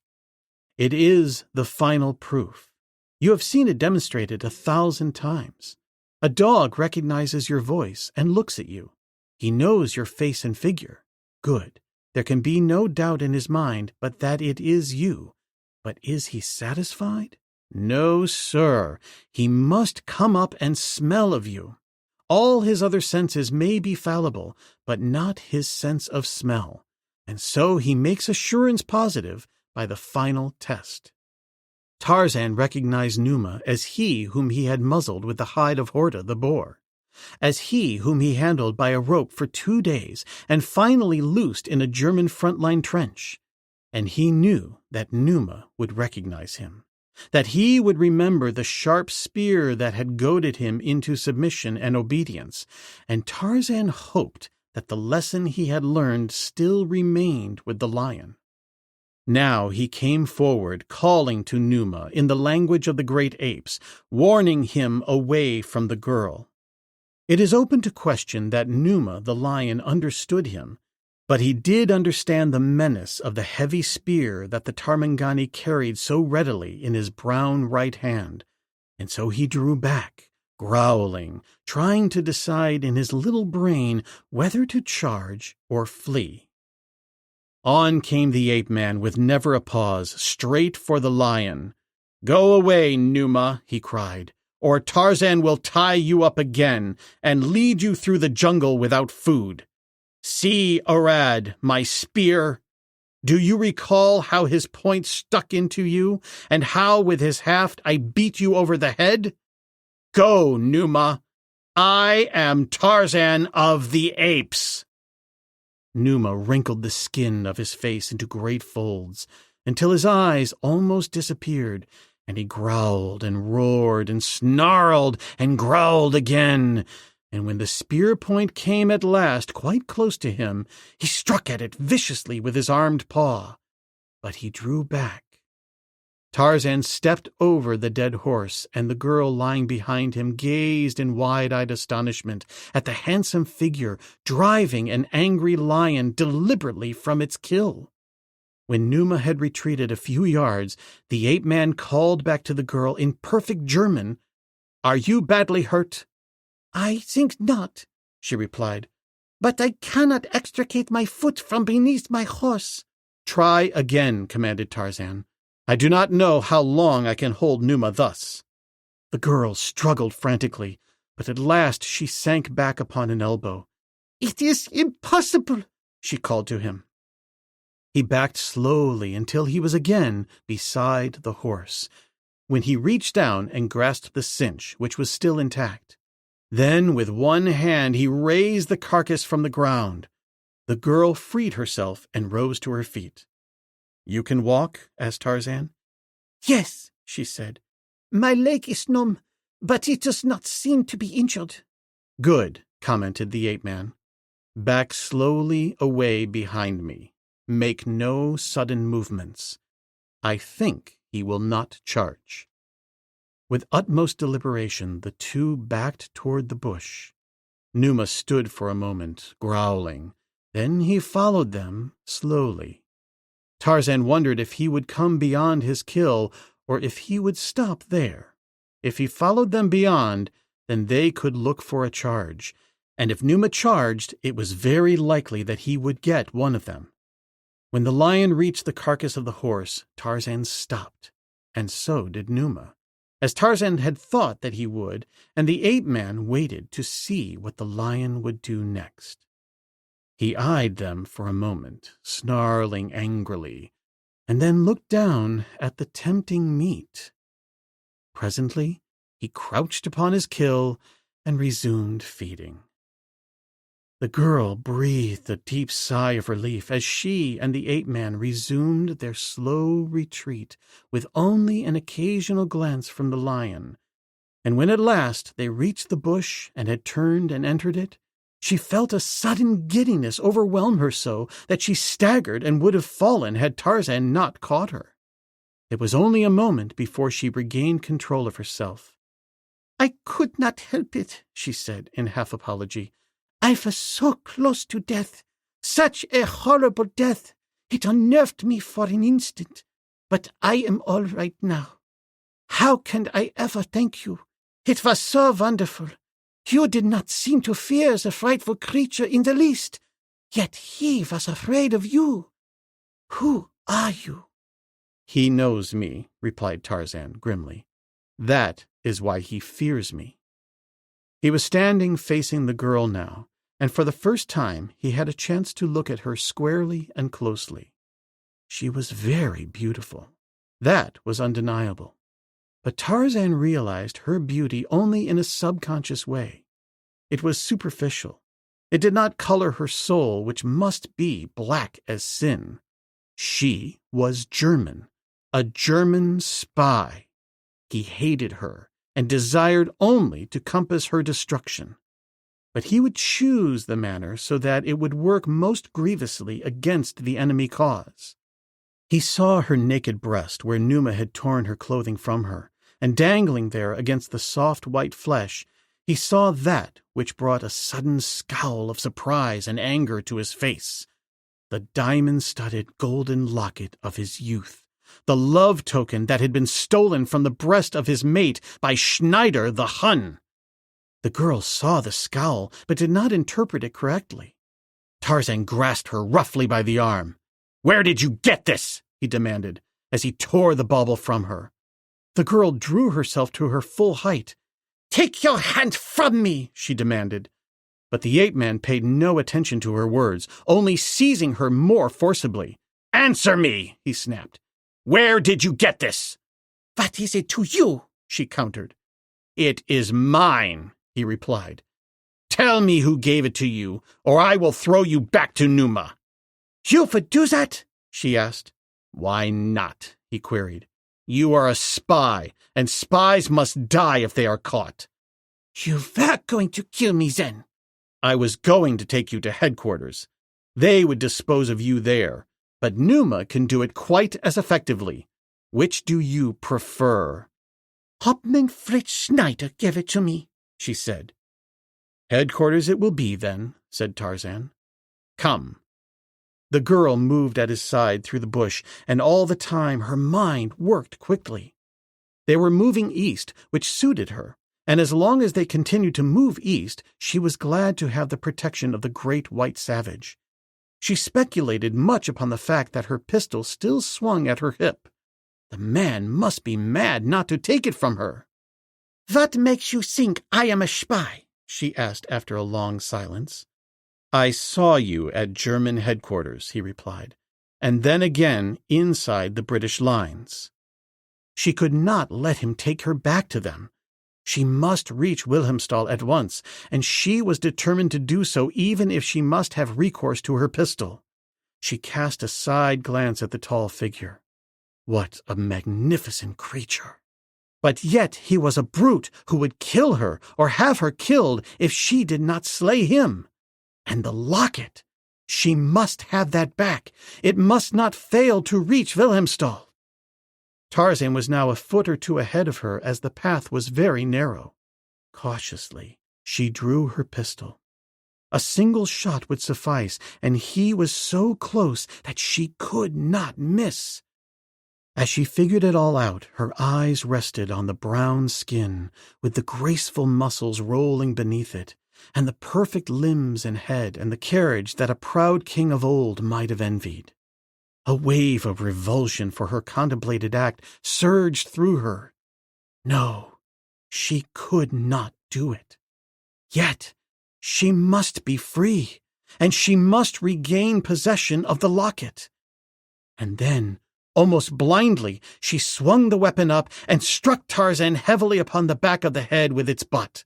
Like a felled ox, he dropped in his tracks. Chapter 6. Vengeance and Mercy. It was an hour later that Xuja, the panther, hunting, chanced to glance upward into the blue sky where his attention was attracted by Ska, the vulture, circling slowly above the bush a mile away and downwind. For a long minute the yellow eyes stared intently at the gruesome bird. They saw Ska dive and rise again to continue his ominous circling, and in these movements their woodcraft read that which, while obvious to Xuja, would doubtless have meant nothing to you or me. The hunting cat guessed that on the ground beneath Ska was some living thing of flesh, either a beast feeding upon its kill or a dying animal that Ska did not yet dare attack. In either event, it might prove meat for Xuja, and so the wary feline stalked by a circuitous route upon soft, padded feet that gave forth no sound, until the circling asphodel and his intended prey were upwind. Then, sniffing each vagrant zephyr, Xuja the panther crept cautiously forward. Nor had he advanced any considerable distance before his keen nostrils were rewarded with the scent of man, a Tarmangani. Xuja paused. He was not a hunter of men. He was young and in his prime, but always before he had avoided this hated presence. Of late he had become more accustomed to it with the passing of many soldiers through his ancient hunting ground, and as the soldiers had frightened away a great part of the game Xuja had been wont to feed upon, the days had been lean, and Xuja was hungry. The circling Ska suggested that this Tarmangani might be helpless and upon the point of dying, else Ska would not have been interested in him, and so easy prey for Xuja. With this thought in mind, the cat resumed his stalking.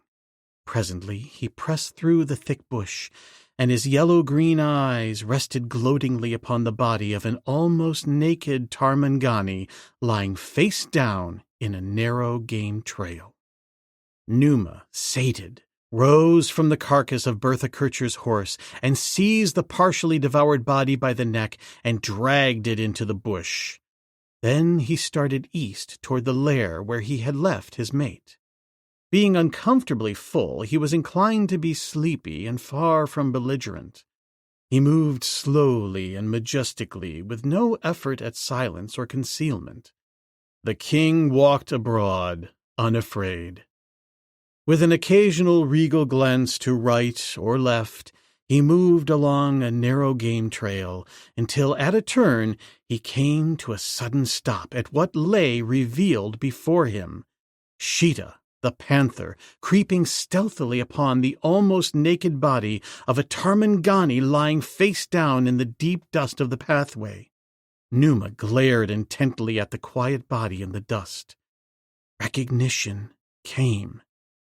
It was his Tarmangani. A low growl of warning rumbled from his throat, and Sheeta halted with one paw upon Tarzan's back and turned suddenly to eye the intruder. What passed within those savage brains? Who may say? The panther seemed to be debating the wisdom of defending his find, for he growled horribly as though warning Numa away from the prey. And Numa? Was the idea of property rights dominating his thoughts? The Tarmangani was his, or he was the Tarmangani's. Had not the great white ape mastered and subdued him, and, too, had he not fed him? Numa recalled the fear that he had felt of this man-thing and his cruel spear. But in savage brains fear is more likely to engender respect than hatred, and so Numa found that he respected the creature who had subdued and mastered him. He saw Sheeta, upon whom he looked with contempt, daring to molest the master of the lion. Jealousy and greed alone might have been sufficient to prompt Numa to drive Sheeta away, even though the lion was not sufficiently hungry to devour the flesh that he thus wrested from the lesser cat. But then, too, there was in the little brain within the massive head a sense of loyalty. And perhaps this it was that sent Numa quickly forward, growling toward the spitting Sheeta. For a moment the latter stood his ground with arched back and snarling face, for all the world like a great spotted tabby. Numa had not felt like fighting, but the sight of Sheeta daring to dispute his rights kindled his ferocious brain to sudden fire. His rounded eyes glared with rage, his undulating tail snapped to stiff erectness as, with a frightful roar, he charged this presuming vassal. It came so suddenly and from so short a distance that Sheeta had no chance to turn and flee the rush, and so he met it with raking talons and snapping jaws, but the odds were all against him. To the larger fangs and the more powerful jaws of his adversary were added huge talons and the preponderance of the lion's great weight. At the first clash, Sheeta was crushed, and, though he deliberately fell upon his back and drew up his powerful hind legs beneath Numa with the intention of disemboweling him, the lion forestalled him, and at the same time closed his awful jaws upon Sheeta's throat. It was soon over. Numa rose, shaking himself, and stood above the torn and mutilated body of his foe. His own sleek coat was cut, and the red blood trickled down his flank. Though it was but a minor injury, it angered him. He glared down at the dead panther, and then, in a fit of rage, he seized and mauled the body, only to drop it in a moment, lower his head, voice a single terrific roar, and turn toward the ape-man. Approaching the still form, he sniffed it over from head to foot. Then he placed a huge paw upon it and turned it over with its face up. Again he smelled about the body, and at last, with his rough tongue, licked Tarzan's face. It was then that Tarzan opened his eyes. Above him towered the huge lion, its hot breath upon his face, its rough tongue upon his cheek. The ape-man had often been close to death, but never before so close as this, he thought, for he was convinced that death was but a matter of seconds. His brain was still numb from the effects of the blow that had felled him, and so he did not, for a moment, recognize the lion that stood over him as the one he had so recently encountered. Presently, however, recognition dawned upon him, and with it a realization of the astounding fact that Numa did not seem bent on devouring him, at least not immediately. His position was a delicate one. The lion stood astraddle Tarzan with his front paws. The ape-man could not rise, therefore, without pushing the lion away, and whether Numa would tolerate being pushed was an open question. 2, the beast might consider him already dead, and any movement that indicated the contrary was true would, in all likelihood, arouse the killing instinct of the man-eater.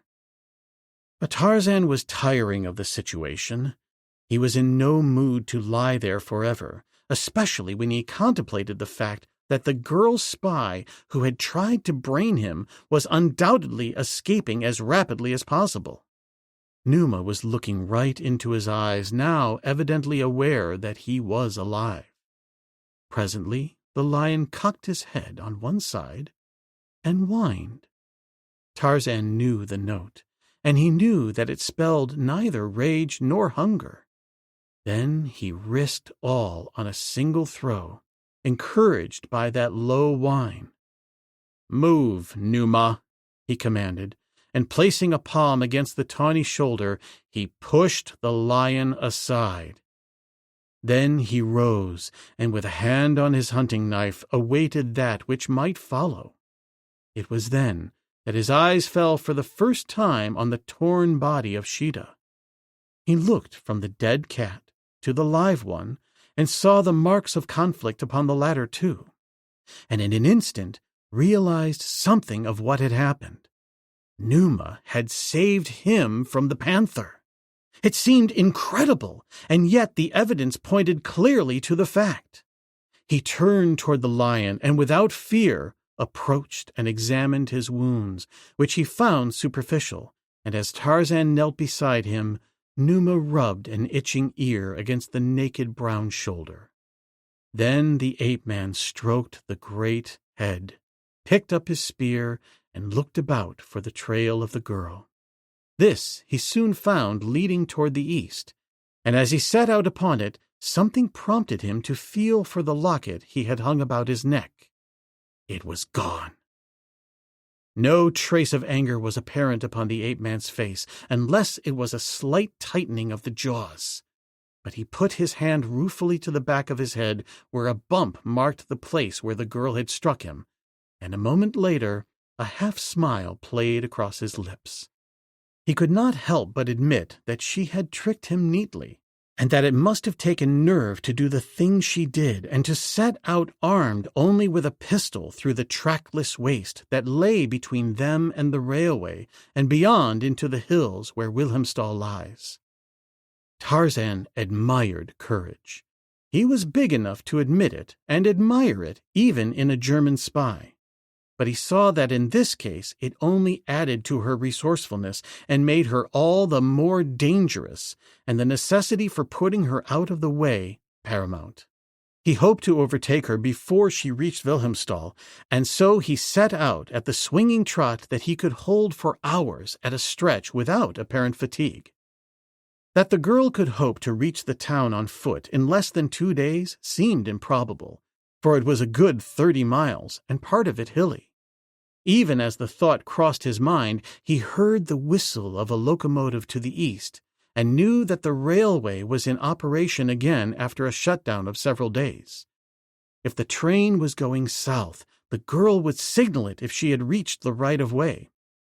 His keen ears caught the whining of brake shoes on wheels, and a few minutes later the signal blast for brakes off.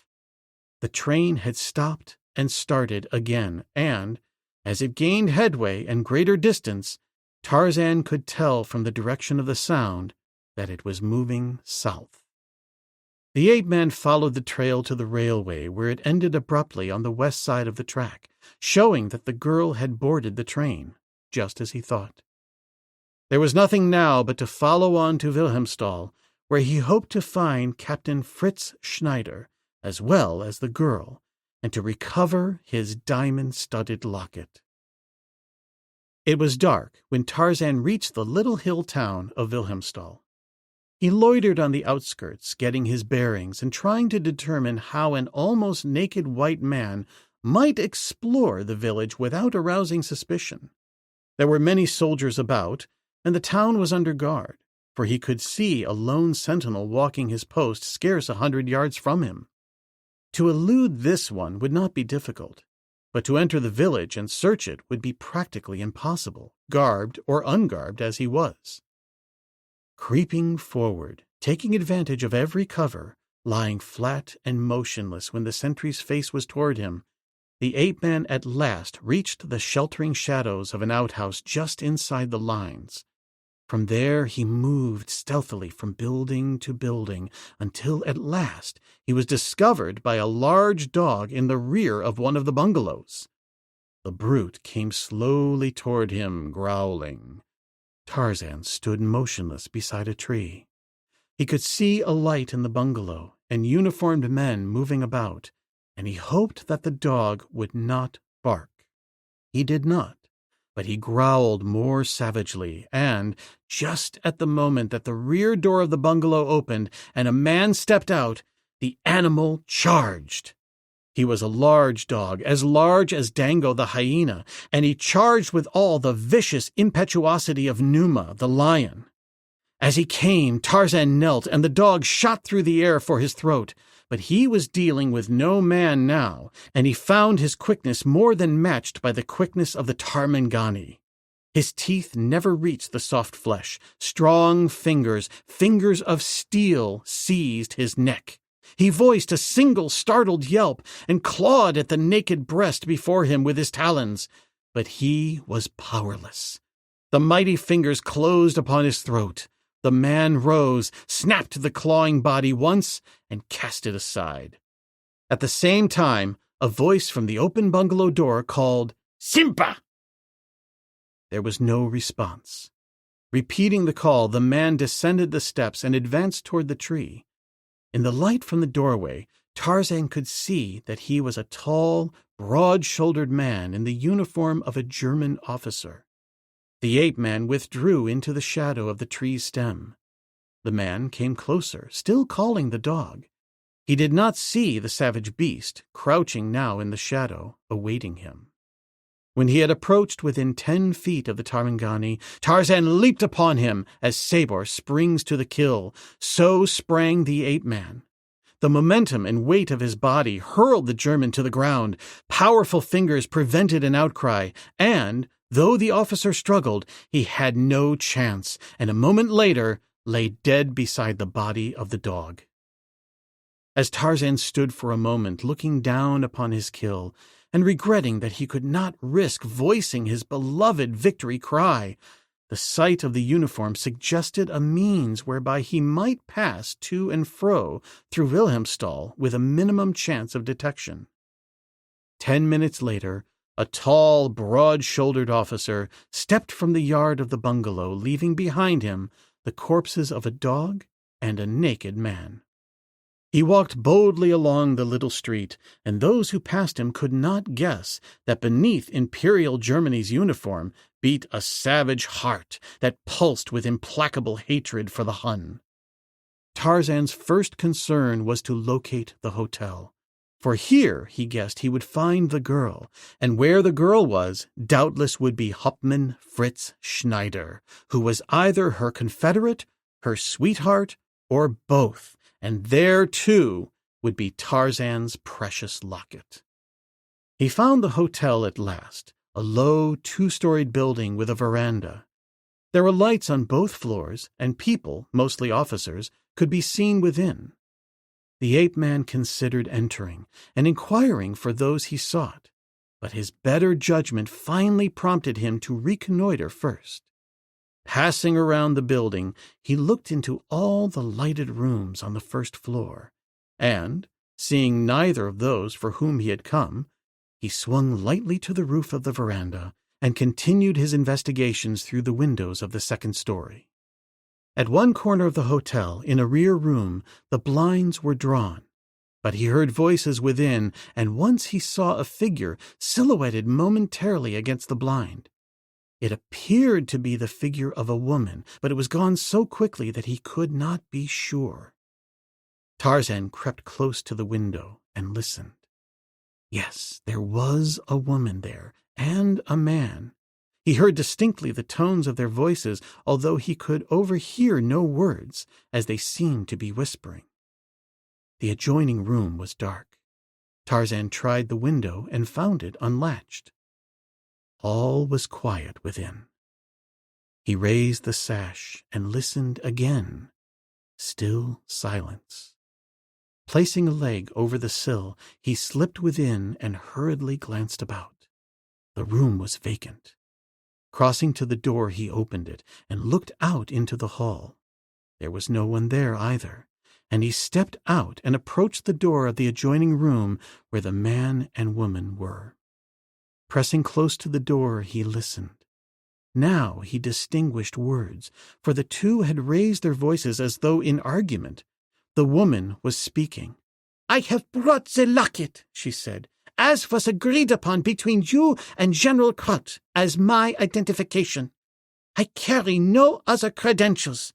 This was to be enough. You have nothing to do but to give me the papers and let me go." The man replied in so low a tone that Tarzan could not catch the words. And then the woman spoke again, a note of scorn and perhaps a little fear in her voice. "You would not dare help me, Schneider," she said. And then, "Do not touch me! Take your hands from me!" It was then that Tarzan of the Apes opened the door and stepped into the room. What he saw was a huge, bull-necked German officer with one arm about the waist of Fräulein Bertha Kircher and a hand upon her forehead, pushing her head back as he tried to kiss her on the mouth. The girl was struggling against the great brute, but her efforts were futile.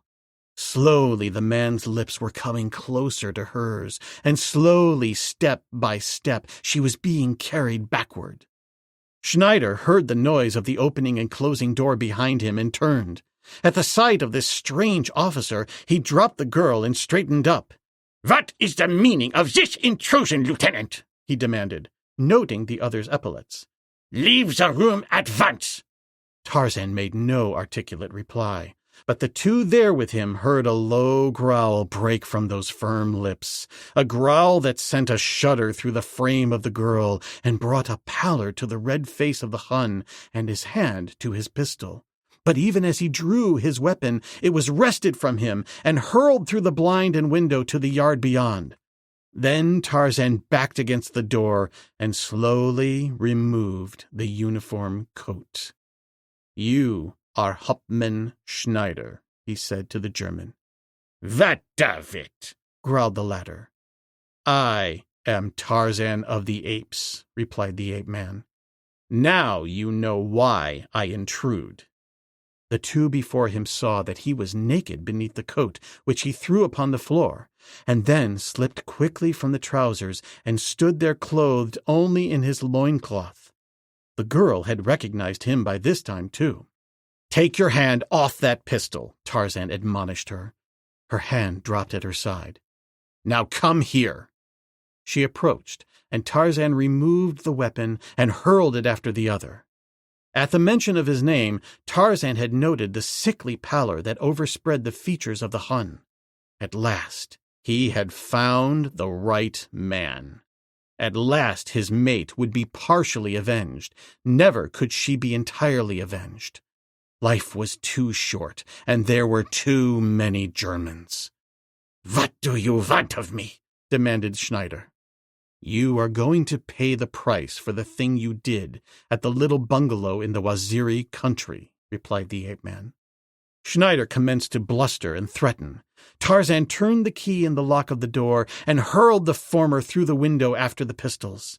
Then he turned to the girl. "Keep out of the way," he said in a low voice. "Tarzan of the Apes is going to kill." The Hun ceased blustering and began to plead. "I have a wife and children at home," he cried. "I have done nothing. You are going to die as befits your kind," said Tarzan, "with blood on your hands and a lie on your lips." He started across the room toward the burly Hauptmann. Schneider was a large and powerful man, about the height of the ape-man, but much heavier. He saw that neither threats nor pleas would avail him, and so he prepared to fight as a cornered rat fights for its life with all the maniacal rage, cunning, and ferocity that the first law of nature imparts to many beasts. Lowering his bull head, he charged for the ape-man, and in the center of the floor the two clinched. There they stood, locked and swaying for a moment, until Tarzan succeeded in forcing his antagonist backward over a table, which crashed to the floor, splintered by the weight of the two heavy bodies. The girl stood watching the battle with wide eyes. She saw the two men rolling hither and thither across the floor, and she heard with horror the low growls that came from the lips of the naked giant.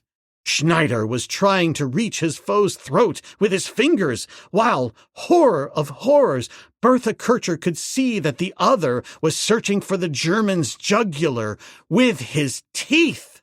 Schneider seemed to realize this too, for he redoubled his efforts to escape and finally succeeded in rolling over on top of the ape-man and breaking away. Leaping to his feet, he ran for the window. But the ape-man was too quick for him, and before he could leap through the sash, a heavy hand fell upon his shoulder, and he was jerked back and hurled across the room to the opposite wall. There Tarzan followed him, and once again they locked, dealing each other terrific blows, until Schneider, in a piercing voice, screamed, "Comrade! Comrade!" Tarzan grasped the man by the throat and drew his hunting knife. Schneider's back was against the wall, so that though his knees wobbled, he was held erect by the ape-man. Tarzan brought the sharp point to the lower part of the German's abdomen. "Thus you slew my mate," he hissed in a terrible voice. "Thus you shall die." The girl staggered forward. "Oh, God, no!" she cried. "Not that! You are too brave! You cannot be such a beast as that!" Tarzan turned to her. "No," he said. "You are right. I cannot do it. I am no German." And he raised the point of his blade and sunk it deep into the putrid heart of Hauptmann Fritz Schneider, putting a bloody period to the Hun's last gasping cry, "I did not do it! She is not—" Then Tarzan turned toward the girl and held out his hand. "Give me my locket," he said. She pointed toward the dead officer. "He has it." Tarzan searched him and found the trinket. "Now you may give me the papers," he said to the girl, and without a word she handed him a folded document. For a long time he stood looking at her before he spoke again. "I came for you too," he said. "It would be difficult to take you back from here, and so I was going to kill you, as I have sworn to kill all your kind. But you were right when you said that I was not such a beast as that slayer of women. I could not slay him as he slew mine, nor can I slay you, who are a woman." He crossed to the window, raised the sash, and an instant later he had stepped out and disappeared into the night. And then Fräulein Bertha Kircher stepped quickly to the corpse upon the floor, slipped her hand inside the blouse, and drew forth a little sheaf of papers, which she tucked into her waist before she went to the window and called for help. Chapter 7. When Blood Told. Tarzan of the Apes was disgusted. He had the German spy, Bertha Kircher, in his power, and had left her unscathed. It is true that he had slain Hauptmann Fritz Schneider, that Under-Lieutenant von Goss had died at his hands, and that he had otherwise wreaked vengeance upon the men of the German company who had murdered, pillaged, and raped at Tarzan's bungalow in the Waziri country. There was still another officer to be accounted for, but him he could not find. It was Lieutenant Obergatz he still sought, though vainly, for at last he learned that the man had been sent upon some special mission. Whether in Africa or back to Europe, Tarzan's informant either did not know or would not divulge. But the fact that he had permitted sentiment to stay his hand when he might so easily have put Bertha Kircher out of the way in the hotel at Wilhelmsthal that night rankled in the ape-man's bosom. He was shamed by his weakness, and when he had handed the paper she had given him to the British Chief of Staff, even though the information it contained permitted the British to frustrate a German flank attack, he was still much dissatisfied with himself. And possibly the root of this dissatisfaction lay in the fact that he realized that were he again to have the same opportunity, he would still find it as impossible to slay a woman as it had been in Wilhelmsthal that night. Tarzan blamed this weakness, as he considered it, upon his association with the effeminating influences of civilization. For in the bottom of his savage heart he held in contempt both civilization and its representatives, the men and women of the civilized countries of the world. Always he was comparing their weaknesses, their vices, their hypocrisies, and their little vanities with the open, primitive ways of his ferocious jungle mates. And all the while there battled in that same big heart with these forces another mighty force, Tarzan's love and loyalty for his friends of the civilized world. The ape-man, reared as he had been by savage beasts amid savage beasts, was slow to make friends. Acquaintances he numbered by the hundreds, but of friends he had few. These few he would have died for, as, doubtless, they would have died for him. But there was none of these fighting with the British forces in East Africa, and so, sickened and disgusted by the sight of man waging his cruel and inhuman warfare, Tarzan determined to heed the insistent call of the remote jungle of his youth. For the Germans were now on the run, and the war in East Africa was so nearly over that he realized that his further services would be of negligible value. Never regularly sworn into the service of the king, he was under no obligation to remain now that the moral obligation had been removed, and so it was that he disappeared from the British camp as mysteriously as he had appeared a few months before. More than once had Tarzan reverted to the primitive only to return again to civilization through love for his mate. But now that she was gone, he felt that this time he had definitely departed forever from the haunts of man, and that he should live and die a beast among beasts, even as he had been from infancy to maturity. Between him and destination lay a trackless wilderness of untouched primeval savagery, where, doubtless in many spots, his would be the first human foot to touch the virgin turf. Nor did this prospect dismay the Tarmangani. Rather, it was an urge and an inducement, for rich in his veins flowed that noble strain of blood that has made most of the earth's surface habitable for man.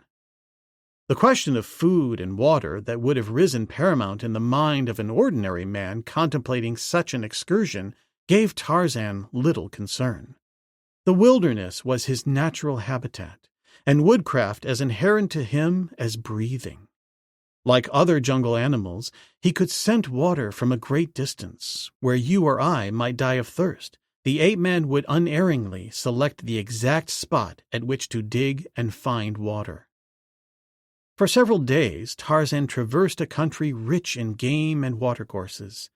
He moved slowly, hunting and fishing, or again fraternizing or quarreling with the other savage denizens of the jungle.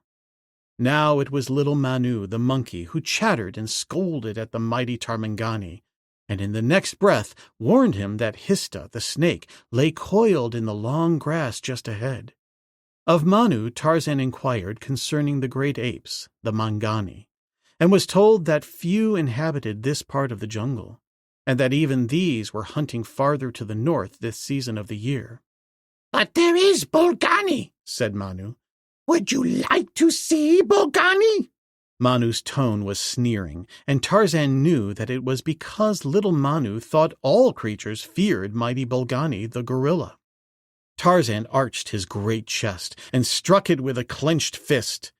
"I am Tarzan," he cried. "While Tarzan was yet a Balu, he slew a Bolgani. Tarzan seeks the Mangani, who are his brothers, but Bolgani he does not seek. So let Bolgani keep from the path of Tarzan."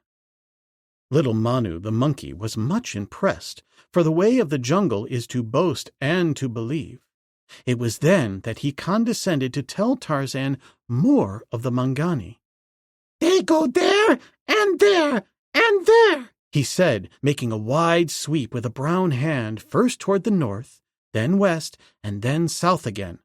"For there," he pointed due west, "is much hunting, but between lies a great place where there is no food and no water, so they must go that way."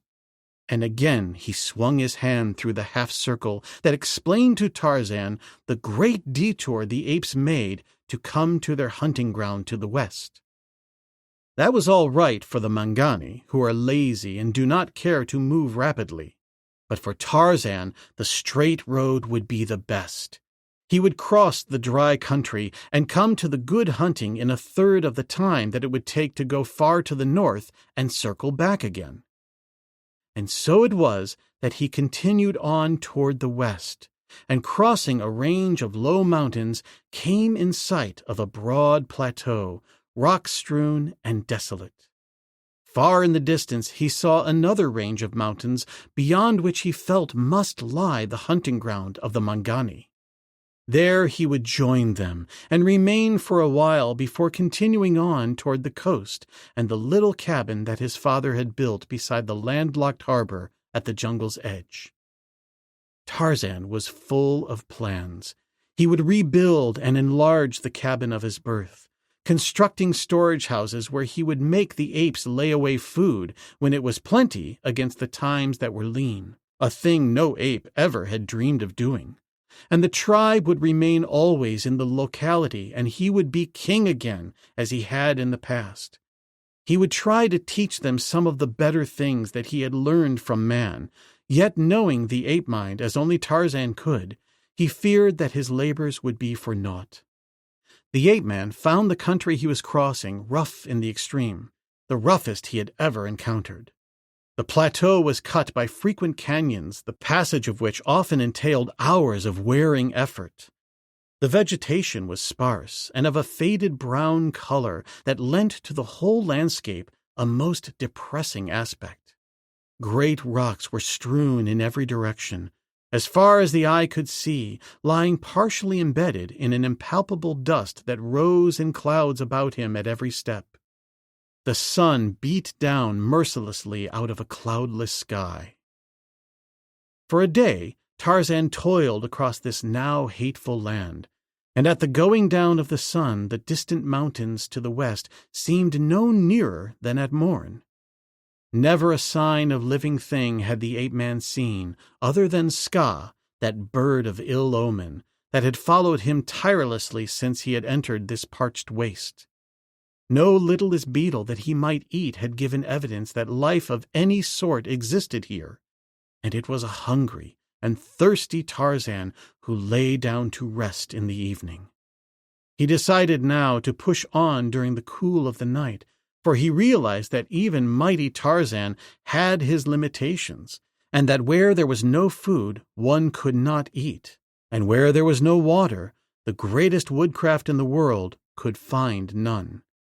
It was a totally new experience to Tarzan to find so barren and terrible a country in his beloved Africa. Even the Sahara had its oasis, but this frightful world gave no indication of containing a square foot of hospitable ground. However, he had no misgivings, but that he would fare forth into the wonder country of which little Manu had told him. though it was certain that he would do it with a dry skin and an empty belly. And so he fought on until daylight, when he again felt the need of rest. He was at the edge of another of those terrible canyons, the 8th he had crossed, whose precipitous sides would have taxed to the uttermost the strength of an untired man, well fortified by food and water. And for the first time, as he looked down into the abyss, and then at the opposite side that he must scale, misgivings began to assail his mind. He did not fear death. With the memory of his murdered mate still fresh in his mind, he almost courted it. Yet strong within him was that primal instinct of self-preservation, the battling force of life that would keep him an active contender against the great reaper until, fighting to the very last, he should be overcome by a superior power. A shadow swung slowly across the ground beside him, and looking up, the ape-man saw Ska, the vulture, wheeling a wide circle above him. The grim and persistent harbinger of evil aroused the man to renewed determination. He arose and approached the edge of the canyon, and then, wheeling with his face turned upward toward the circling bird of prey, he bellowed forth the challenge of the bull ape. "I am Tarzan," he shouted, "Lord of the jungle. Tarzan of the apes is not for Ska, eater of carrion. Go back to the lair of Dango and feed off the leavings of the hyenas, for Tarzan will leave no bones for Ska to pick in this empty wilderness of death." But before he reached the bottom of the canyon, he again was forced to the realization that his great strength was waning. And when he dropped exhausted at the foot of the cliff and saw before him the opposite wall that must be scaled, he bared his fighting fangs and growled. For an hour he lay resting in the cool shade at the foot of the cliff. All about him reigned utter silence, the silence of the tomb. No fluttering birds, no humming insects, no scurrying reptiles relieved the death-like stillness. This, indeed, was the Valley of Death. He felt the depressing influence of the horrible place setting down upon him, but he staggered to his feet, shaking himself like a great lion, for was he not still Tarzan, mighty Tarzan of the apes?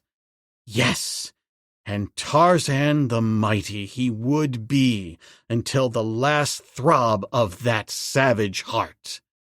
As he crossed the floor of the canyon, he saw something lying close to the base of the side wall he was approaching, something that stood out in startling contrast to all the surroundings, and yet seemed so much a part and parcel of the somber scene as to suggest an actor amid the settings of a well-appointed stage. And, as though to carry out the allegory, the pitiless rays of flaming kudu topped the eastern cliff, picking out the thing lying at the foot of the western wall like a giant spotlight. And as Tarzan came nearer, he saw the bleached skull and bones of a human being, about which were remnants of clothing and articles of equipment that, as he examined them, filled the ape-man with curiosity to such an extent that for a time he forgot his own predicament in contemplation of the remarkable story suggested by these mute evidences of a tragedy of a time long past. The bones were in a fair state of preservation, and indicated by their intactness that the flesh had probably been picked from them by vultures, as none were broken. But the pieces of equipment bore out the suggestion of their great age. In this protected spot, where there were no frosts and evidently little rainfall, the bones might have lain for ages without disintegrating, for there were here no other forces to scatter or disturb them. Near the skeleton lay a helmet of hammered brass and a corroded breastplate of steel, while at one side was a long, straight sword in its scabbard and an ancient harquebus. The bones were that of a large man, a man of wondrous strength and vitality. Tarzan knew he must have been to have penetrated thus far the dangers of Africa with such a ponderous, yet at the same time futile armament. The ape-man felt a sense of deep admiration for this nameless adventurer of a bygone day. What a brute of a man he must have been, and what a glorious tale of battle and kaleidoscopic vicissitudes of fortune must once have been locked within that whitened skull. Tarzan stooped to examine the shreds of clothing that still lay about the bones. Every particle of leather had disappeared, doubtless eaten by Ska. No boots remained, if the man had worn boots, but there were several buckles scattered about, suggesting that a great part of his trappings had been of leather, while just beneath the bones of one hand lay a metal cylinder about 8 inches long and 2 inches in diameter. As Tarzan picked it up, he saw that it had been heavily lacquered, and had withstood the slight ravages of time so well as to be in as perfect a state as preservation today as it had been when its owner dropped into his last long sleep, perhaps centuries ago. As he examined it, he discovered that one end was closed with a friction cover, which a little twisting force soon loosened and removed, revealing within a roll of parchment which the ape-man removed and opened, disclosing a number of age-yellowed sheets closely written upon in a fine hand, in a language which he guessed to be Spanish, but which he could not decipher. Upon the last sheet was a roughly drawn map with numerous reference points marked upon it, all unintelligible to Tarzan, who, after a brief examination of the papers, returned them to their metal case, replaced the top, and was about to toss the little cylinder to the ground beside the mute remains of its former possessor, when some whim of curiosity, unsatisfied, prompted him to slip it into the quiver with his arrows. Though as he did so, it was with the grim thought that possibly, centuries hence, it might again come to the sight of man beside his own bleached bones. And then, with a parting glance at the ancient skeleton, he turned to the task of ascending the western wall of the canyon. Slowly, and with many rests, he dragged his weakening body upward. Again and again he slipped back from sheer exhaustion and would have fallen to the floor of the canyon but for merest chance. How long it took him to scale that frightful wall he could not have told, and when at last he dragged himself over the top, it was to lie weak and gasping, too spent to rise or even to move a few inches farther from the perilous edge of the chasm. At last he arose, very slowly, and with evident effort, gaining his knees first, and then staggering to his feet. Yet his indomitable will was evidenced by a sudden straightening of his shoulders and a determined shake of his head as he lurched forward on unsteady legs to take up his valiant fight for survival. Ahead he scanned the rough landscape for sign of another canyon, which he knew would spell inevitable doom. The western hills rose closer now, though weirdly unreal as they seemed to dance in the sunlight, as though mocking him with their nearness at the moment that exhaustion was about to render them forever unattainable. Beyond him he knew must be the fertile hunting grounds of which Manu had told. Even if no canyon intervened, his chances of surmounting even low hills seemed remote should he have the fortune to reach their base. But with another canyon, hope was dead. Above them Ska still circled, and it seemed to the ape-man that the ill-omened bird hovered ever lower and lower, as though reading in that failing gait the nearing of the end. And through cracked lips Tarzan growled out his defiance. Mile after mile, Tarzan of the Apes put slowly behind him, borne up by sheer force of will where a lesser man would have lain down to die and rest forever tired muscles whose every move was an agony of effort. But at last his progress became practically mechanical. He staggered on with a dazed mind that reacted numbly to a single urge. On, on, on. The hills were now but a dim, ill-defined blur ahead. Sometimes he forgot that they were hills, and again he wondered vaguely why he must go on forever through all this torture, endeavoring to overtake them, the fleeing, elusive hills. Presently he began to hate them, and there formed within his half-delirious brain the hallucination that the hills were German hills, that they had slain someone dear to him, whom he could never quite recall, and that he was pursuing to slay them. This idea, growing, appeared to give him strength, a new and revivifying purpose, so that for a time he no longer staggered, but went forward steadily with head erect. Once he stumbled and fell, and when he tried to rise he found that he could not, that his strength was so far gone that he could only crawl forward on his hands and knees for a few yards, and then sink down again to rest. It was during one of these frequent periods of utter exhaustion that he heard the flap of dismal wings close above him. With his remaining strength, he turned himself over on his back to see Ska wheel quickly upward. With the sight, Tarzan's mind cleared for a while.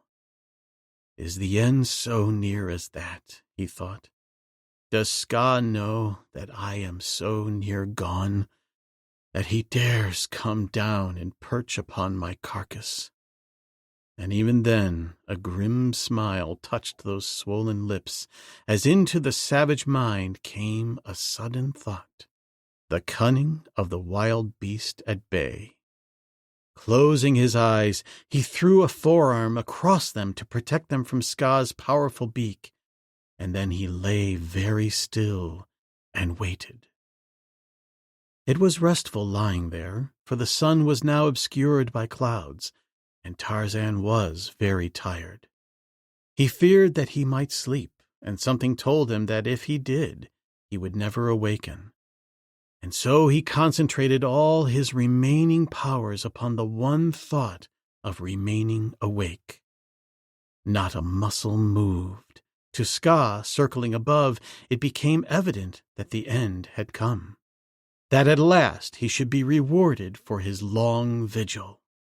Circling slowly, he dropped closer and closer to the dying man. Why did not Tarzan move? Had he indeed been overcome by the sleep of exhaustion? Or was Ska right? Had death at last claimed that mighty body? Was that great savage heart stilled forever? It was unthinkable. Ska, filled with suspicions, circled warily. Twice he almost alighted upon the great naked breast, only to wheel suddenly away. But the third time his talons touched the brown skin. It was as though the contact closed an electric circuit that instantaneously vitalized the quiet clod that had lain motionless so long. A brown hand swept downward from the brown forehead, and before Ska could raise a wing in flight, he was in the clutches of his intended victim. Ska fought, but he was no match for even a dying Tarzan, and a moment later the ape-man's teeth closed upon the carrion eater. The flesh was coarse and tough, and gave off an unpleasant odor and a worse taste. But it was food, and the blood was drink, and Tarzan only an ape at heart and a dying ape into the bargain, dying of starvation and thirst. Even mentally weakened as he was, the ape-man was still master of his appetite, and so he ate but sparingly, saving the rest, and then, feeling that he now could do so safely, he turned upon his side and slept. Rain, beating heavily upon his body, awakened him, and sitting up, he cupped his hands and caught the precious drops which he transferred to his parched throat. Only a little he got at a time, but that was best. The few mouthfuls of Ska that he had eaten, together with the blood and rainwater and the sleep, had refreshed him greatly and put new strength into his tired muscles. Now he could see the hills again, and they were close, and though there was no sun, the world looked bright and cheerful, for Tarzan knew that he was saved. The bird that would have devoured him and the providential rain had saved him at the very moment that death seemed inevitable. Again, partaking of a few mouthfuls of the unsavory flesh of Ska, the vulture, the ape-man arose with something of his old force and set out with steady gait toward the hills of promise rising alluringly ahead. Darkness fell before he reached them, but he kept on until he felt the steeply rising ground that proclaimed his arrival at the base of the hills proper, and then he lay down and waited until morning should reveal the easiest passage to the land beyond. The rain had ceased, but the sky still was overcast, so that even his keen eyes could not penetrate the darkness further than a few feet. And there he slept, after eating again of what remained of Ska, until the morning sun awakened him with a new sense of strength and well-being. And so, at last, he came through the hills, out of the valley of death, into a land of park-like beauty, rich in game. Below him lay a deep valley, through the center of which dense jungle vegetation marked the course of a river, beyond which a primeval forest extended for miles to terminate at last at the foot of lofty snow-capped mountains. It was a land that Tarzan never had looked upon before, nor was it likely that the foot of another white man ever had touched it unless, possibly, in some long-gone day, the adventurer whose skeleton he had found bleaching in the canyon had traversed it. Chapter 8. Tarzan and the Great Apes. 3 days the ape-man spent in resting and recuperating, eating fruits and nuts and the smaller animals that were most easily bagged, and upon the 4th he set out to explore the valley and search for the great apes. Time was a negligible factor in the equation of life. It was all the same to Tarzan if he reached the west coast in a month or a year or 3 years. All time was his, and all Africa. His was absolute freedom. The last tie that had bound him to civilization and custom had been severed. He was alone, but he was not exactly lonely. The greater part of his life had been spent thus, and though there was no other of his kind, he was at all times surrounded by the jungle peoples for whom familiarity had bred no contempt within his breast. The least of them interested him, and, too, there were those with whom he always made friends easily. And there were his hereditary enemies whose presence gave a spice to life that might otherwise have become humdrum and monotonous. And so it was that on the 4th day he set out to explore the valley and search for his fellow apes. He had proceeded southward for a short distance when his nostrils were assailed by the scent of man, of Gomangani, the black man. There were many of them, and mixed with their scent was another, that of a she-Tarmangani. Swinging through the trees, Tarzan approached the authors of these disturbing scents. He came warily from the flank, but paying no attention to the wind, for he knew that man with his dull senses could apprehend him only through his eyes or ears, and then only when comparatively close. Had he been stalking Numa or Sheeta, he would have circled about until his quarry was upwind from him, thus taking practically all the advantage up to the very moment that he came within sight or hearing. But in the stalking of the dull-clawed man, he approached with almost contemptuous indifference, so that all the jungle about him knew that he was passing, all but the men he stalked. From the dense foliage of a great tree, he watched them pass, a disreputable mob of blacks, some garbed in the uniform of German East African native troops, others wearing a single garment of the same uniform, while many had reverted to the simple dress of their forebears, approximating nudity.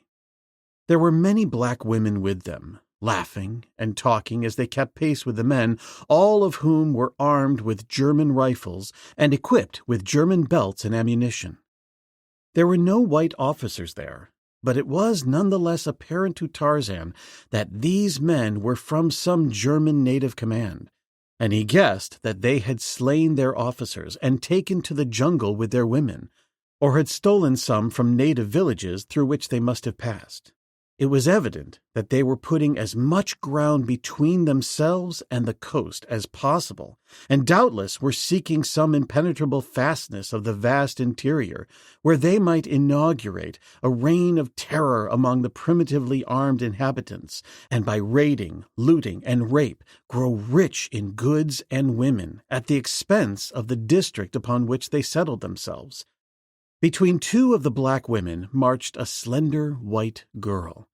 She was hatless and with torn and disheveled clothing that had evidently once been a trim riding habit.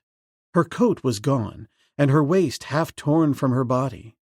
Occasionally, and without apparent provocation, one or the other of the women struck or pushed her roughly. Tarzan watched through half-closed eyes. His first impulse was to leap among them and bear the girl from their cruel clutches. He had recognized her immediately, and it was because of this fact that he hesitated. What was it to Tarzan of the Apes what fate befell this enemy spy? He had been unable to kill her himself because of an inherent weakness that would not permit him to lay hands upon a woman, all of which, of course, had no bearing upon what others might do to her. That her fate would now be infinitely more horrible than the quick and painless death that the ape-man would have meted to her only interested Tarzan to the extent that the more frightful the end of a German, the more in keeping it would be with what they all deserved. And so he let the blacks pass with Fräulein Bertha Kircher in their midst, or at least until the last straggling warrior suggested an idea to his mind. The last man, who must have stopped for some purpose, was fully 1/4 of a mile in rear of the party. He was hurrying to catch up when Tarzan saw him, and as he passed beneath the tree in which the ape-man perched above the trail, a silent noose dropped deftly about his neck.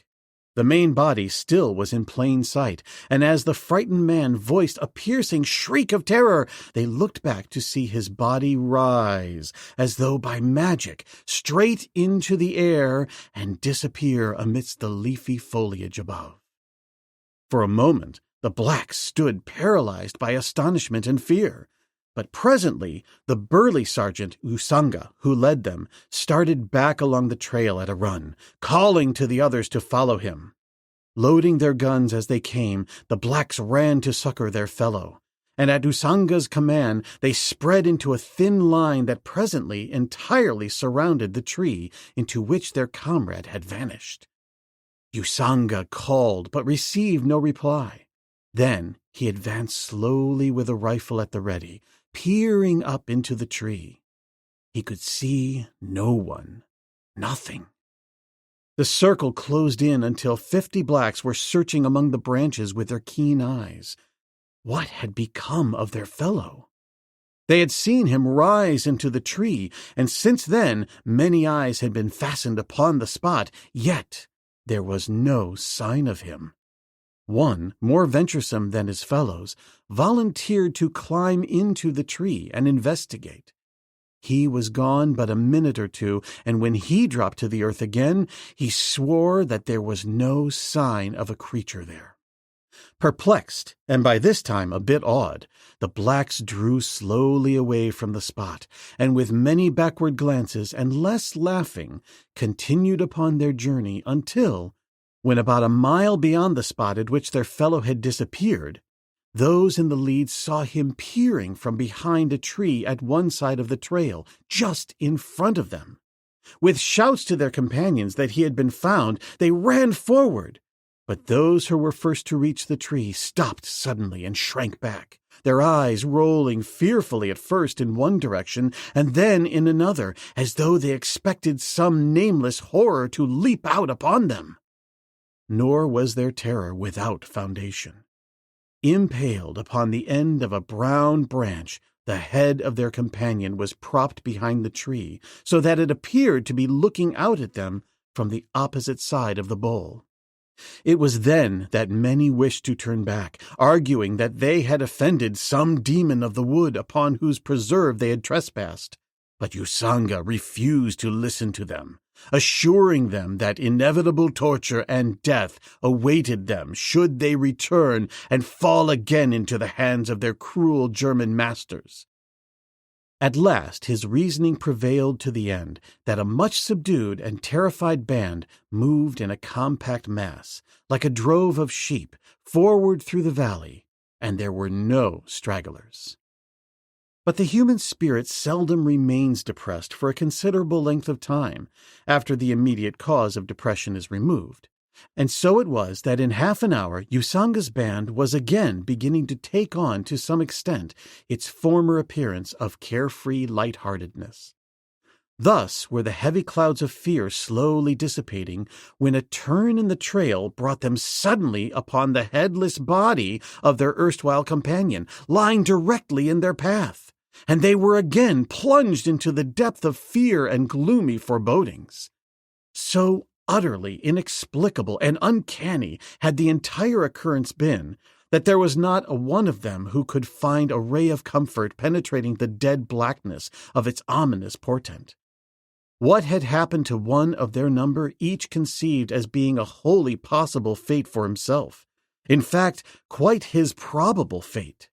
If such a thing could happen in broad daylight, what frightful thing might not fall to their lot when night had enshrouded them in her mantle of darkness? They trembled in anticipation. The white girl in their midst was no less mystified than they, but far less moved, since sudden death was the most merciful fate to which she might now look forward. So far she had been subjected to nothing worse than the petty cruelties of the women, while, on the other hand, it had alone been the presence of the women that had saved her from worse treatment at the hands of some of the men, notably the brutal sergeant Usanga. His own woman was of the party, a veritable giantess, a virago of the first magnitude, and she was evidently the only thing in the world of which Usanga stood in awe. Even though she was particularly cruel to the young woman, the latter believed that she was her sole protection from the degraded black tyrant. Late in the afternoon, the band came upon a small palisaded village of thatched huts set in a clearing in the jungle close beside a placid river. At their approach, the villagers came pouring out, and Usanga advanced with 2 of his warriors to palaver with the chief.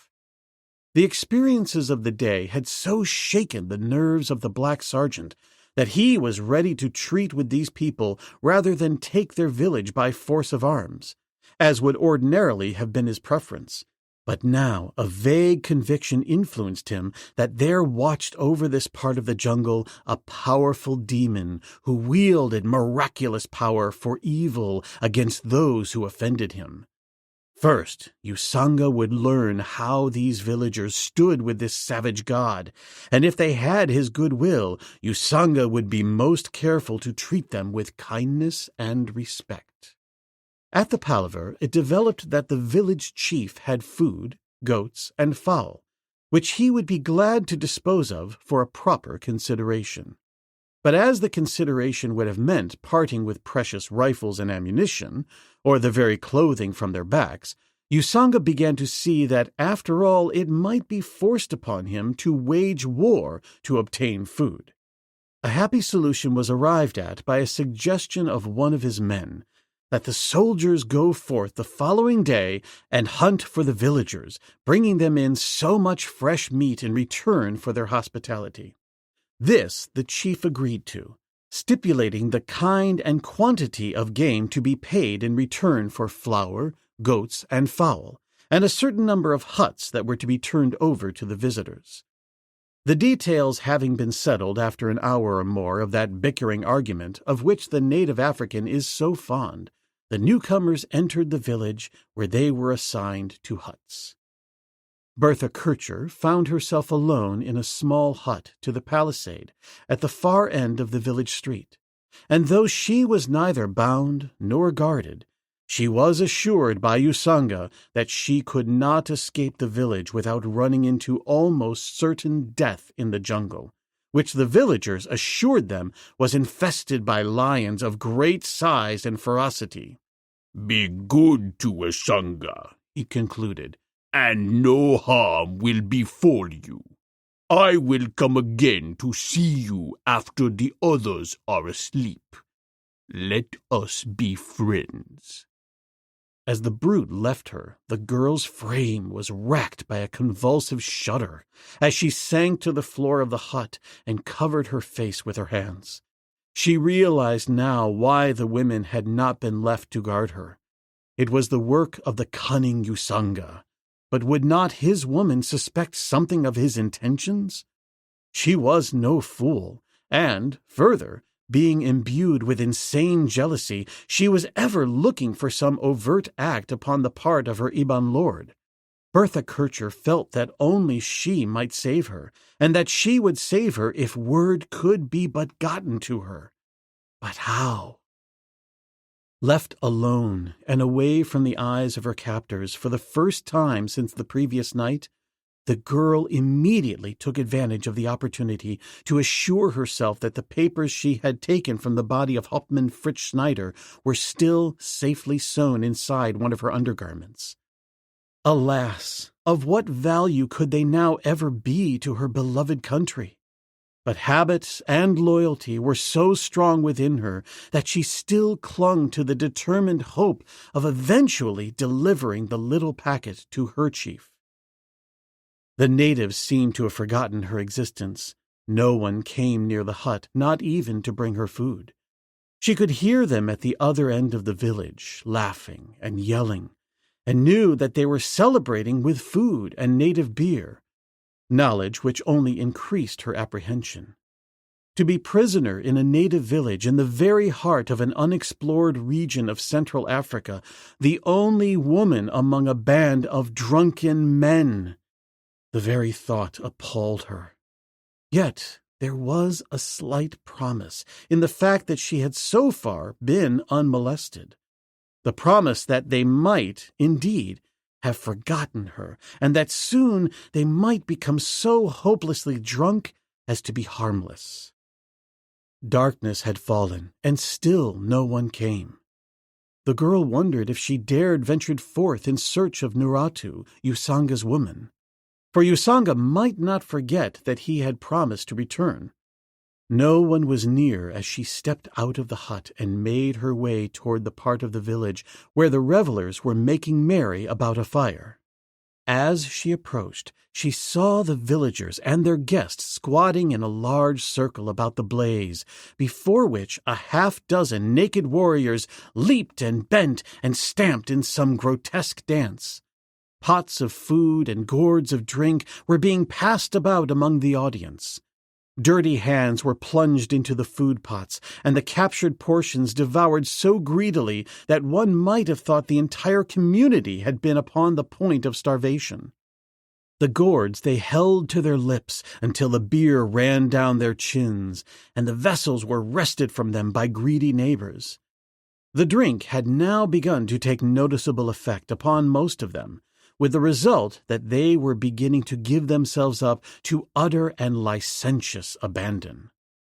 As the girl came nearer, keeping in the shadow of the huts, looking for Nuratu, she was suddenly discovered by one upon the edge of the crowd, a huge woman who rose, shrieking, and came toward her. From her aspect, the white girl thought that the woman meant literally to tear her to pieces. So utterly wanton and uncalled for was the attack that it found the girl entirely unprepared, and what would have happened had not a warrior interfered may only be guessed.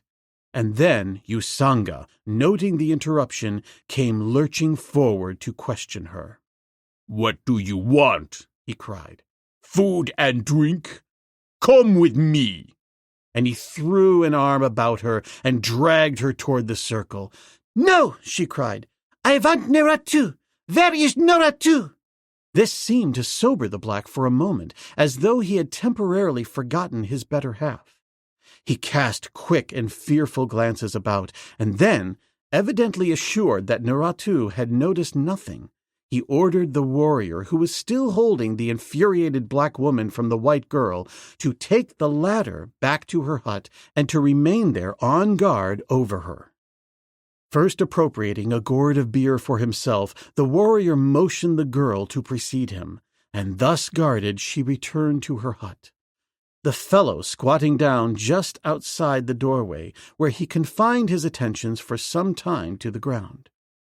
Bertha Kircher sat down at the far side of the hut, awaiting she knew not what impending fate. She could not sleep, so filled was her mind with wild schemes of escape, though each new one must always be discarded as impractical. Half an hour after the warrior had returned her to her prison, he rose and entered the hut, where he tried to engage in conversation with her.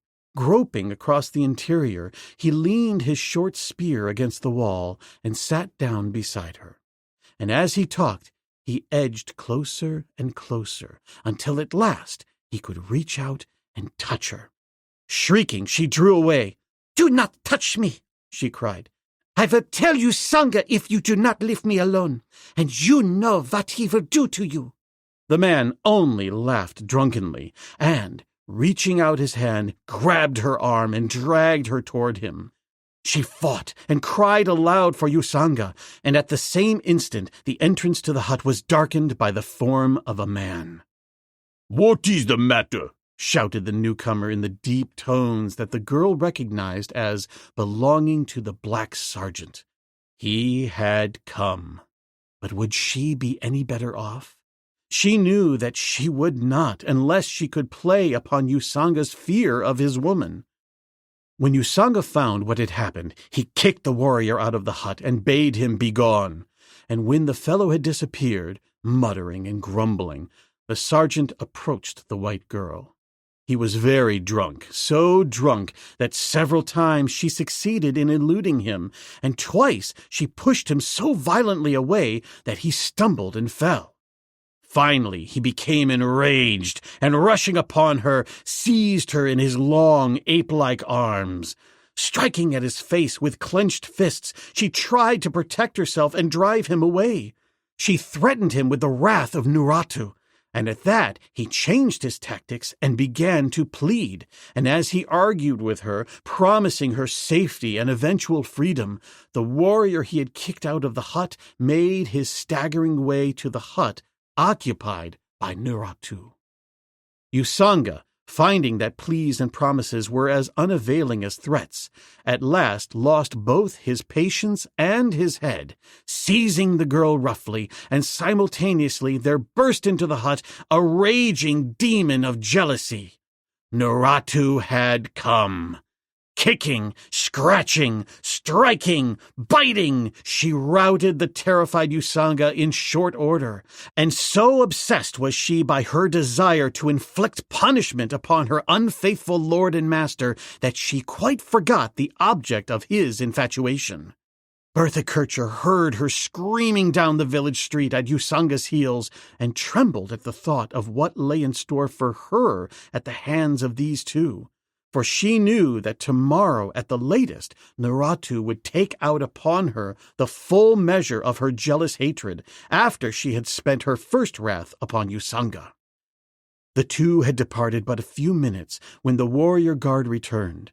He looked into the hut and then entered.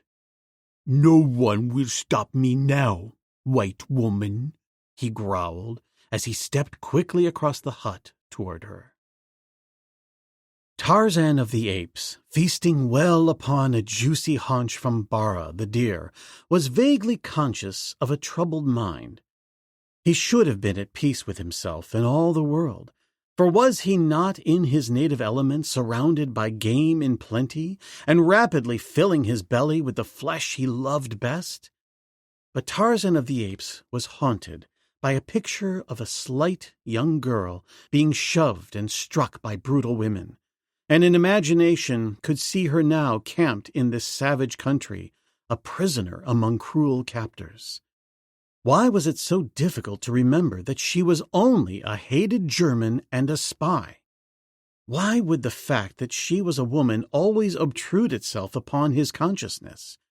He hated her, as he hated all her kind, and the fate that was sure to be hers was no more terrible than she in common with all her people deserved. The matter was settled, and Tarzan composed himself to think of other things. Yet the picture would not die. It rose in all its details and annoyed him. He began to wonder what they were doing to her and where they were taking her. He was very much ashamed of himself, as he had been after the episode in Wilhelmsthal, when his weakness had permitted him to spare this spy's life. Was he to be thus weak again? No. Night came, and he settled himself in an ample tree to rest until morning, but sleep would not come. Instead came the vision of a girl being beaten by heartless women, and again of the same girl at the mercy of the warriors somewhere in that dark and forbidding jungle. With a growl of anger and self-contempt, Tarzan arose, shook himself, and swung from his tree to that adjoining, and thus, through the lower terraces, he followed the trail that Usanga's party had taken earlier in the afternoon. He had little difficulty, as the band had followed a well-beaten path, and when toward midnight the stench of a native village assailed his delicate nostrils, he guessed that his goal was near, and that presently he should find her whom he sought. Prowling stealthily, as prowls Numa the lion stalking a wary prey, Tarzan moved noiselessly about the palisade, listening and sniffing. At the rear of the village he discovered a tree whose branches extended over the top of the palisade, and a moment later he had dropped quietly into the village. From hut to hut he went searching with keen ears and nostrils, some confirming evidence of the presence of the girl, and at last, faint and almost obliterated by the odor of the gomangani, he found it hanging like a delicate vapor about a small hut. The village was quiet now, for the last of the beer and the food had been disposed of, and the blacks lay in their huts overcome by stupor. Yet Tarzan made no noise that even a sober man keenly alert might have heard.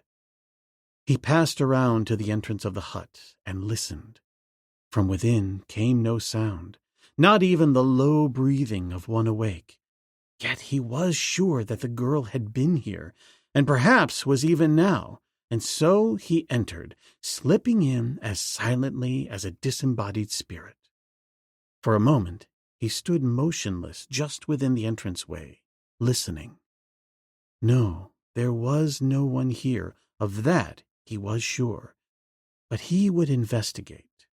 As his eyes became accustomed to the greater darkness within the hut, an object began to take form that presently outlined itself in a human form supine upon the floor. Tarzan stepped closer and leaned over to examine it. It was the dead body of a naked warrior from whose chest protruded a short spear. Then he searched carefully every square foot of the remaining floor space, and at last returned to the body again, where he stooped and smelled of the haft of the weapon that had slain the black. A slow smile touched his lips. That, and a slight movement of his head, betokened that he understood. A rapid search of the balance of the village assured him that the girl had escaped, and a feeling of relief came over him that no harm had befallen her. That her life was equally in jeopardy in the savage jungle to which she must have flown did not impress him as it would have you or me, since to Tarzan the jungle was not a dangerous place. He considered one safer there than in Paris or London by night. He had entered the trees again and was outside the palisade when there came faintly to his ears, from far beyond the village, an old familiar sound. Balancing lightly upon a swaying branch, he stood, a graceful statue of a forest god, listening intently. For a minute he stood thus, and then, there broke from his lips the long, weird cry of ape calling to ape, and he was away through the jungle toward the sound of the booming drum of the anthropoids, leaving behind him an awakened and terrified village of cringing blacks, who would forever after connect that eerie cry with the disappearance of their white prisoner and the death of their fellow warrior. Bertha Kircher, hurrying through the jungle along a well-beaten game trail, thought only of putting as much distance as possible between herself and the village before daylight could permit pursuit of her. Whither she was going she did not know, nor was it a matter of great moment, since death must be her lot sooner or later. Fortune favored her that night, for she passed unscathed through as savage and lion-ridden an area as there is in all Africa, a natural hunting ground which the white man has not yet discovered, where deer and antelope and zebra, giraffe and elephant, buffalo, rhinoceros, and the other herbivorous animals of Central Africa abound, molested by none but their natural enemies, the great cats, which, lured here by easy prey and immunity from the rifles of big game hunters, swarm the district. She had fled for an hour or two, perhaps, when her attention was arrested by the sound of animals moving about, muttering and growling close ahead. Assured that she had covered a sufficient distance to ensure her a good start in the morning before the blacks could take to her trail, and fearful of what the creatures might be, she climbed into a large tree with the intention of spending the balance of the night there. She had no sooner reached a safe and comfortable branch when she discovered that the tree stood upon the edge of a small clearing that had been hidden from her by the heavy undergrowth upon the ground below, and simultaneously she discovered the identity of the beasts she had heard. In the center of the clearing below her, clearly visible in the bright moonlight, she saw fully 20 huge, man-like apes, great, shaggy fellows who went upon their hind feet with only slight assistance from the knuckles of their hands. The moonlight glanced from their glossy coats, the numerous gray-tipped hairs imparting a sheen that made the hideous creatures almost magnificent in their appearance. The girl had watched them but a minute or two when the little band was joined by others, coming singly and in groups until there were fully 50 of the great brutes gathered there in the moonlight. Among them were young apes, and several little ones clinging tightly to their mother's shaggy shoulders.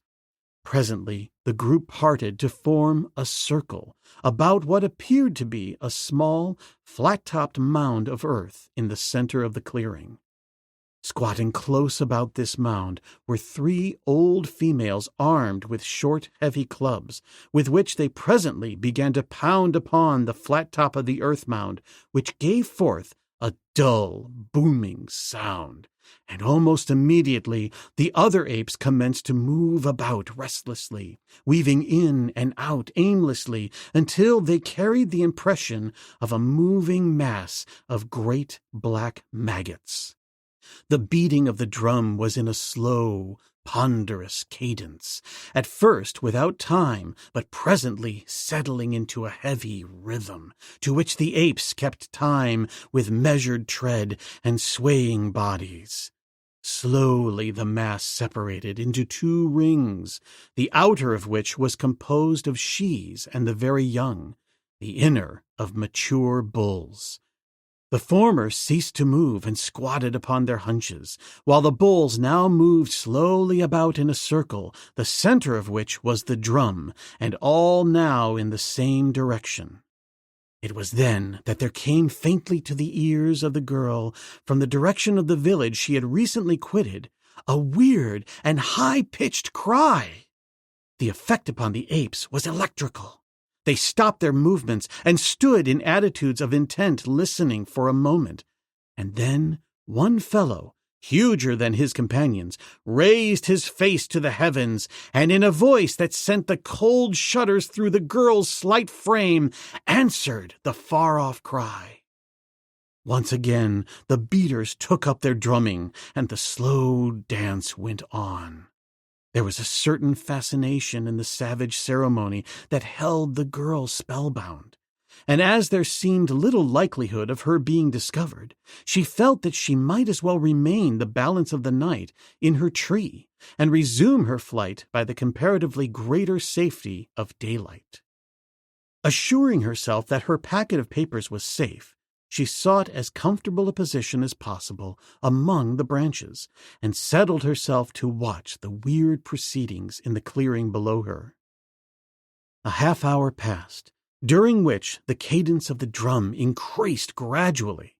Now the great bull that had replied to the distant call leaped from the inner circle to dance alone between the drummers and the other bulls.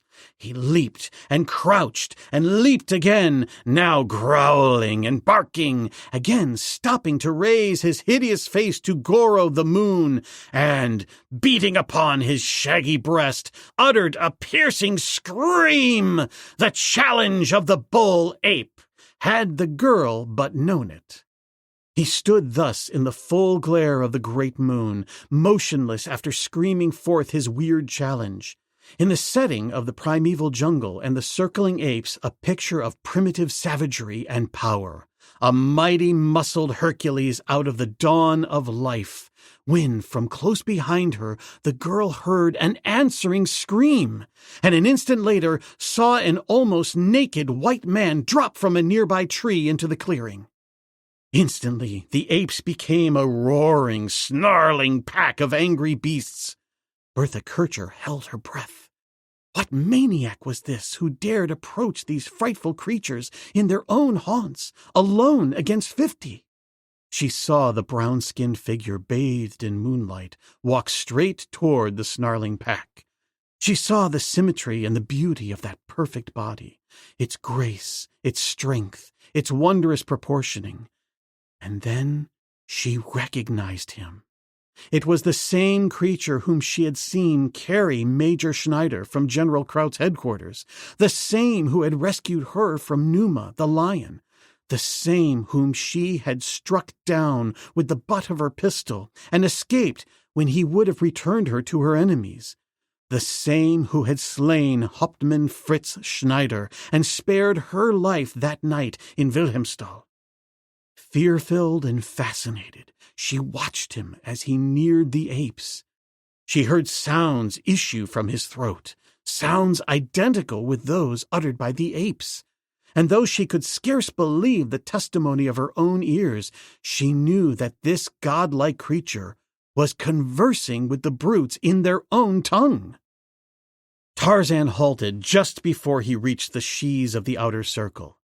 "I am Tarzan of the Apes," he cried. "You do not know me because I am of another tribe, but Tarzan comes in peace, or he comes to fight. Which shall it be? Tarzan will talk with your king." And so saying, he pushed straight forward through the sheaves and the young, who now gave way before him, making a narrow lane through which he passed toward the inner circle.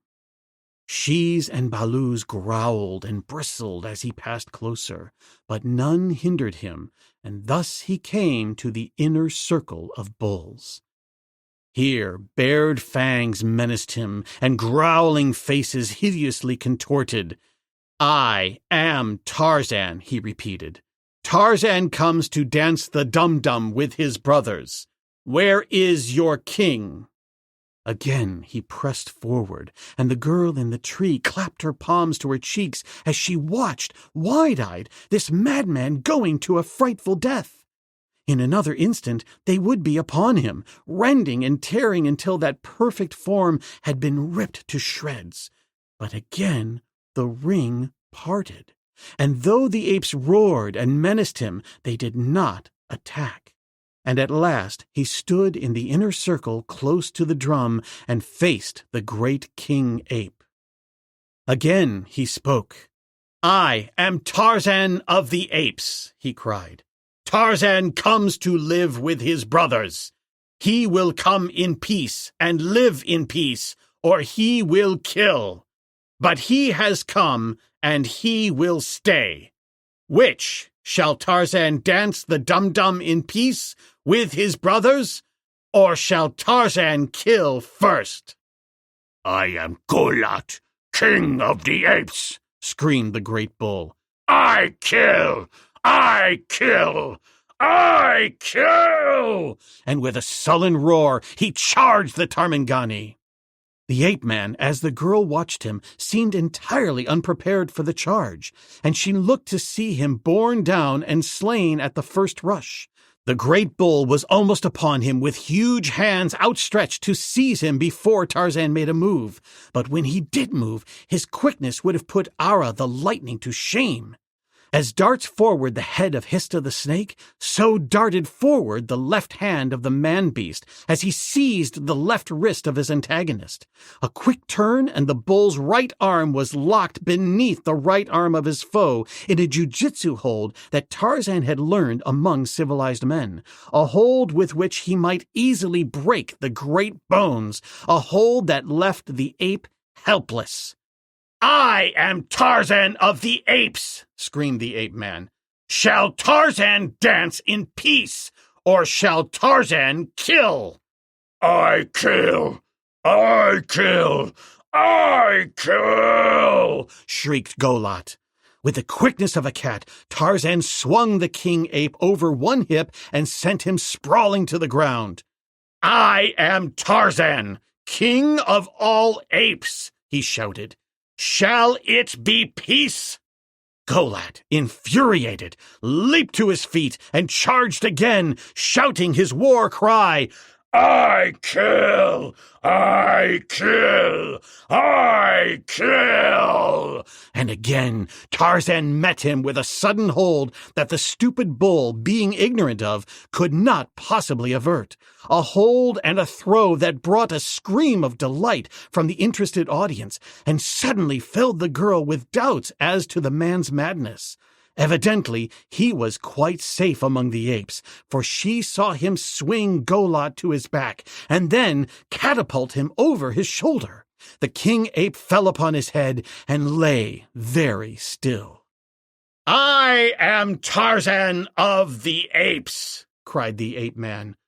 "I come to dance the dum-dum with my brothers."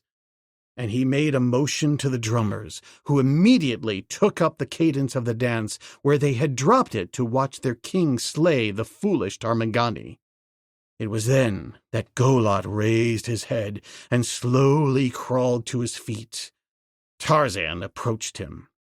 "I am Tarzan of the apes," he cried. "Shall Tarzan dance the dum-dum with his brothers now, or shall he kill first?" Golat raised his bloodshot eyes to the face of the Tarmangani. "Kagoda!" he cried. "Tarzan of the apes will dance the dum-dum with his brothers, and Golat will dance with him." And then the girl in the tree saw the savage man leaping, bending, and stamping with the savage apes in the ancient rite of the dum-dum. His roars and growls were more beastly than the beasts.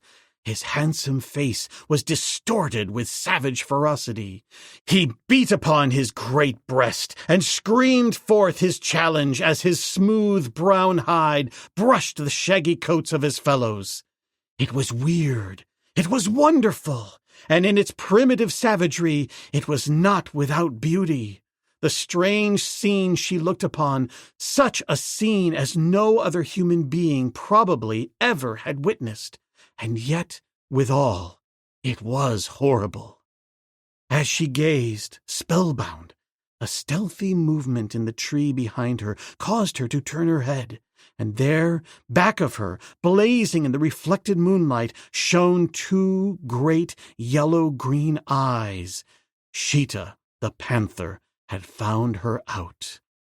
The beast was so close that it might have reached out and touched her with a great taloned paw. There was no time to think, no time to weigh chances or to choose alternatives. Terror-inspired impulse was her guide as, with a loud scream, she leaped from the tree into the clearing. Instantly, the apes, now maddened by the effects of the dancing in the moonlight, turned to note the cause of the interruption. They saw this she-Tarmangani, helpless and alone, and they started for her. Sheeta, the panther, knowing that not even Numa, the lion, unless maddened by starvation, dares meddle with the great apes at their dum-dum, had silently vanished into the night, seeking his supper elsewhere. Tarzan, turning with the other apes toward the cause of the interruption, saw the girl, recognized her, and also her peril. Here again might she die at the hands of others, but why consider it? He knew that he could not permit it, and though the acknowledgment shamed him, it had to be admitted. The leading shes were almost upon the girl when Tarzan leaped among them, and with heavy blows scattered them to right and left. And then, as the bulls came to share in the kill they thought this new ape thing was about to make, that he might steal all the flesh for himself, they found him facing them with an arm thrown about the creature as though to protect her. "This is Tarzan's she," he said. "Do not harm her." It was the only way he could make them understand that they must not slay her. He was glad that she could not interpret the words. It was humiliating enough to make such a statement to wild apes about this hated enemy. So once again, Tarzan of the Apes was forced to protect a Hun. Growling, he muttered to himself in extenuation, "She is a woman, and I am not a German, so it could not be otherwise." Chapter 9. Dropped from the Sky. Lieutenant Harold Percy Smith Oldwick, Royal Air Service, was on reconnaissance. A report, or it would be better to say a rumor, had come to the British headquarters in German East Africa that the enemy had landed in force on the west coast and was marching across the Dark Continent to reinforce their colonial troops. In fact, the new army was supposed to be no more than 10 or 12 days' march to the west. Of course, the thing was ridiculous, preposterous, but preposterous things often happen in war. And anyway, no good general permits the least rumor of enemy activity to go uninvestigated. Therefore, Lieutenant Harold Percy Smith Oldwick flew low toward the west, searching with keen eyes for signs of a Hun army. Vast forests unrolled beneath him, in which a German army corps might have lain concealed, so dense was the overhanging foliage of the great trees. Mountain, meadowland, and desert passed in lovely panorama, but never a sight of man had the young lieutenant. Always hoping that he might discover some sign of the passage, a discarded lorry, a broken limber, or an old campsite, he continued farther and farther into the west until well into the afternoon.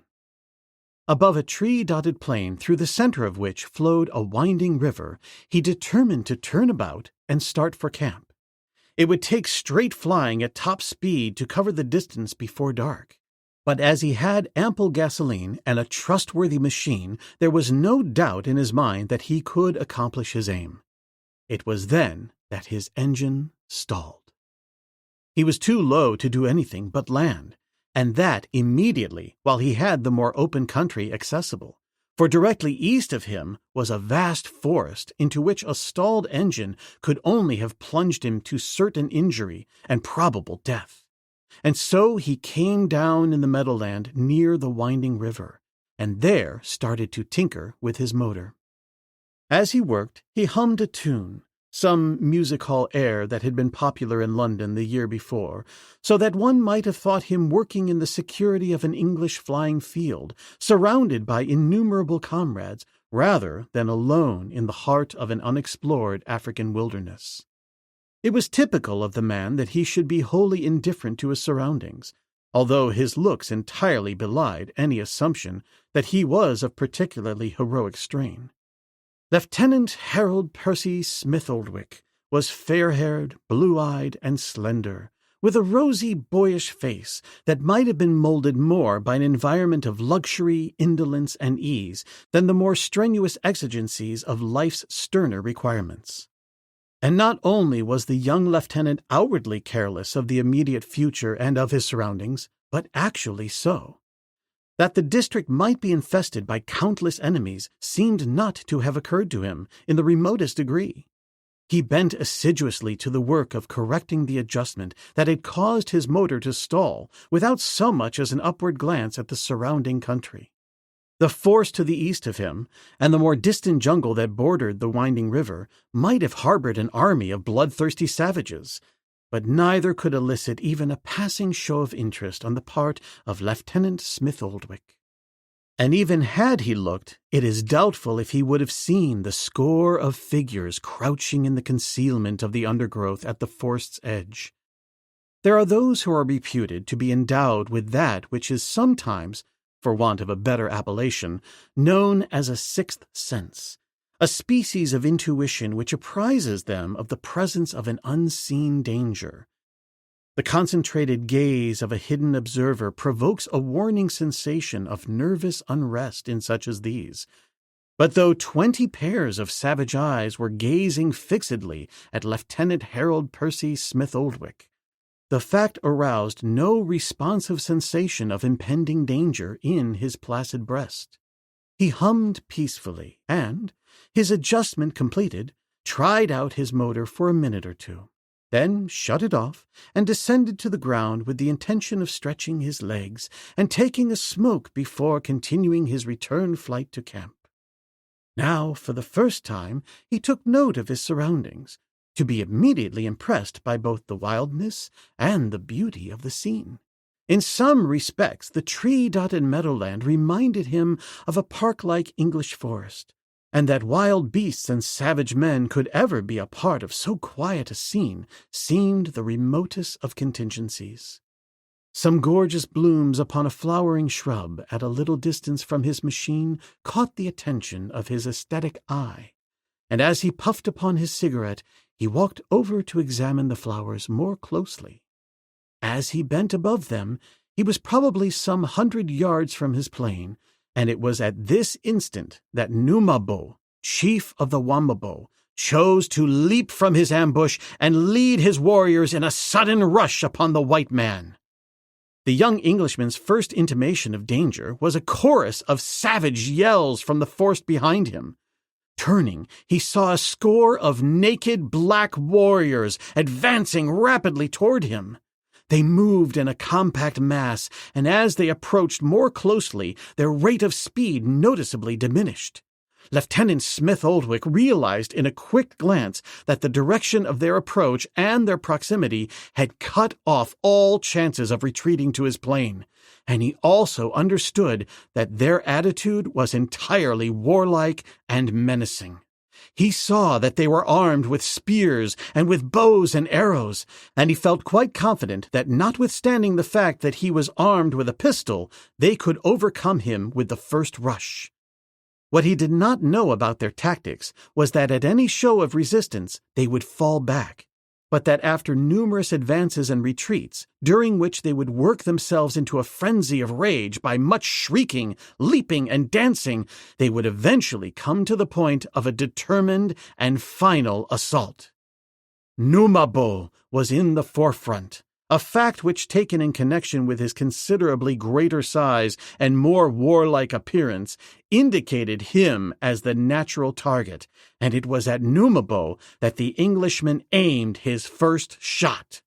Unfortunately for him, it missed its target, as the killing of the chief might have permanently dispersed the others. The bullet passed Numabo to lodge in the breast of a warrior behind him, and as the fellow lunged forward with a scream, the others turned and retreated. But to the lieutenant's chagrin, they ran in the direction of the plain instead of back toward the forest, so that he was still cut off from reaching his machine. Presently, they stopped and faced him again. They were talking loudly and gesticulating, and after a moment, One of them leaped into the air, brandishing his spear and uttering savage war cries, which soon had their effect upon his fellows, so that it was not long ere all of them were taking part in the wild show of savagery, which would bolster their waning courage and presently spur them on to another attack. The second charge brought them closer to the Englishman, and though he dropped another with his pistol, it was not before 2 or 3 spears had been launched at him. He now had 5 shots remaining, and there were still 18 warriors to be accounted for, so that unless he could frighten them off, it was evident that his fate was sealed. That they must pay the price of 1 life for every attempt to take his had its effect upon them, and they were longer now in initiating a new rush, and when they did so, it was more skillfully ordered than those that had preceded it, for they scattered into 3 bands, which, partially surrounding him, came simultaneously toward him from different directions, and though he emptied his pistol with good effect, they reached him at last. They seemed to know that his ammunition was exhausted, for they circled close about him now with the evident intention of taking him alive, since they might easily have riddled him with their sharp spears with perfect safety to themselves. For 2 or 3 minutes they circled about him until, at a word from Numabo, they closed in simultaneously, and though the slender young lieutenant struck out to right and left, he was soon overwhelmed by superior numbers and beaten down by the hafts of spears in brawny hands. He was all but unconscious when they finally dragged him to his feet, and after securing his hands behind his back, pushed him roughly along ahead of them toward the jungle. As the guard prodded him along the narrow trail, Lieutenant Smith-Oldwick could not but wonder why they had wished to take him alive. He knew that he was too far inland for his uniform to have any significance to this native tribe, to whom no inkling of the World War probably ever had come, and he could only assume that he had fallen into the hands of the warriors of some savage potentate upon whose royal caprice his fate would hinge. They had marched for perhaps half an hour, when the Englishmen saw ahead of them, in a little clearing upon the bank of the river, the thatched roofs of native huts showing above a crude but strong palisade, and presently he was ushered into a village street where he was immediately surrounded by a throng of women and children and warriors. Here he was soon the center of an excited mob whose intent seemed to be to dispatch him as quickly as possible. The women were more venomous than the men, striking and scratching him whenever they could reach him, until at last Numabo, the chief, was obliged to interfere to save his prisoner for whatever purpose he was destined. As the warriors pushed the crowd back, opening a space through which the white man was led toward a hut, Lieutenant Smith-Oldwick saw coming from the opposite end of the village a number of natives wearing odds and ends of German uniforms. He was not a little surprised at this, and his first thought was that he had at last come in contact with some portion of the army which was rumored to be crossing from the west coast, and for signs of which he had been searching. A rueful smile touched his lips as he contemplated the unhappy circumstances which surrounded the accession of this knowledge, for though he was far from being without hope, he realized that only by the merest chance could he escape these people and regain his machine. Among the partially uniformed blacks was a huge fellow in the tunic of a sergeant, and as this man's eyes fell upon the British officer, a loud cry of exultation broke from his lips, and immediately his followers took up the cry and pressed forward to bait the prisoner. "Where did you get the Englishmen?" asked Xuja, the black sergeant of the chief Numabo. "Are there many more with him?" "He came down from the sky," replied the native chief, "in a strange thing which flies like a bird, and which frightened us very much at first. But we watched for a long time, and saw that he did not seem to be alive. And when this white man left it, we attacked him, and though he killed some of my warriors, we took him. For we Wamabos are brave men and great warriors. Usanga's eyes went white.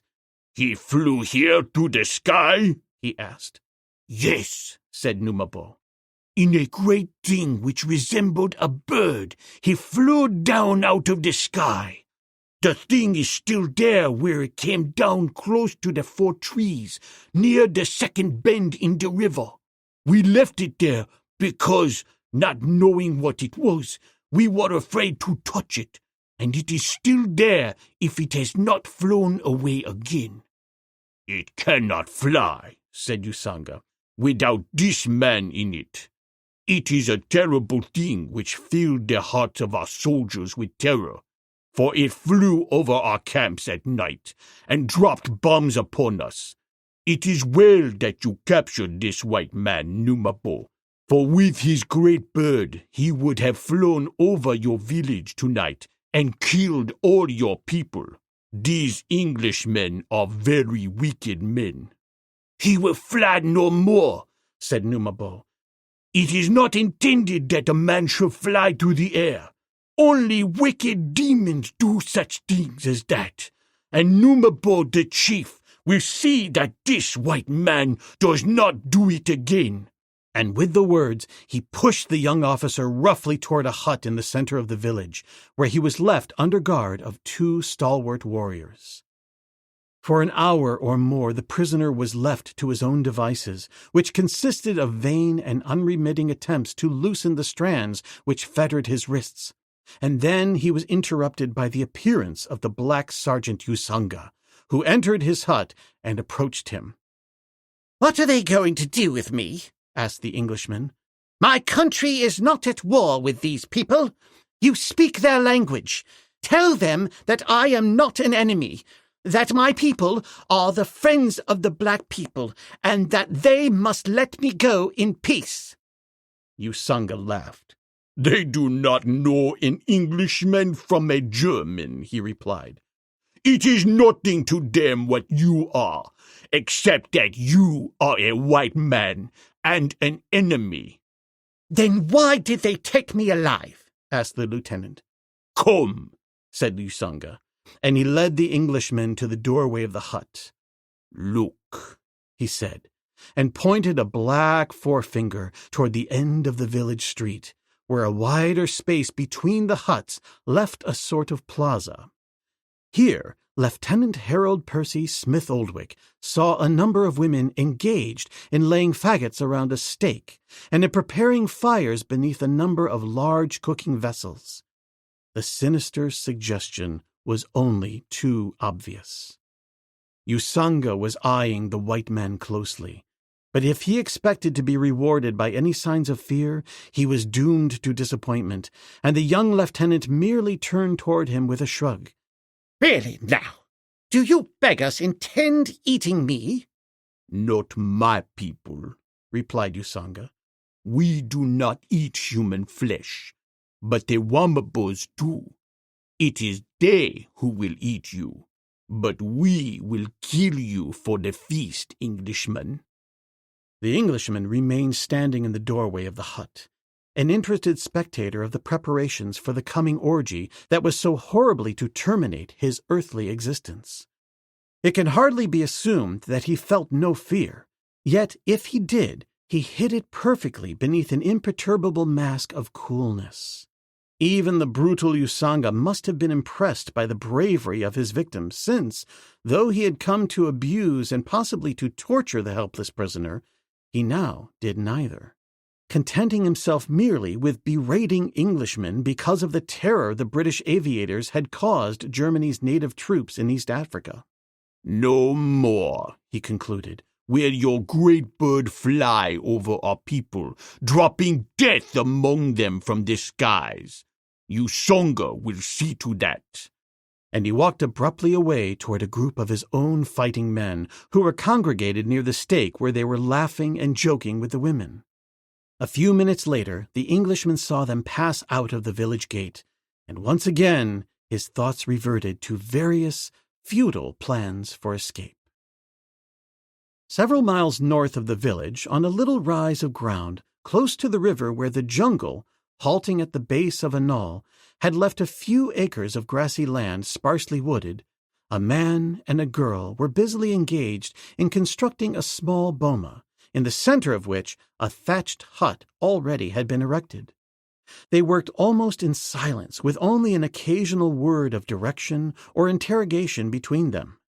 Except for a loincloth, the man was naked, his smooth skin tanned to a deep brown by the action of sun and wind. He moved with the graceful ease of a jungle cat, and when he lifted heavy weights, the action seemed as effortless as the raising of empty hands. When he was not looking at her, and it was seldom that he did, the girl found her eyes wandering toward him, and at such times there was always a puzzled expression upon her face, as though she found in him an enigma which she could not solve. As a matter of fact, her feelings toward him were not untinged with awe, since in the brief period of their association she had discovered in this handsome, godlike giant the attributes of the Superman and the savage beast closely intermingled. At first she had felt only that unreasoning feminine terror which her unhappy position naturally induced. To be alone in the heart of an unexplored wilderness of Central Africa, with a savage wild man, was in itself sufficiently appalling. But to feel also that this man was a blood enemy, that he hated her and her kind, and that in addition thereto he owed her a personal grudge for an attack she had made upon him in the past, left no loophole for any hope that he might accord her even the minutest measure of consideration. She had seen him first months since when he had entered the headquarters of the German High Command in East Africa, and carried off the luckless Major Schneider, of whose fate no hint had ever reached the German officers. And she had seen him again upon that occasion when he had rescued her from the clutches of the lion, and, after explaining to her that he had recognized her in the British camp, had made her prisoner. It was then that she had struck him down with the butt of her pistol and escaped. That he might seek no personal revenge for her act had been evidenced in Wilhelmsthal the night that he had killed Hauptmann Fritz Schneider and left without molesting her. No, she could not fathom him. He hated her, and at the same time he had protected her, as had been evidenced again when he had kept the great apes from tearing her to pieces after she had escaped from the Wamabu village to which Usanga, the black sergeant, had brought her a captive. But why was he saving her? For what sinister purpose could this savage enemy be protecting her from the other denizens of his cruel jungle? She tried to put from her mind the probable fate which awaited her, yet it persisted in obtruding itself upon her thoughts, though always she was forced to admit that there was nothing in the demeanor of the man to indicate that her fears were well grounded. She judged him perhaps by the standards other men had taught her, and because she looked upon him as a savage creature, she felt that she could not expect more of chivalry from him than was to be found in the breasts of the civilized men of her acquaintance. Fräulein Bertha Kircher was by nature a companionable and cheerful character.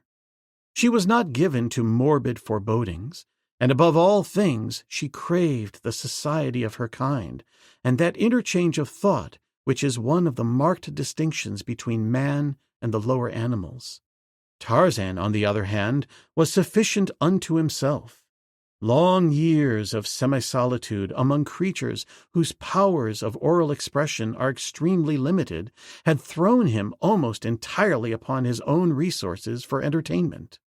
His active mind was never idle, but because his jungle mates could neither follow nor grasp the vivid train of imaginings that his man-mind wrought, he had long since learned to keep them to himself, and so now he found no need for confiding them in others. This fact, linked with that of his dislike for the girl, was sufficient to seal his lips for other than necessary conversation, and so they worked on together in comparative silence. Bertha Kircher, however, was nothing if not feminine, and she soon found that having someone to talk to who would not talk was extremely irksome. her fear of the man was gradually departing, and she was full of 1,000 unsatisfied curiosities as to his plans for the future, insofar as they related to her, as well as more personal questions regarding himself, as she could not but wonder as to his antecedents and his strange and solitary life in the jungle, as well as his friendly intercourse with the savage apes among which she had found him. With the waning of her fears, she became sufficiently emboldened to question him, and so she asked him what he intended doing after the hut and boma were completed. "I am going to the west coast where I was born," replied Tarzan. "I do not know when. I have all my life before me, and in the jungle there is no reason for haste. We are not forever running as fast as we can from one place to another, as are you of the outer world. When I have been here long enough, I will go on toward the west. But first I must see that you have a safe place in which to sleep, and that you have learned how to provide yourself with necessaries. That will take time."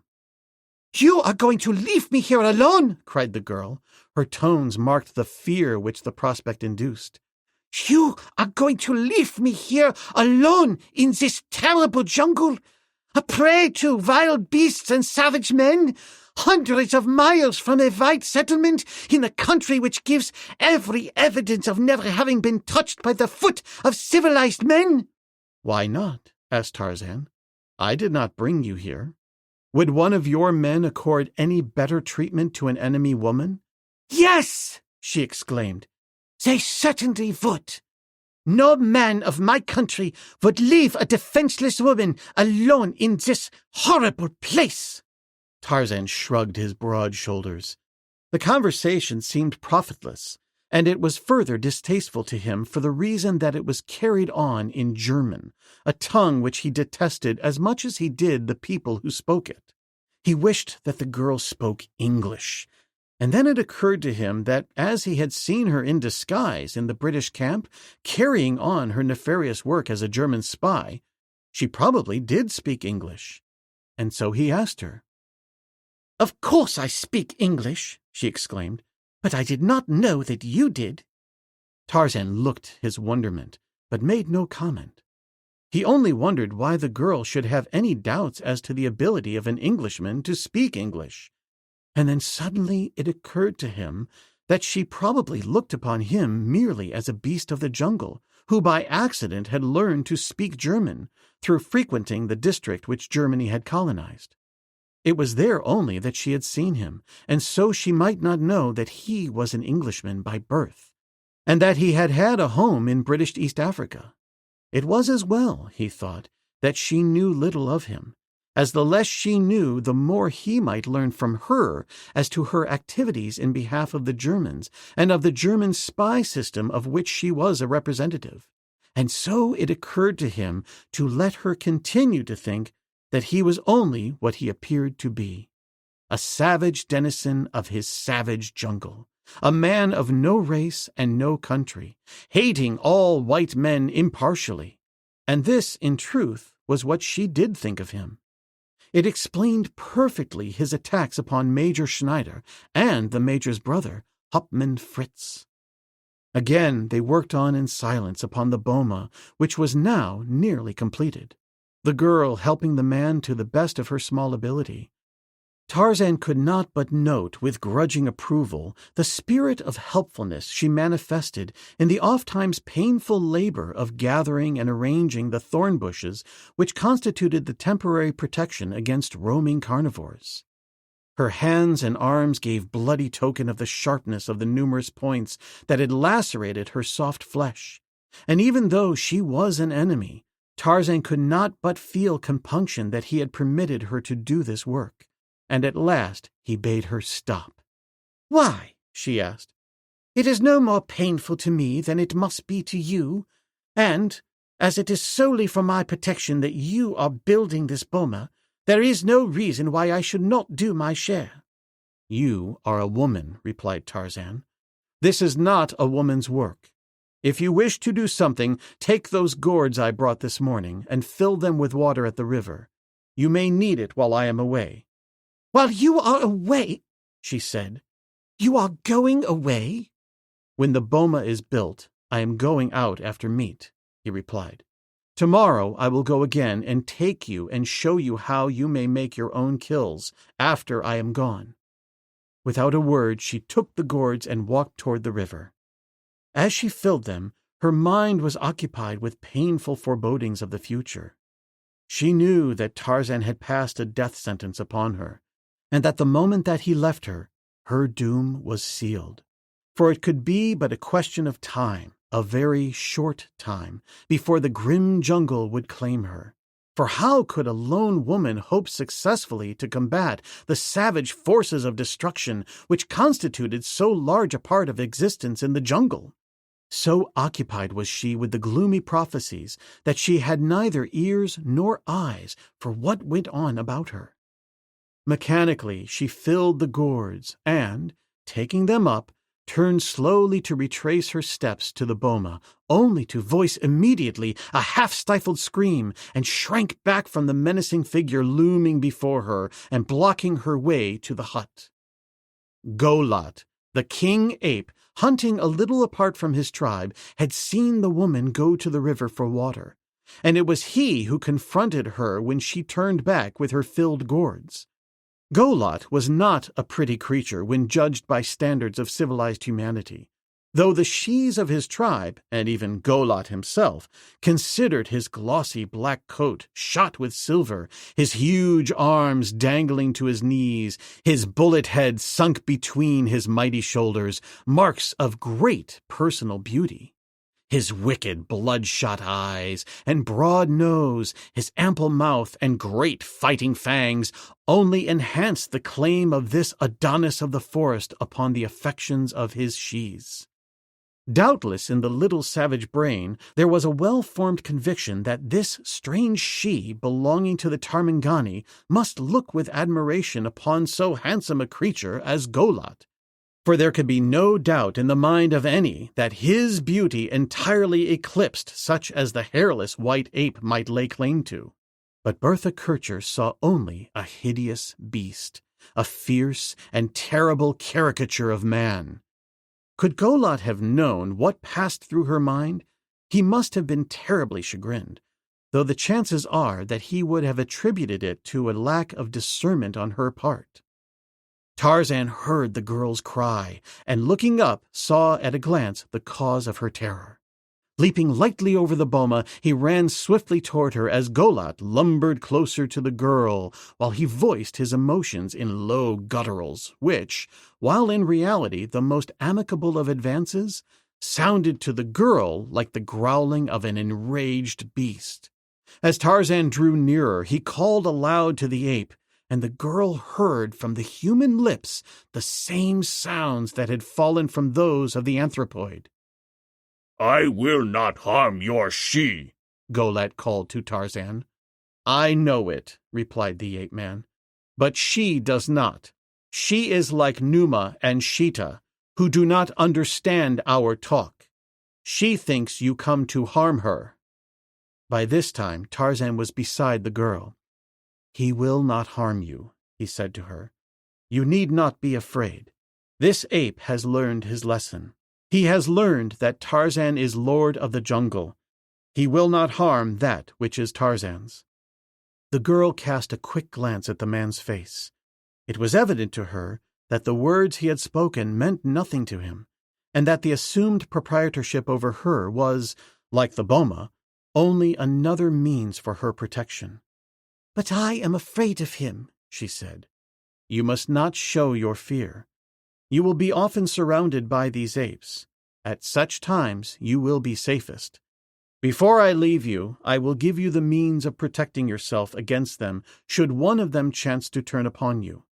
If I were you, I would seek their society. Few are the animals of the jungle that dare attack the great apes when there are several of them together. If you let them know that you are afraid of them, they will take advantage of it, and your life will be constantly menaced. The shes especially would attack you. I will let them know that you have the means of protecting yourself and of killing them. If necessary, I will show you how, and then they will respect and fear you." "I will try," said the girl, "but I am afraid that it will be difficult. He is the most frightful creature I have ever seen." Tarzan smiled. "Doubtless he thinks the same of you," he said. By this time, other apes had entered the clearing, and they were now the center of a considerable group, among which were several bulls, some young shes, and some older ones with their little balus clinging to their backs or frolicking around at their feet. Though they had seen the girl the night of the dum-dum, when Sheeta had forced her to leap from her concealment into the arena where the apes were dancing, they still evinced a great curiosity regarding her. Some of the shes came very close and plucked at her garments, commenting upon them to one another in their strange tongue. The girl, by the exercise of all the willpower she could command, succeeded in passing through the ordeal without evincing any of the terror and revulsion that she felt. Tarzan watched her closely, a half-smile upon his face. He was not so far removed from recent contact with civilized people that he could not realize the torture that she was undergoing, but he felt no pity for this woman of a cruel enemy who doubtless deserved the worst suffering that could be meted to her. Yet, notwithstanding his sentiments toward her, he was forced to admire her fine display of courage. Suddenly, he turned to the apes. "Tarzan goes to hunt for himself and his she," he said. "The she will remain here," and he pointed toward the hut. "See that no member of the tribe harms her. Do you understand?" The apes nodded. "We will not harm her," said Golat. "No," said Tarzan, "you will not. For if you do, Tarzan will kill you." And then turning to the girl, "Come," he said. "I am going to hunt now. You had better remain at the hut. The apes have promised not to harm you. I will leave my spear with you.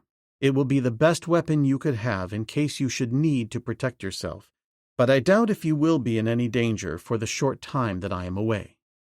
He walked with her as far as the boma, and when she had entered, he closed the gap with thorn bushes and turned away toward the forest.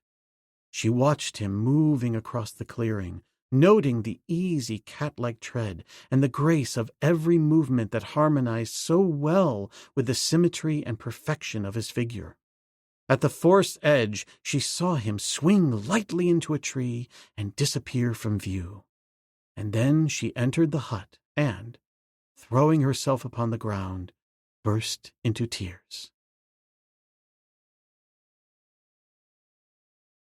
Chapter 10. In the Hands of Savages. Tarzan sought Bara, the deer, or Horta, the boar, for of all the jungle animals he doubted if any would prove more palatable to the white woman. But though his keen nostrils were ever on the alert, he traveled far without being rewarded with even the faintest scent spore of the game he sought. Keeping close to the river where he hoped to find Bara or Horta, approaching or leaving a drinking place, he came at last upon the strong odor of the Wamabo village, and being ever ready to pay the cannibals an undesired visit, he swung into a detour and came up into the rear of the village. From a tree which overhung the palisade, he looked down into the street where he saw the preparations going on, for which his experience told him indicated the approach of one of those frightful feasts, the pièce de résistance, of which is human flesh. One of Tarzan's chief divertissements was the baiting of his enemies. He realized more keen enjoyment through annoying and terrifying them than from any other source of amusement the grim jungle afforded. To rob the Wamabos of their feast in some way that would strike terror to their hearts would give him the keenest of pleasure. And so he searched the village with his eyes for some indication of the whereabouts of the prisoner. His view was circumscribed by the dense foliage of the tree in which he sat, and, so that he might obtain a better view, he climbed further aloft and moved cautiously out upon a slender branch. Tarzan of the Apes possessed a woodcraft scarcely short of the marvelous, but even Tarzan's wondrous senses were not infallible. The branch upon which he made his way outward from the bowl was no smaller than many that had borne his weight upon countless other occasions. Outwardly, it appeared strong and healthy and was in full foliage. Nor could Tarzan know that close to the stem a burrowing insect had eaten away half the heart of the solid wood beneath the bark. And so, when he reached a point far out upon the limb, it snapped close to the bole of the tree without warning. Below him were no larger branches that he might clutch, and as he lunged downward, his foot caught in a looped creeper, so that he turned completely over and alighted on the flat of his back in the center of the village street. At the sound of the breaking limb and the crashing body falling through the branches, the startled blacks scurried to their huts for weapons, and when the braver of them emerged, they saw the still form of an almost naked white man lying where he had fallen.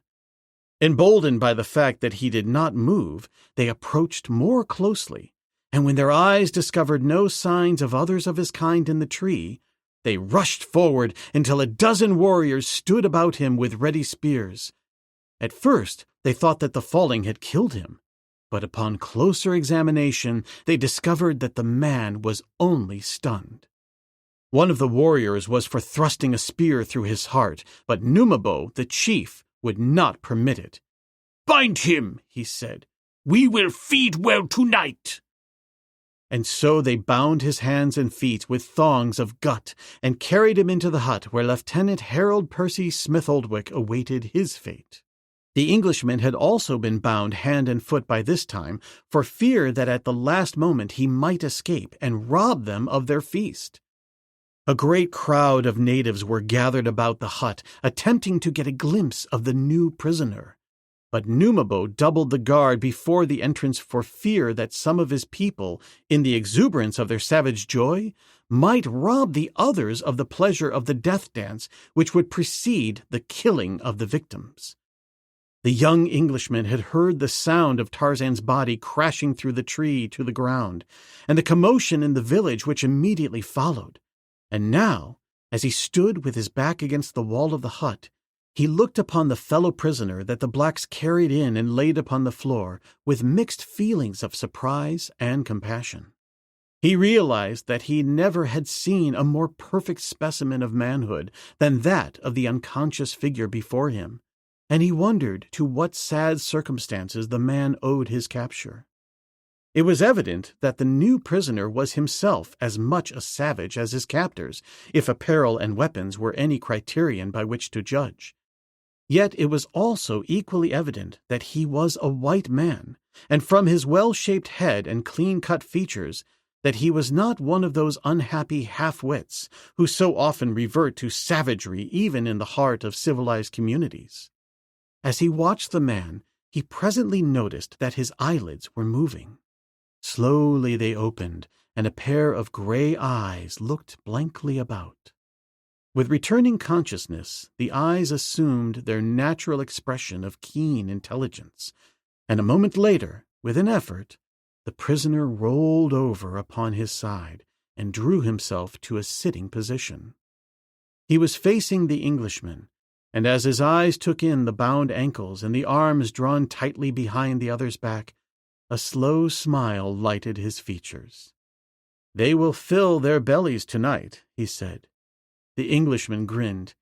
"From the fuss they made," he said, "the beggars must be awfully hungry.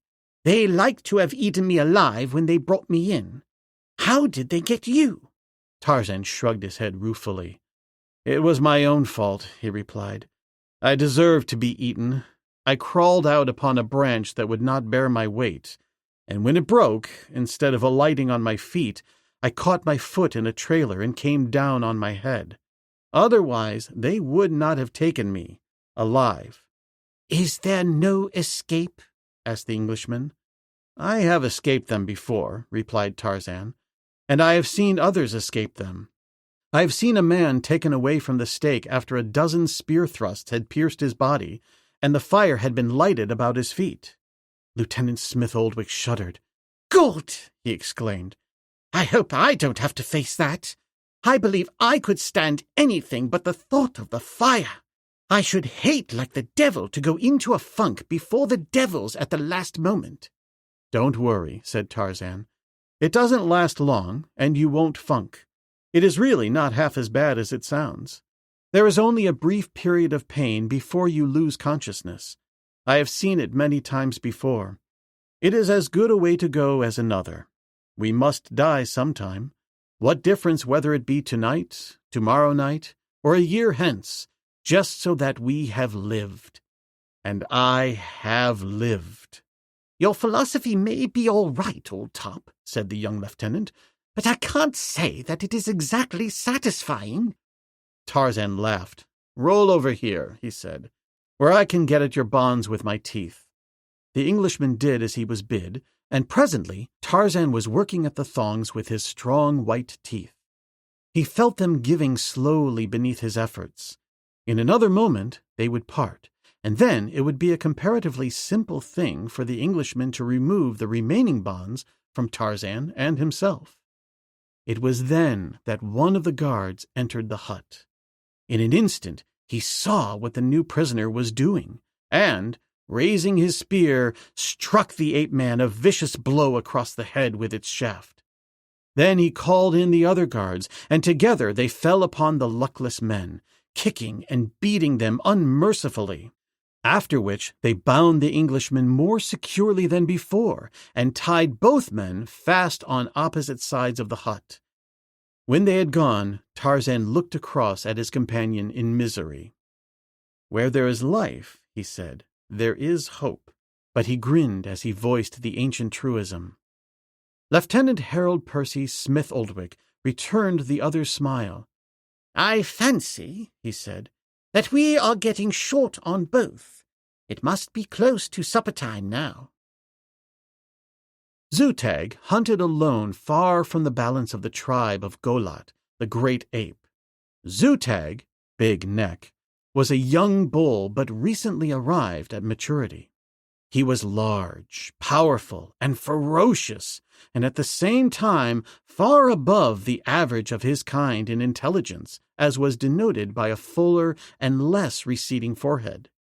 Already Golat saw in this young ape a possible contender for the laurels of his kingship, and consequently the old bull looked upon Xutag with jealousy and disfavor. It was for this reason, possibly, as much as another, that Xutag hunted so often alone. But it was his utter fearlessness that permitted him to wander far afield away from the protection which numbers gave the great apes. One of the results of this habit was a greatly increased resourcefulness, which found him constantly growing in intelligence and powers of observation. Today he had been hunting toward the south, and was returning along the river upon a path he often followed, because it led by the village of the Gomangani, whose strange and almost ape-like actions and peculiar manners of living had aroused his interest and curiosity. As he had done upon other occasions, he took up his position in a tree from which he could overlook the interior of the village and watch the blacks at their vocations in the street below. Xutag had scarcely more than established himself in his tree when, with the blacks, he was startled by the crashing of Tarzan's body from the branches of another jungle giant to the ground within the palisade. He saw the Gomangani gather about the prostrate form and later carry it into the hut. And once he rose to his full height upon the limb where he had been squatting, and raised his face to the heavens to scream out a savage protest and a challenge, for he had recognized in the brown-skinned Tarmangani the strange white ape who had come among them a night or two before, in the midst of their dum-dum, and who, by so easily mastering the greatest among them, had won the savage respect and admiration of this fierce young bull. But Xutag's ferocity was tempered by a certain native cunning and caution. Before he had voiced his protest, there formed in his mind the thought that he would like to save this wonderful white ape from the common enemy, the Gomangani. And so he screamed forth no challenge, wisely determined that more could be accomplished by secrecy and stealth than by force of muscle and fang. At first he thought to enter the village alone and carry off the Tarmangani. But when he saw how numerous were the warriors, and that several sat directly before the entrance to the lair into which the prisoner had been carried, it occurred to him that this was work for many rather than one, and so, as silently as he had come, he slipped away through the foliage to the north. The tribe was still loitering about the clearing where stood the hut that Tarzan and Bertha Kircher had built. Some were idly searching for food just within the forest edge, while others squatted beneath the shade of trees within the clearing. The girl had emerged from the hut, her tears dried, and was gazing anxiously toward the south into the jungle where Tarzan had disappeared. Occasionally she cast suspicious glances in the direction of the huge, shaggy anthropoids about her. How easy it would be for one of these great beasts to enter the boma and slay her! How helpless she was! Even with the spear that the white man had left her, she realized as she noted for the 1,000th time the massive shoulders, the bull necks, and the great muscles gliding so easily beneath the glossy coats. Never, she thought, had she seen such personifications of brute power as were represented by these mighty bulls. Those huge hands would snap her futile spear as she might snap a match in two, while their lightest blow could crush her into insensibility and death. It was while she was occupied with these depressing thoughts that there dropped suddenly into the clearing from the trees upon the south the figure of a mighty young bull. At that time all of the apes looked much alike to Bertha Kircher, nor was it until some time later that she realized that each differed from others in individual characteristics of face and figure, as do individuals of the human races. Yet even then she could not help but note the wondrous strength and agility of this great beast, and as he approached, she even found herself admiring the sheen of his heavy, black, silver-shot coat. It was evident that the newcomer was filled with suppressed excitement. His demeanor and bearing proclaimed this even from afar, nor was the girl the only one to note it. For as they saw him coming, many of the apes arose and advanced to meet him, bristling and growling as is their way. Golot was among these latter, as he advanced stiffly with the hairs upon his neck and down his spine erect, uttering low growls and baring his fighting fangs, for who might say whether Xutag came in peace or otherwise? The old king had seen other young apes come thus in his day, filled with a sudden resolution to wrest the kingship from their chief. He had seen bulls about to run amok, burst thus suddenly from the jungle upon the members of the tribe, and so Golot took no chances. Had Xutag come indolently, feeding as he came, he might have entered the tribe without arousing notice or suspicion. But when one comes thus precipitately, evidently bursting with some emotion out of the ordinary, let all apes beware. There was a certain amount of preliminary circling, growling, and sniffing, stiff-legged and stiff-haired, before each side discovered that the other had no intention of initiating an attack. And then Xutag told Golot what he had seen among the lairs of the Gomangani. Golot grunted in disgust and turned away. "Let the white ape take care of himself," he said. "He is a great ape," said Xutag. "He came to live in peace with the tribe of Golot.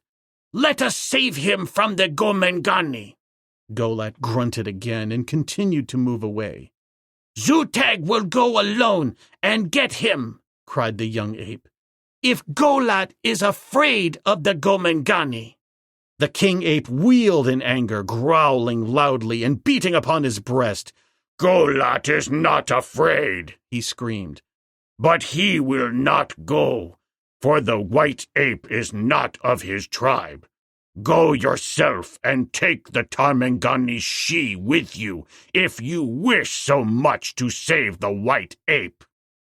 "Xutag will go," replied the younger bull, "and he will take the Tarmangani she and all the bulls of Golot who are not cowards."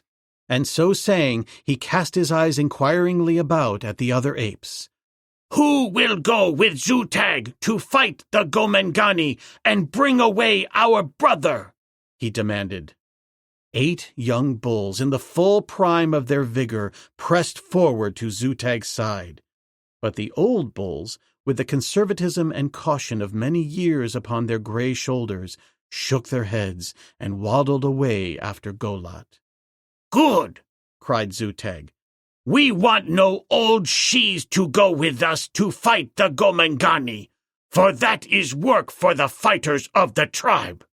The old bulls paid no attention to his boastful words, but the 8 who had volunteered to accompany him were filled with self-pride, so that they stood around vaingloriously beating upon their breasts, baring their fangs, and screaming their hideous challenge until the jungle reverberated to the horrid sound. All this time Bertha Kircher was a wide-eyed and terrified spectator to what, as she thought, could end only in a terrific battle between these frightful beasts. And when Zutag and his followers began screaming forth their fearsome challenge, the girl found herself trembling in terror, for of all the sounds of the jungle there is none more awe-inspiring than that of the great bull ape when he issues his challenge or shrieks forth his victory cry. If she had been terrified before, she was almost paralyzed with fear now, as she saw Zutag and his apes turn toward the boma and approach her. With the agility of a cat, Zutag leaped completely over the protecting wall and stood before her. Valiantly, she held her spear before her, pointing it at his breast.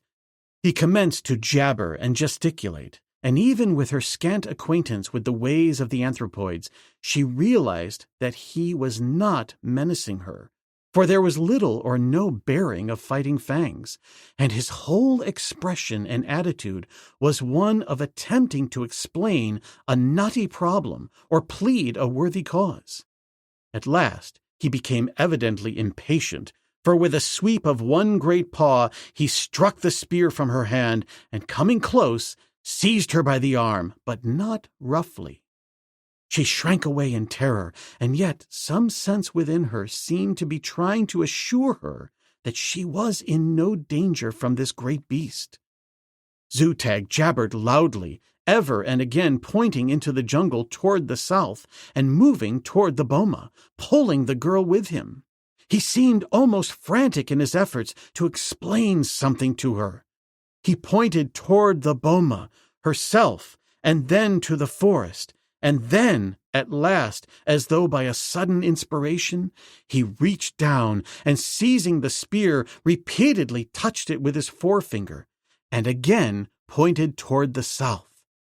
Suddenly, it dawned upon the girl that what the ape was trying to explain to her was related in some way to the white man whose property they thought she was.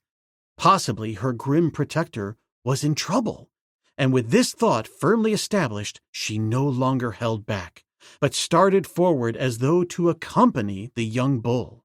At the point in the boma where Tarzan had blocked the entrance, she started to pull away the thorn bushes, and, when Zutag saw what she was doing, he fell to and assisted her, so that presently they had an opening through the boma through which she passed with the great ape.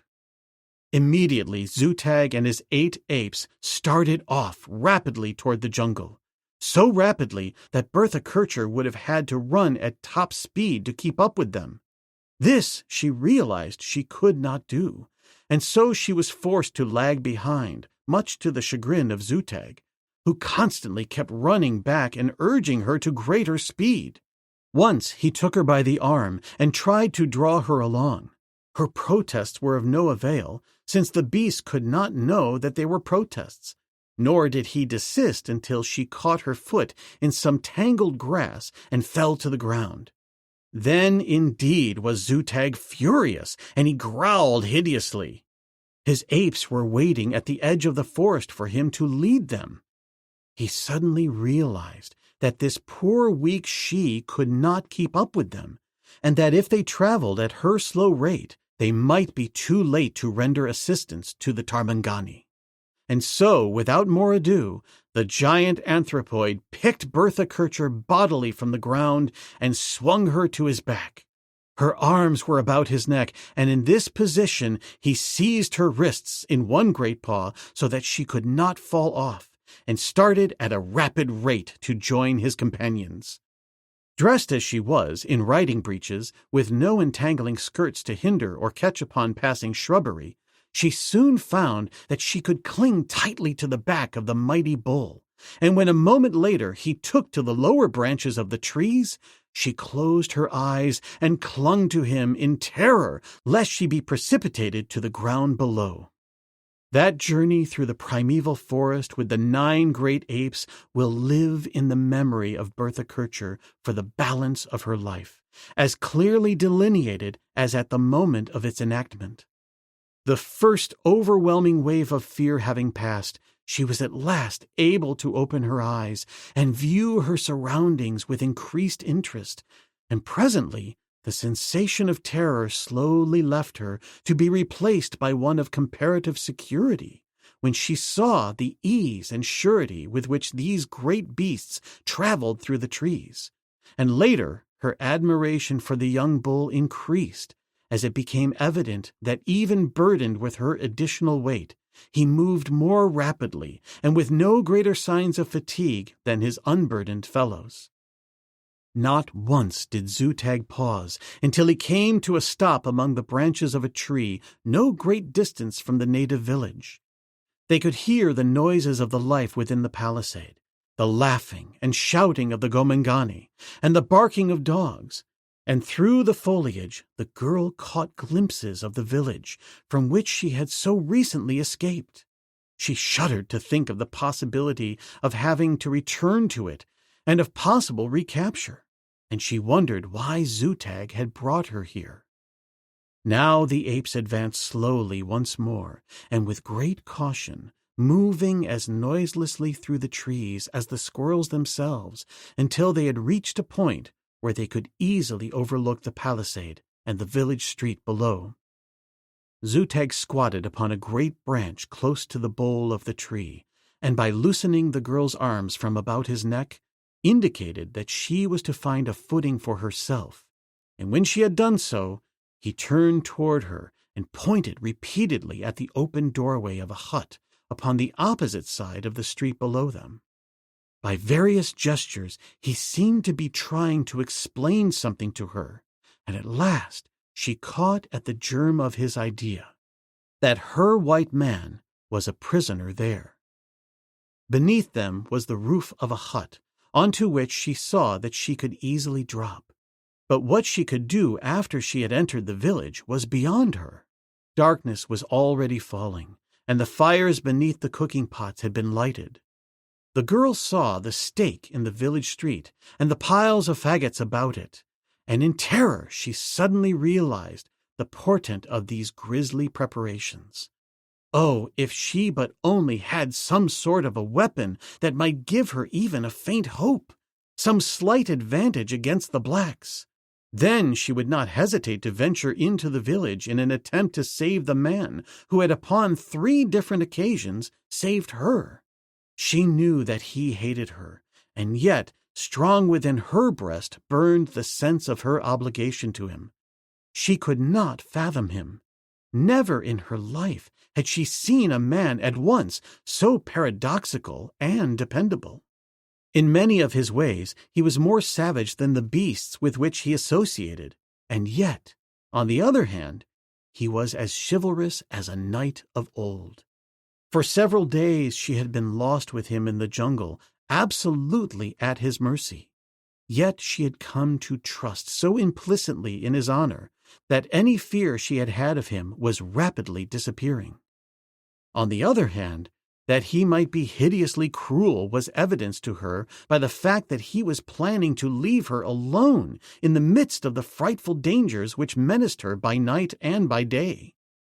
Zutag was evidently waiting for darkness to fall before carrying out whatever plans had matured in his savage little brain, for he and his fellows sat quietly in the tree about her, watching the preparations of the blacks.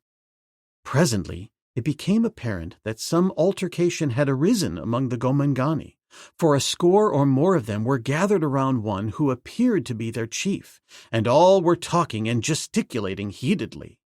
The argument lasted for some 5 or 10 minutes, when suddenly the little knot broke, and 2 warriors ran to the opposite side of the village, from whence they presently returned with a large stake, which they soon set up beside the one already in place. The girl wondered what the purpose of the second stake might be, nor did she have long to wait for an explanation. It was quite dark by this time, the village being lighted by the fitful glare of many fires, and now she saw a number of warriors approach and enter the hut Xuja had been watching. A moment later they reappeared, dragging between them 2 captives, one of whom the girl immediately recognized as her protector, and the other as an Englishman in the uniform of an aviator. This, then, was the reason for the 2 stakes. Arising quickly, she placed a hand upon Xuja's shoulder and pointed down into the village. "Come," she said, as if she had been talking to one of her own kind, and with the word she swung lightly to the roof of the hut below. From there to the ground was but a short drop, and a moment later she was circling the hut upon the side farthest from the fires, keeping in the dense shadows where there was little likelihood of being discovered.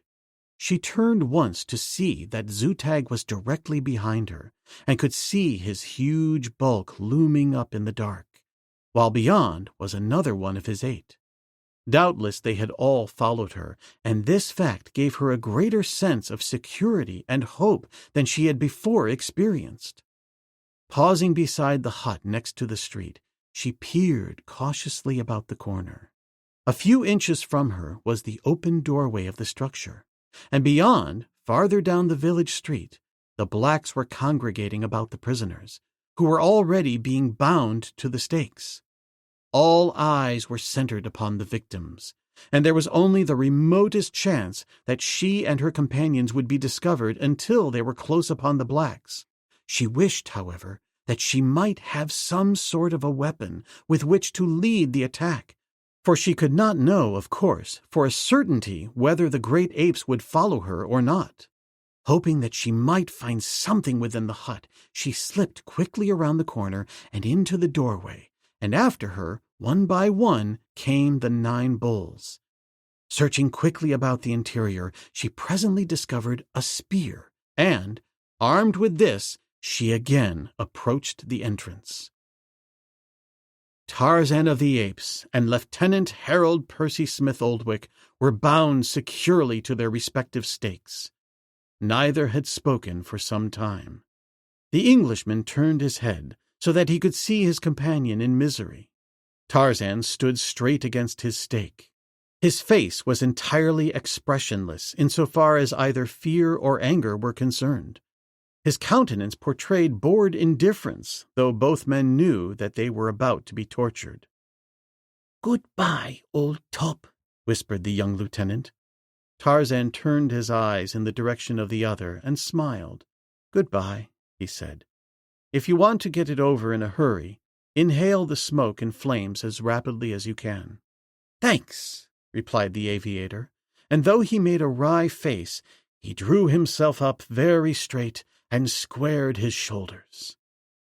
The women and children had seated themselves in a wide circle about the victims, while the warriors, hideously painted, were forming slowly to commence the dance of death.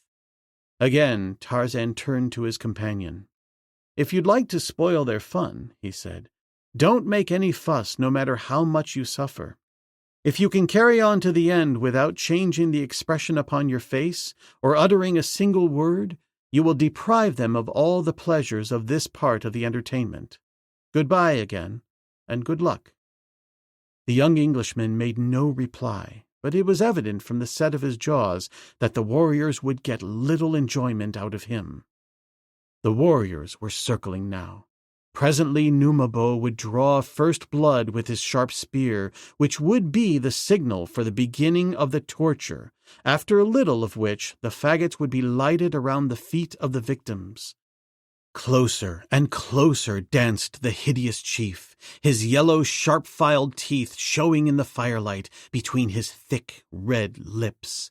Now bending double, now stamping furiously upon the ground, now leaping into the air, he danced step by step in the narrowing circle that would presently bring him within spear reach of the intended feast.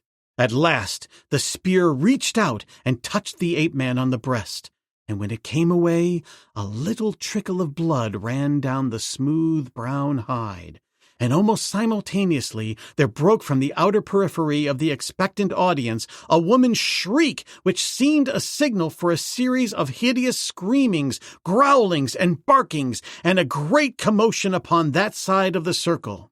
The victims could not see the cause of the disturbance, but Tarzan did not have to see, for he knew by the voices of the apes the identity of the disturbers. He only wondered what had brought them, and what the purpose of the attack, for he could not believe that they had come to rescue him. Numabo and his warriors broke quickly from the circle of their dance to see pushing toward them through the ranks of their screaming and terrified people the very white girl who had escaped them a few nights before. And at her back, what appeared to their surprised eyes, a veritable horde of the huge and hairy forest men, upon whom they looked with considerable fear and awe. Striking to right and left with his heavy fists, tearing with his great fangs, came Zutag, the young bull, while at his heels, emulating his example, surged his hideous apes. Quickly they came through the old men and the women and children, for straight toward Numabo and his warriors the girl led them. It was then that they came within range of Tarzan's vision, and he saw with unmixed surprise who it was that led the apes to his rescue. To Zutag he shouted, "Go for the big bulls, while the she unbinds me." And to Bertha Kircher, "Quick! Cut these bonds. The apes will take care of the blacks." Turning from her advance, the girl ran to his side. She had no knife, and the bonds were tied tightly, but she worked quickly and coolly, and as Zutag and his apes closed with the warriors, she succeeded in loosening Tarzan's bonds sufficiently to permit him to extricate his own hands, so that in another minute he had freed himself. "Now unbind the Englishmen," he cried, and leaping forward, ran to join Zutag and his fellows in their battle against the blacks. Numabo and his warriors, realizing now the relatively small numbers of the apes against them, had made a determined stand, and with spears and other weapons were endeavoring to overcome the invaders. 3 of the apes were already down, killed or mortally wounded, when Tarzan, realizing that the battle must eventually go against the apes unless some means could be found to break the morale of the warriors, cast about him for some means of bringing about the desired end. And suddenly his eye lighted upon a number of weapons, which he knew would accomplish the result. A grim smile touched his lips as he snatched a vessel of boiling water from one of the fires and hurled it full in the faces of the warriors. Screaming with terror and pain, they fell back, though Numabo urged them to rush forward. Scarcely had the first cauldron of boiling water spilled its contents upon them, ere Tarzan deluged them with a second, nor was there any third needed to send them shrieking in every direction to the security of their huts. By the time Tarzan had recovered his own weapons, the girl had released the young Englishman. And, with the 6 remaining apes, the 3 Europeans moved slowly toward the village gate, the aviator arming himself with a spear discarded by one of the scalded warriors, as they eagerly advanced toward the outer darkness. Numabo was unable to rally the now thoroughly terrified and painfully burned warriors, so that rescued and rescuers passed out of the village into the blackness of the jungle without further interference. Tarzan strode through the jungle in silence. Beside him walked Zutag, the great ape, and behind them strung the surviving anthropoids, followed by Fraulein Bertha Kircher and Lieutenant Harold Percy Smith-Oldwick, the latter a thoroughly astonished and mystified Englishman. In all his life, Tarzan of the Apes had been obliged to acknowledge but few obligations. He won his way through his savage world by the might of his own muscle, the superior keenness of his 5 senses, and his God-given power to reason. Tonight, the greatest of all obligations had been placed upon him. His life had been saved by another, and Tarzan shook his head and growled, for it had been saved by one whom he hated above all others. Chapter 11. Finding the Airplane. Tarzan of the Apes, returning from a successful hunt with the body of Bara the deer across one sleek brown shoulder, paused in the branches of a great tree at the edge of a clearing and gazed ruefully at 2 figures walking from the river to the boma-encircled hut a short distance away. The ape-man shook his tousled head and sighed. His eyes wandered toward the west, and his thoughts turned to the faraway cabin by the landlocked harbor of the great water that washed the beach of his boyhood home, to the cabin of his long-dead father, to which the memories and treasures of a happy childhood lured him. Since the loss of his mate, a great longing had possessed him to return to the haunts of his youth, to the untracked jungle wilderness where he had lived the life he loved best, long before man had invaded the precincts of his wild stamping grounds. There he hoped in a renewal of the old life under the old conditions, to win surcease from sorrow and perhaps some measure of forgetfulness. But the little cabin and the landlocked harbor were many long, weary marches away, and he was handicapped by the duty which he felt he owed to the 2 figures walking in the clearing before him. One was a young man in a worn and ragged uniform of the British Royal Air Forces. The other, a young woman in the even more disreputable remnants of what once had been trim riding togs. A freak of fate had thrown these 3 radically different types together. One was a savage, almost naked beast man, one an English army officer, and the woman, she whom the ape-man knew and hated as a German spy. How he was to get rid of them Tarzan could not imagine, unless he accompanied them upon the weary march back to the East Coast, a march that would necessitate his once more retracing the long, weary way he already had covered toward his goal. Yet what else could be done? These 2 had neither the strength, endurance, nor junglecraft to accompany him through the unknown country to the west, nor did he wish them with him.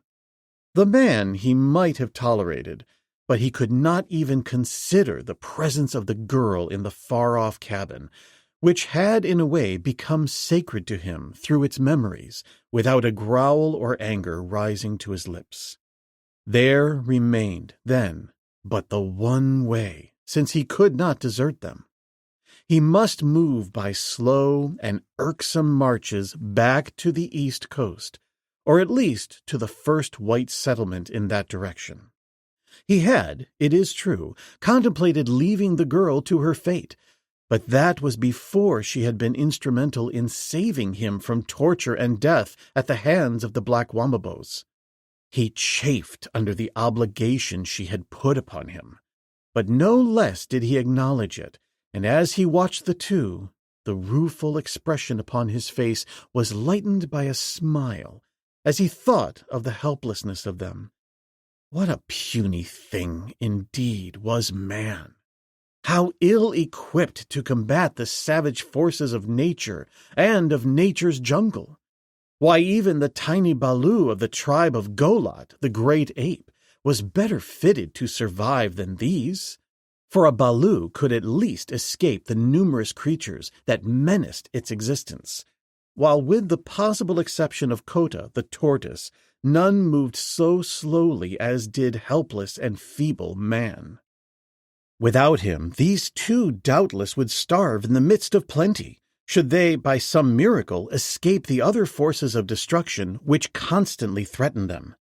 That morning, Tarzan had brought them fruit, nuts, and plantain, and now he was bringing them the flesh of his kill, while the best that they might do was to fetch water from the river. Even now, as they walked across the clearing toward the boma, they were in utter ignorance of the presence of Tarzan near them. They did not know that his sharp eyes were watching them, nor that other eyes less friendly were glaring at them from a clump of bushes close beside the boma entrance. They did not know these things, but Tarzan did. No more than they could he see the creature crouching in the concealment of the foliage, yet he knew that it was there, and what it was, and what its intentions, precisely as well as though it had been lying in the open. A slight movement of the leaves at the top of a single stem had apprised him of the presence of a creature there, for the movement was not that imparted by the wind. It came from a pressure at the bottom of the stem, which communicates a different movement to the leaves than does the wind passing among them, as anyone who has lived his lifetime in the jungle well knows. And the same wind that passed through the foliage of the bush brought to the ape-man's sensitive nostrils indisputable evidence of the fact that Sheeta, the panther, waited there for the two returning from the river. They had covered half the distance to the boma entrance when Tarzan called to them to stop. They looked in surprise in the direction from which his voice had come, to see him drop lightly to the ground and advance toward them. "Come slowly toward me," he called to them. "Do not run, for if you run, Sheeta will charge." They did as he bid, their faces filled with questioning wonderment. "What do you mean?" asked the young Englishman. "Who is Sheeta?" But for the answer, the ape-man suddenly hurled the carcass of Bara, the deer, to the ground and leaped quickly toward them, his eyes upon something in their rear, and then it was that the two turned and learned the identity of Sheeta, for behind them was a devil-faced cat charging rapidly toward them. Sheeta, with rising anger and suspicion, had seen the ape-man leap from the tree and approach the quarry. His life's experiences, backed by instinct, told him that the Tarmangani was about to rob him of his prey, and as Sheeta was hungry, he had no intention of being thus easily deprived of the flesh he already considered his own. The girl stifled an involuntary scream as she saw the proximity of the fanged fury bearing down upon them. She shrank close to the man and clung to him, and all unarmed and defenseless as he was, the Englishman pushed her behind him, and shielding her with his body, stood squarely in the face of the panther's charge. Tarzan noted the act, and though accustomed as he was to acts of courage, he experienced a thrill from the hopeless and futile bravery of the man. The charging panther moved rapidly, and the distance which separated the bush in which he had concealed himself from the objects of his desire was not great. In the time that one might understandingly read a dozen words, the strong-limbed cat could have covered the entire distance and made his kill. Yet, if Sheeta was quick, quick too was Tarzan. The English lieutenant saw the ape-man flash by him like the wind. He saw the great cat veer in his charge as though to elude the naked savage rushing to meet him, as it was evidently Sheeta's intention to make good his kill before attempting to protect it from Tarzan. Lieutenant Smith Oldwick saw these things, and then, with increasing wonder, he saw the ape-man swerve, too, and leap for the spotted cat as a football player leaps for a runner. He saw the strong brown arms encircling the body of the carnivore, the left arm in front of the beast's left shoulder, and the right arm behind his right foreleg, and with the impact, the two together rolling over and over upon the turf. He heard the snarls and growls of bestial combat, and it was with a feeling of no little horror that he realized that the sounds coming from the human throat of the battling man could scarce be distinguished from those of the panther. The first momentary shock of terror over, the girl released her grasp upon the Englishman's arm. "Cannot we do something?" she asked. "Cannot we help him before the beast kills him?" The Englishman looked upon the ground for some missile with which to attack the panther, and then the girl uttered an exclamation and started at a run toward the hut. "Wait there," she called over her shoulder. "I will fetch the spear that he left me." Smith Oldwick saw the raking talons of the panther searching for the flesh of the man, and the man, on his part, straining every muscle and using every artifice to keep his body out of range of them. The muscles of his arms knotted under the brown hide. The veins stood out upon his neck and forehead as with ever-increasing power he strove to crush the life from the great cat. The ape-man's teeth were fastened in the back of Sheeta's neck, and now he succeeded in encircling the beast's torso with his legs, which he crossed and locked beneath the cat's belly. Leaping and snarling, Sheeta sought to dislodge the ape-man's hold upon him. He hurled himself upon the ground and rolled over and over.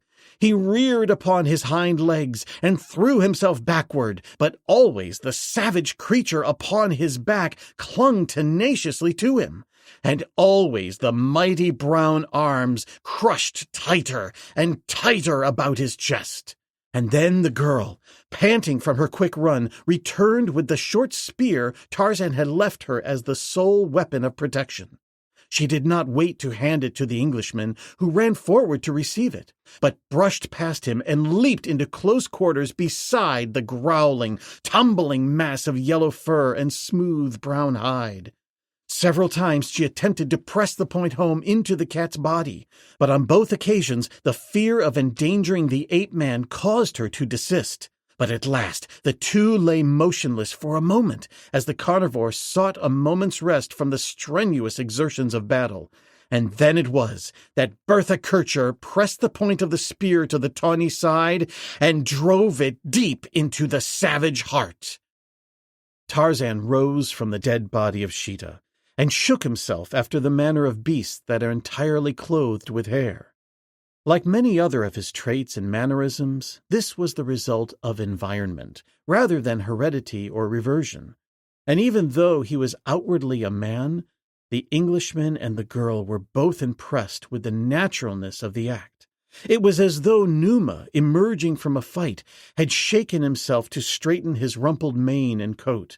And yet, too, there was something uncanny about it, as there had been when the savage growls and hideous snarls issued from those clean-cut lips.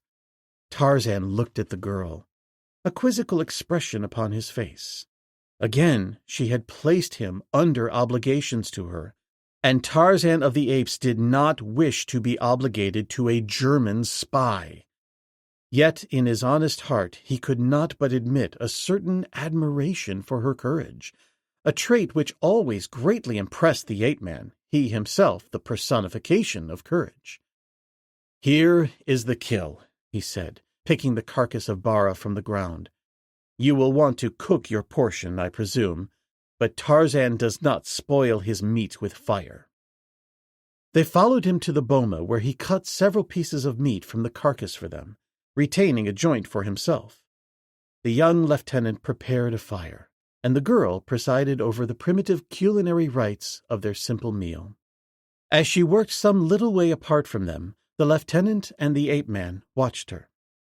"She is wonderful, is she not?" murmured Smith Oldwick.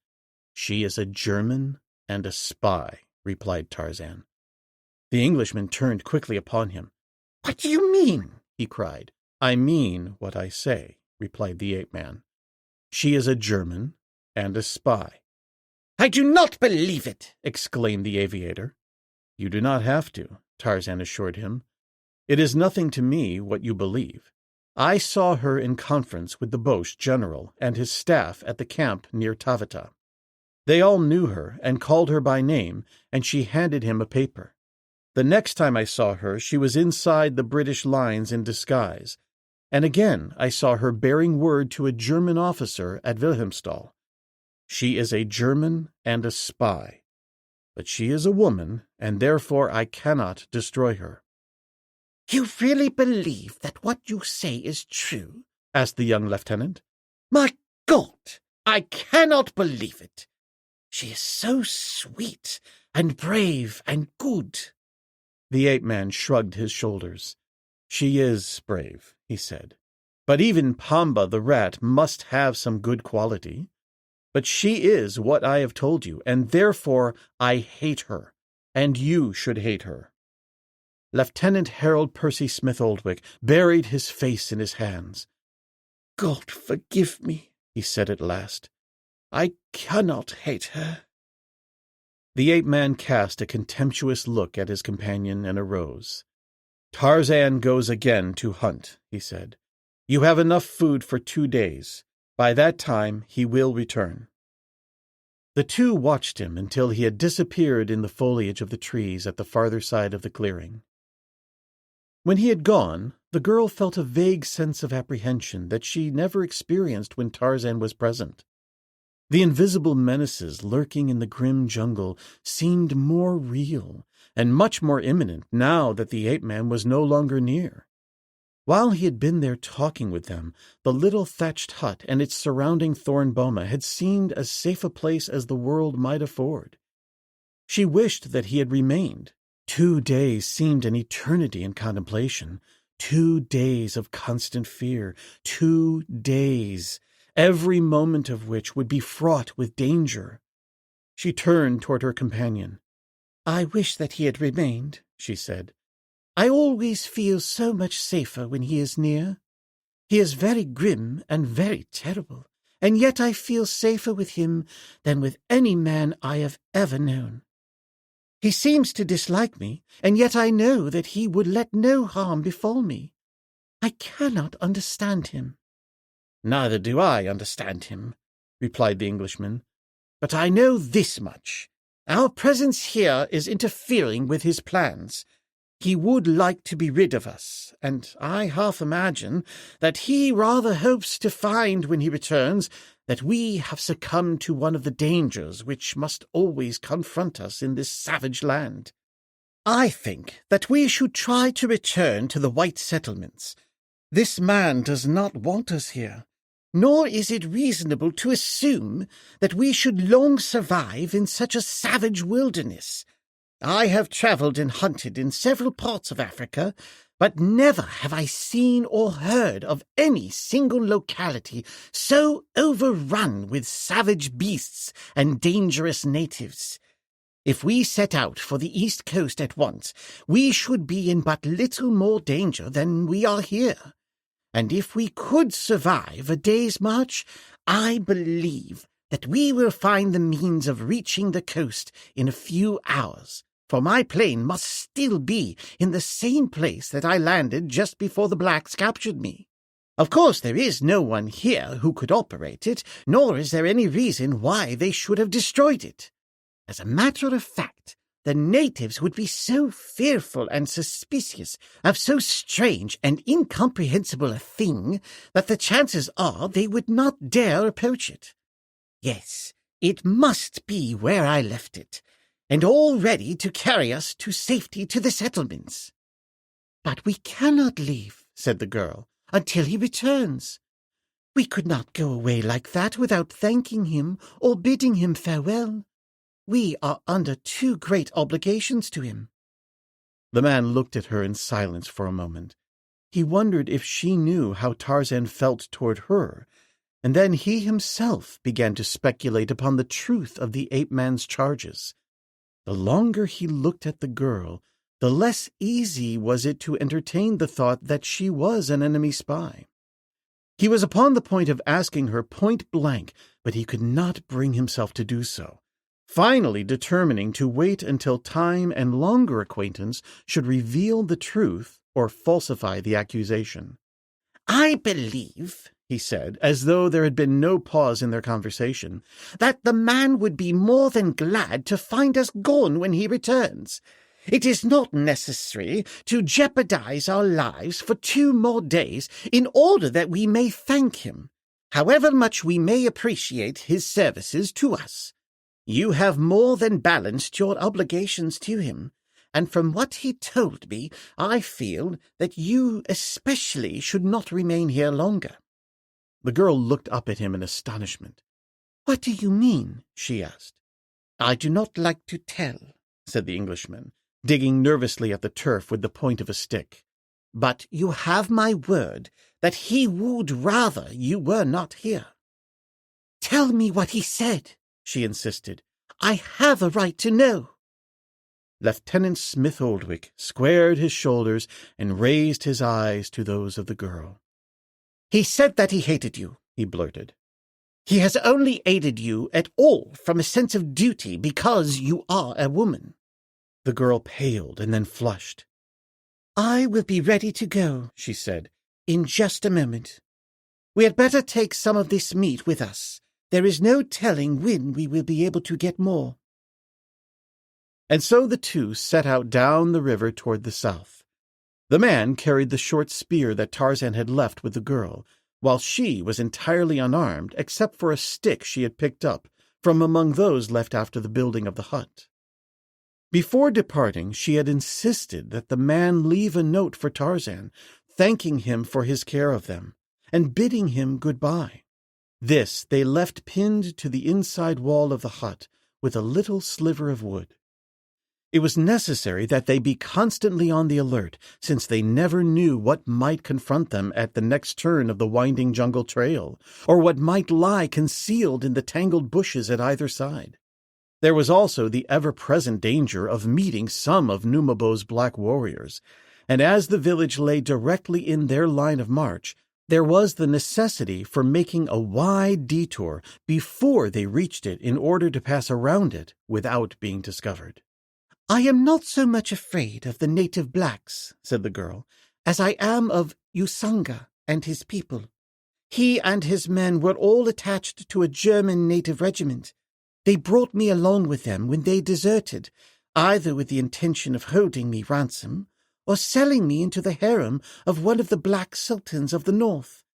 Xuja is much more to be feared than Numabo, for he has had the advantage of European military training and is armed with more or less modern weapons and ammunition."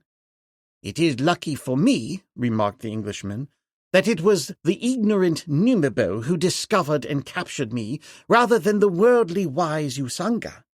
He would have felt less fear of the giant flying machine and would have known only too well how to wreck it." "Let us pray the black sergeant has not discovered it," said the girl. They made their way to a point which they guessed was about a mile above the village. Then they turned into the trackless tangle of undergrowth to the east. So dense was the verdure at many points that it was with the utmost difficulty they wormed their way through, sometimes on hands and knees, and again by clambering over numerous fallen tree trunks. Interwoven with dead limbs and living branches were the tough and rope-like creepers which formed a tangled network across their path. South of them, in an open meadowland, a number of black warriors were gathered about an object which elicited much wondering comment. The blacks were clothed in fragments of what had once been uniforms of a native German command. They were a most unlovely band, and chief among them in authority and repulsiveness was the black sergeant, Xuja. The object of their interest was a British airplane. Immediately after the Englishmen had been brought to Numabo's village, Xuja had gone out in search of the plane, prompted partially by curiosity and partially by an intention to destroy it. But when he had found it, some new thought had deterred him from carrying out his design. The thing represented considerable value, as he well knew, and it had occurred to him that in some way he might turn his prize to profit. Every day he had returned to it, and while at first it had filled him with considerable awe, he eventually came to look upon it with the accustomed eye of a proprietor, so that he now clambered into the fuselage and even advanced so far as to wish that he might learn to operate it. What a feat it would be, indeed, to fly like a bird far above the highest treetop! How would it fill his less favored companions with awe and admiration!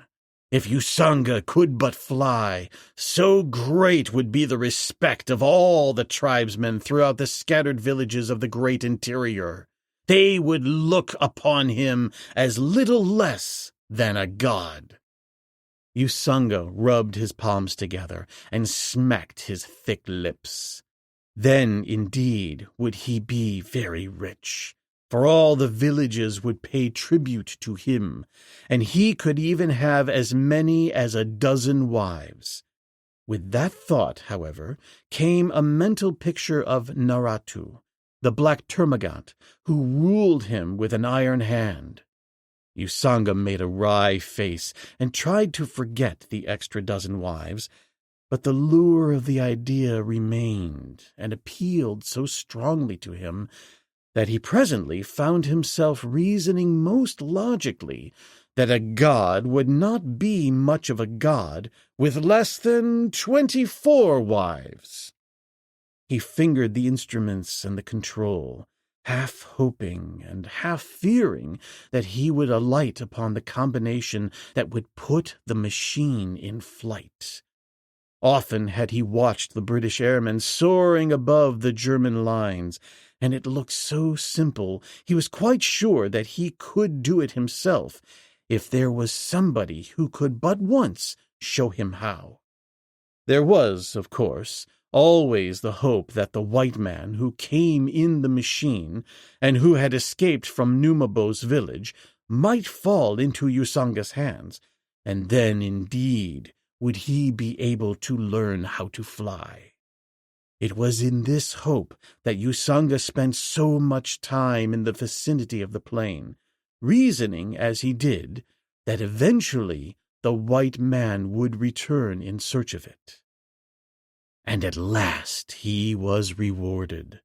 For upon this very day, after he had quit the machine and entered the jungle with his warriors, he heard voices to the north, and when he and his men had hidden in the dense foliage upon either side of the trail, Xuja was presently filled with elation by the appearance of the British officer and the white girl whom the black sergeant had coveted, and who had escaped him.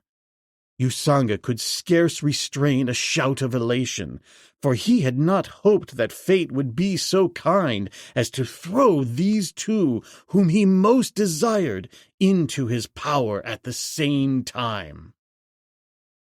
As the two came down the trail, all unconscious of impending danger, the man was explaining that they must be very close to the point at which the plane had landed. Their entire attention was centered on the trail directly ahead of them, as they momentarily expected it to break into the meadowland where they were sure they would see the plane that would spell life and liberty for them.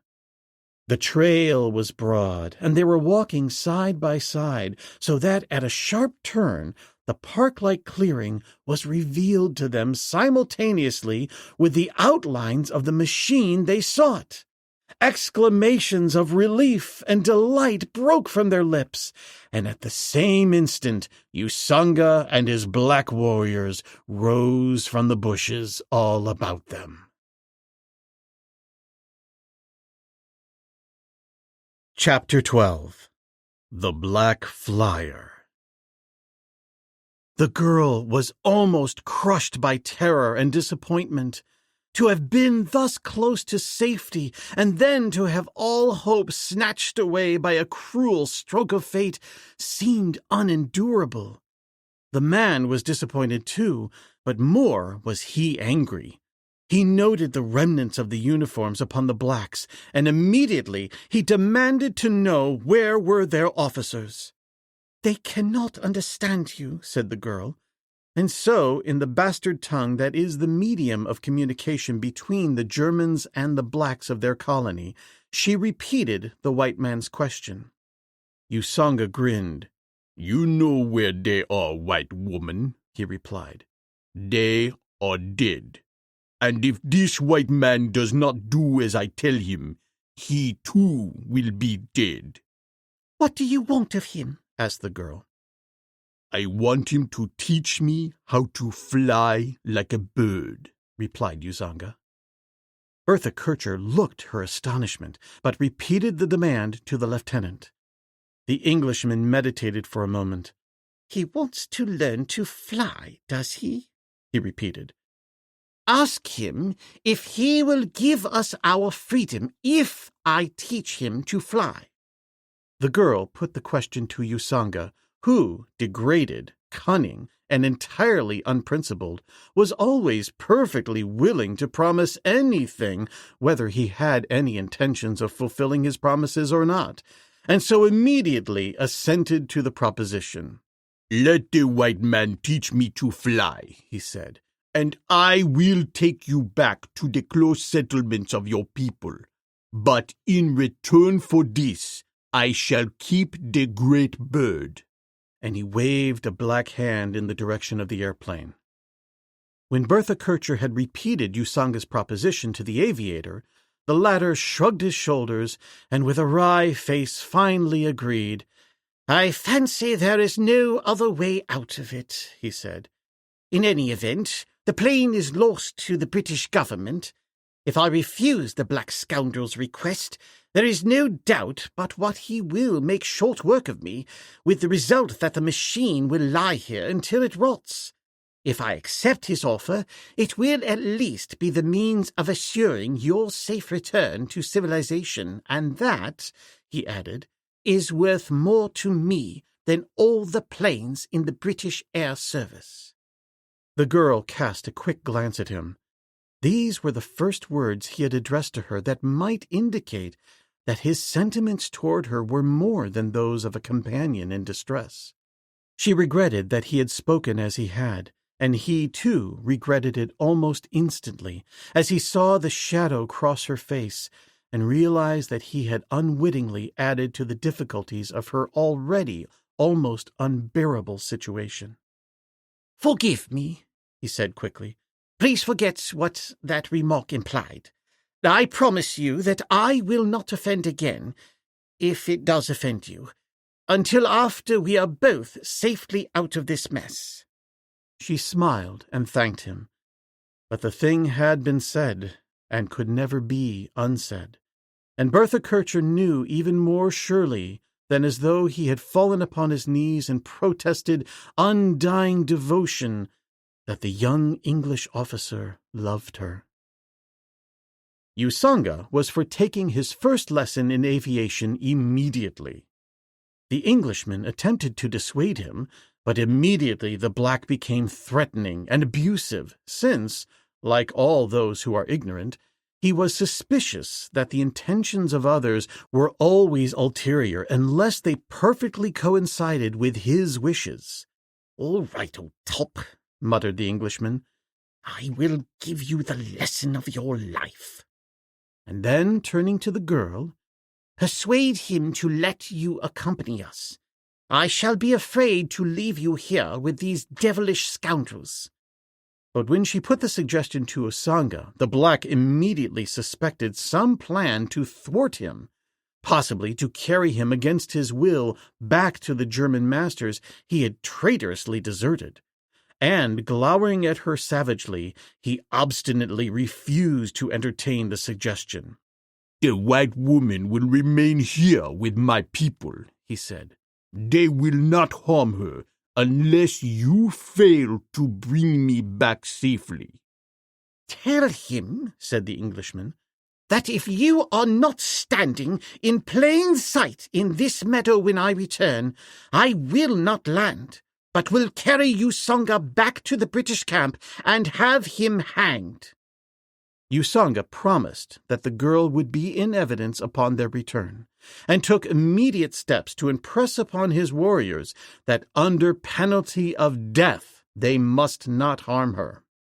Then, followed by the other members of his party, he crossed the clearing toward the plain with the Englishman. Once seated within what he already considered his new possession, the black's courage began to wane, and when the motor was started and the great propeller commenced to whir, he screamed to the Englishman to stop the thing and permit him to alight. But the aviator could neither hear nor understand the black above the noise of the propeller and exhaust. By this time, the plane was moving along the ground, and even then Xuja was upon the verge of leaping out, and would have done so had he been able to unfasten the strap from about his waist. Then the plane rose from the ground, and in a moment soared gracefully in a wide circle until it topped the trees. The black sergeant was in a veritable collapse of terror. He saw the earth dropping rapidly from beneath him. He saw the trees and the river, and at a distance the little clearing with the thatched huts of Numabo's village. He tried hard not to think of the results of a sudden fall to the rapidly receding ground below. He attempted to concentrate his mind upon the 24 wives which this great bird most assuredly would permit him to command. Higher and higher rose the plane, swinging in a wide circle above the forest, river, and meadowland, and presently, much to his surprise, Xuja discovered that his terror was rapidly waning, so that it was not long before there was forced upon him a consciousness of utter security. And then it was that he began to take notice of the manner in which the white man guided and manipulated the plane. After half an hour of skillful maneuvering, the Englishman rose rapidly to a considerable altitude, and then, suddenly, without warning, he looped and flew with the plane inverted for a few seconds. "I said I'd give this beggar the lesson of his life," he murmured as he heard, even above the whir of the propeller, the shriek of the terrified sergeant. A moment later, Smith Oldwick had righted the machine and was dropping rapidly toward the earth. He circled slowly a few times above the meadow until he had assured himself that Bertha Kircher was there and apparently unharmed. Then he dropped gently to the ground so that the machine came to a stop a short distance from where the girl and the warriors awaited them. It was a trembling and ashen-hued Xuja who tumbled out of the fuselage, for his nerves were still on edge as a result of the harrowing experience of the loop. Yet, with terra firma once more underfoot, he quickly regained his composure.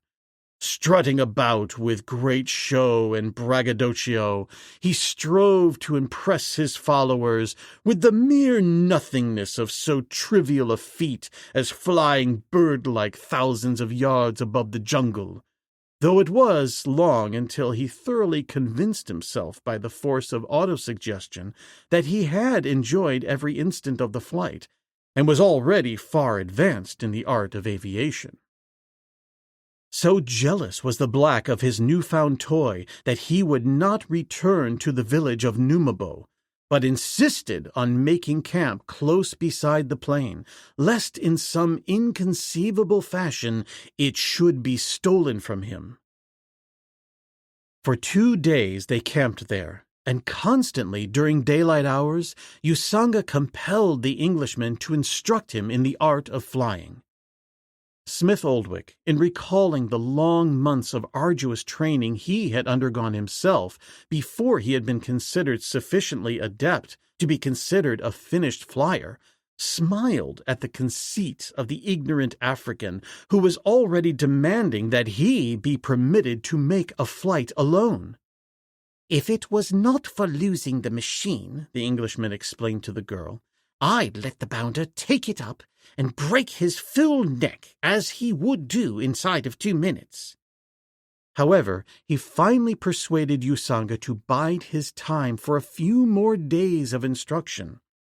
But in his suspicious mind there was a growing conviction that the Englishman's advice was prompted by some ulterior motive, that it was in the hope of escaping with the machine himself by night that he refused to admit that Usanga was entirely capable of handling it alone, and therefore in no further need of help or instruction. And so, in the mind of the black, there formed a determination to outwit the white man. The lure of the 24 seductive wives proved in itself a sufficient incentive, and there, too, was added his desire for the white girl whom he had long since determined to possess. It was with these thoughts in mind that Usanga lay down to sleep in the evening of the second day. Constantly, however, the thought of Naratu and her temper arose to take the keen edge from his pleasant imaginings. If he could but rid himself of her! The thought, having taken form, persisted. But always it was more than outweighed by the fact that the black sergeant was actually afraid of his woman. So much afraid of her, in fact, that he would not have dared to attempt to put her out of the way unless he could do so secretly while she slept. However, as one plan after another was conjured by the strength of his desires, he at last hit upon one which came to him almost with the force of a blow and brought him sitting upright among his sleeping companions. When morning dawned, Usanga could scarce wait for an opportunity to put his scheme into execution, and the moment that he had eaten, he called several of his warriors aside and talked with them for some moments. The Englishman, who usually kept an eye upon his black captor, saw now that the latter was explaining something in detail to his warriors, and from his gestures and his manner, it was apparent that he was persuading them to some new plan, as well as giving them instructions as to what they were to do. Several times, too, he saw the eyes of the men turned upon him, and once they flashed simultaneously toward the white girl. Everything about the occurrence, which in itself seemed trivial enough, aroused in the mind of the Englishman a well-defined apprehension that something was afoot that boded ill for him and for the girl. He could not free himself of the idea, and so he kept a still closer watch over the black, although, as he was forced to admit to himself, he was quite powerless to avert any fate that lay in store for them.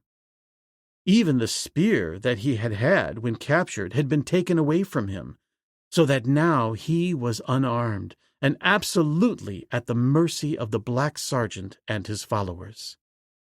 Lieutenant Harold Percy Smith-Oldwick did not have long to wait before discovering something of Usanga's plan, for almost immediately after the sergeant finished giving his instructions, a number of warriors approached the Englishman, while 3 went directly to the girl.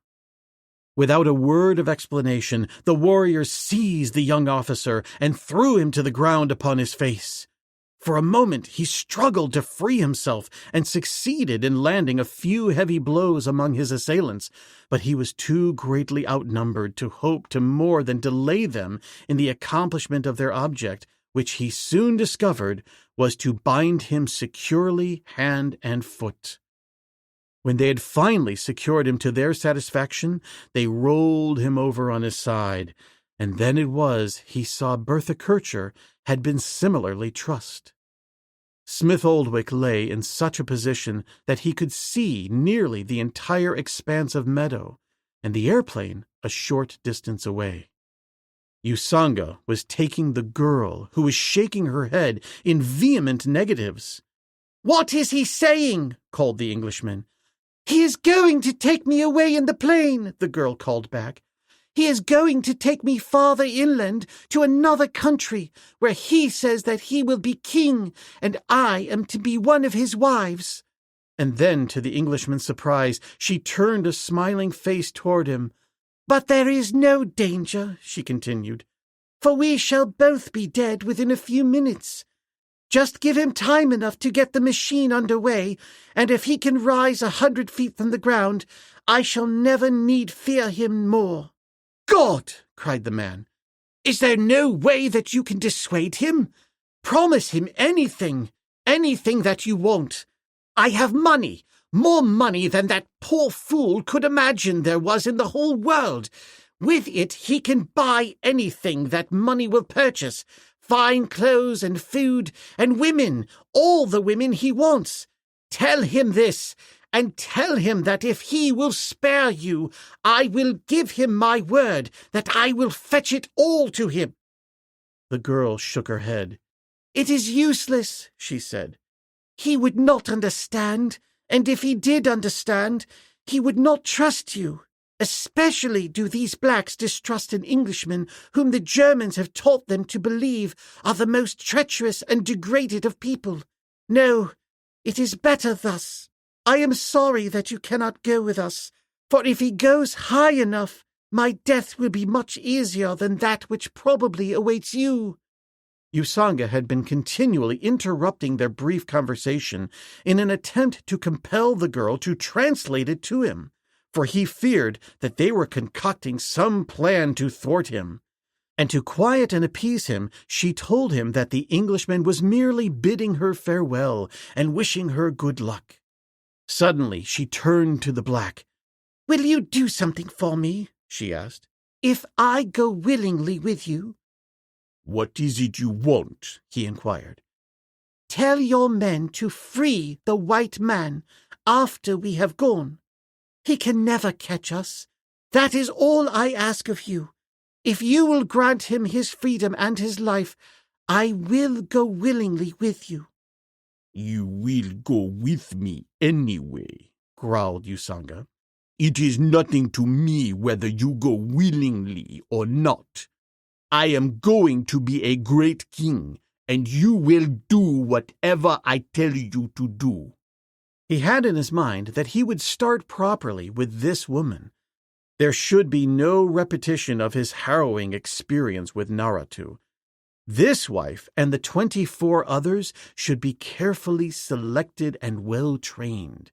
Hereafter, Usanga would be master in his own house. Bertha Kircher saw that it was useless to appeal to the brute, and so she held her peace, though she was filled with sorrow in contemplating the fate that awaited the young officer, scarce more than a boy, who had impulsively revealed his love for her. At Usanga's order, one of the blacks lifted her from the ground and carried her to the machine.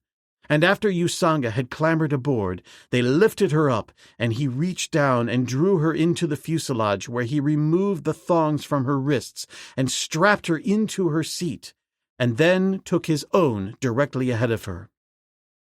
The girl turned her eyes toward the Englishman. She was very pale, but her lips smiled bravely. "Goodbye," she cried. "Goodbye, and God bless you," he called back, his voice the least bit husky, and then, "The thing I wanted to say, may I say it now? We are so very near the end." Her lips moved, but whether they voiced consent or refusal he did not know, for the words were drowned in the whir of the propeller. The black had learned his lesson sufficiently well so that the motor was started without bungling, and the machine was soon under way across the meadowland. A groan escaped the lips of the distracted Englishman as he watched the woman he loved being carried to almost certain death. He saw the plane tilt and the machine rise from the ground.